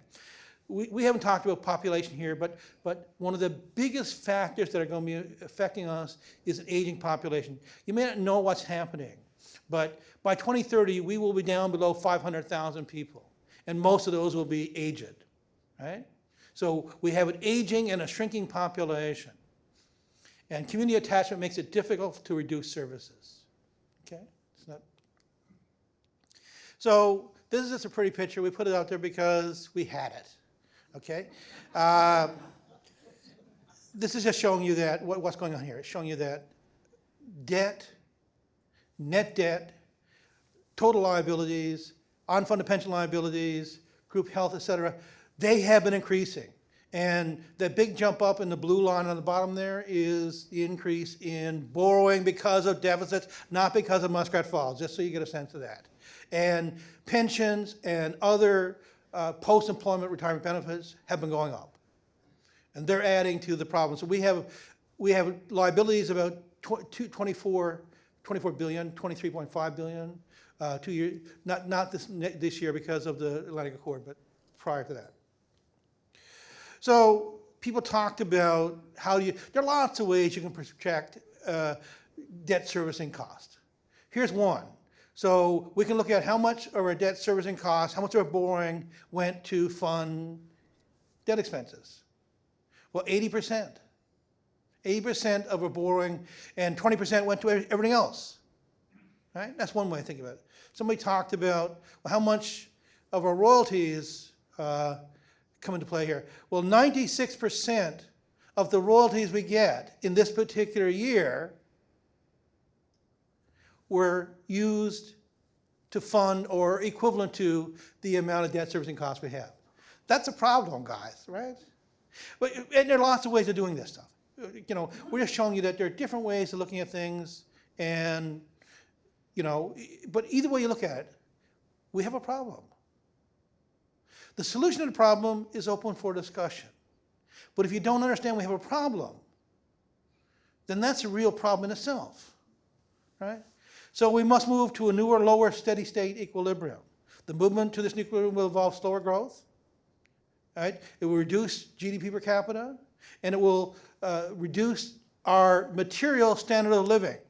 So you won't have the same amount of things, whatever these things are. It will increase outmigration. And although, you know, we have rapid technology, people talked about e-government and lots of it, so that can help, but it won't change the overall thing. So productivity can increase, and that can lessen the pain, but pain is what we're going to have. So for people like me, it's easy for me to balance your budget. Okay, that's not difficult to do. I have a spreadsheet. I can keep subtracting off expenditure until I get to a balanced budget. In so doing, I'll hurt a lot of people, and people you shouldn't be hurting. Okay? The issue is not how do I get to a balanced budget. How do I get to a balanced budget with an appropriate care to people we're affecting? Possible solutions. So we thought about what we would come forward because we want to be positive at the end of this process. So one of the things that can happen, and we put a low probability to this, rising oil prices and increased production. That can solve our problem. So given our concern, but you know, what we say is given our concern over climate change, technological change, electrification, those kind of things, and international political tensions, this is neither likely to be a long-term solution nor a medium-term. However, we can hope. Hope is not just a name for your daughter. It's something we can have. Relying on Ottawa. That's a popular one. So Newfoundland is gone from a welfare state to a state being on welfare, right? And so in 1982, with the FUI collapse, the federal government had to step in and help us with that as well. The 1992 COD moratorium, things that are going on now with Muskrat Falls. Substantial help has already been given in terms of the Atlantic Accord. So when people tell you that the Atlantic Accord was designed, the new $2.5 billion was designed to make sure that we're the primary beneficiary, it was a political move in order to transfer resources in the only way they could from the federal government to Newfoundland. Let's be clear about that. But substantial help, here's what you want to think about. Newfoundland has the highest per capita revenue of any province in the country. We have the highest per capita expenditure as well. Just so happens our per capita expenditure is bigger than our per capita revenue, just so you get a sense of it. So now you got to say to somebody like Ontario, we want you to give us some money so that we can have, we don't cut our expenditure. Or we want you to give us some money so we can lower our electricity rate to 13.5 cents, which is lower what you pay. That's a hard argument to make politically, just so we get a sense of it. We should expect some help. The whole thing yesterday was about mitigation, right? They're going to help you any way they can, but you should read, as Bob Hallett told you, about the second page of the letter they gave you. That's worth reading. It's worth reading. We can also do it in terms of a rational, gradualist approach to the expenditure side. So set a 5-year plan for per capita expenditure targets in each of the sectors, which are generally in line with the national levels of user age groups. Okay? Set social progress outcome targets, which are in line with the achievements of the top 2 provinces. You know, your education doesn't have to be at the lowest level. It could be and should be at the higher level. There's no reason why we shouldn't be aiming for those kind of things. Right? Same with healthcare. So to excel, aim for the top. Have strategic management plans submitted to the tri-party House of Assembly committees by small 6-member commissions. 3 commissioners should be from elsewhere. At least one from non-Atlantic Canadian provinces and one from another country. For lots of reasons. So we're talking about commission of government, right? Just sort of think of that for a second, right? So we can learn from elsewhere, okay? There's the potential to leapfrog with technology, so we don't have to go through all of the steps. So we can including organizational development that would produce large public sector productivity gains, okay? That is, adapt the best practices from elsewhere. That's what we should be doing. Commissions would be things like finance, health, education, natural resources, community sustainability, human resources. And they should be tasked with improving efficiency, modernizing, and prioritizing service delivery. Consider the possibility of adjustment grants for individuals, such as poor, and those potentially in non-sustainable communities. We can't just abandon people.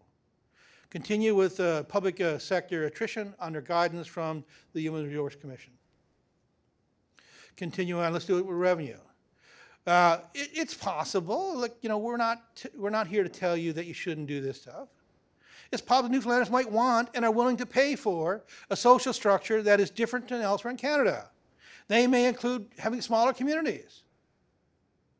In that case, let's raise the HST by 5% after a referendum on the matter. In other words, if we want to be different, then we might need a different revenue structure that pays for that difference. It's not for us to tell you shouldn't be different, but you might want to think about it may cost you something. Review of resource rents, including the fisheries, where slipper skippers, I didn't know what that term was, Doug told me what that term was, but I'm okay with it. Slipper skippers receive rents from rents that propel them into the top 1%. Newfoundland's a resource-rich province, but the incomes from most of these resources are low or negative. That's a problem. We need to review property taxes, much as Mr. Russell Williams talked about today. Review property taxes so that all property owners pay a tax. This is similar to what goes on in New Brunswick, where property owners pay a higher tax rate on second properties, such as inherited land, without a primary residence cabin, etc. Work with other provinces to simplify and modernize our income tax system to move to a family-based system for all and not just seniors. Okay? These are controversial kinds of things. We get it. They're meant for you to think about it. Ottawa should play a major role in financing elder care, including pharmacare as well, and ensuring pan-Canadian delivery. We need new rational economic approaches. Focus on outcomes and the outputs that produce them rather than narrowly on inputs such as jobs and buildings.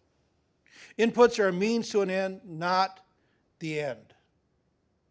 Re-examine current ways of delivering services, consider the latest and possible near future technology to produce better outcomes. Use scientific evidence, not storytelling anecdotes. And you should follow what Pat Parfrey does. Pat Parfrey and his group in terms of Choosing Wisely Newfoundland and Quality Care Newfoundland, really, really good stuff. They're going to have something on the economy and smarter healthcare spending in the near future. You can't get out of this stuff without dealing with smarter healthcare spending, just so you understand that. The focus should be on well-being of people in communities. Over 20 years ago, in 1998, Tobin had a vision that we would espouse, which includes the introduction of a social accounting system, the community accounts, right?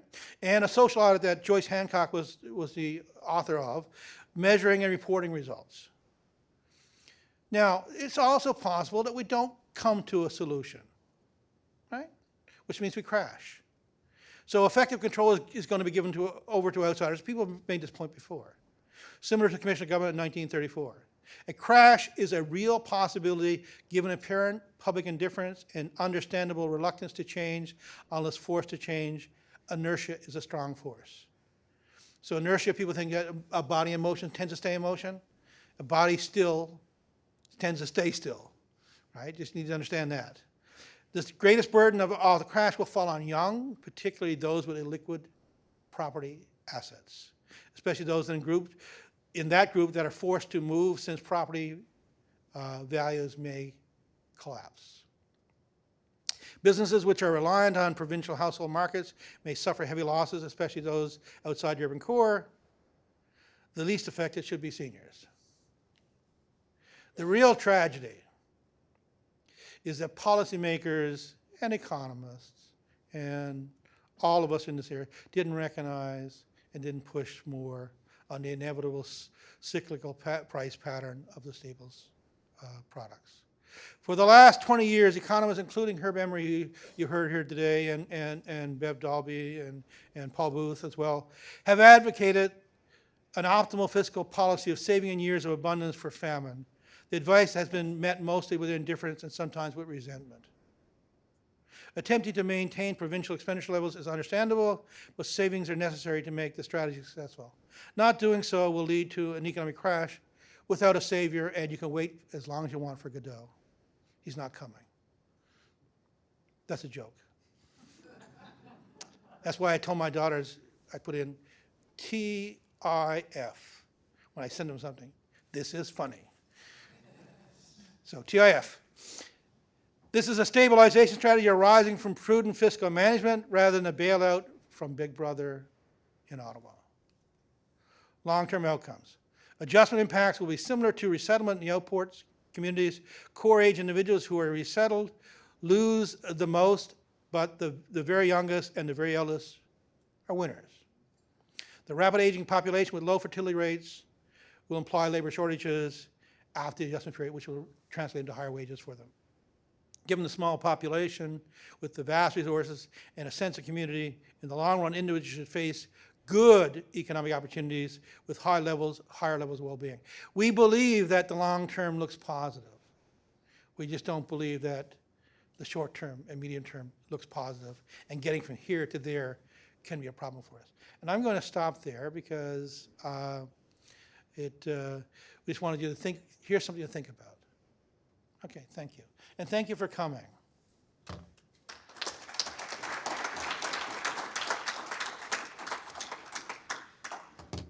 And we're done. Yeah, and thank you to our final speaker for staying on time.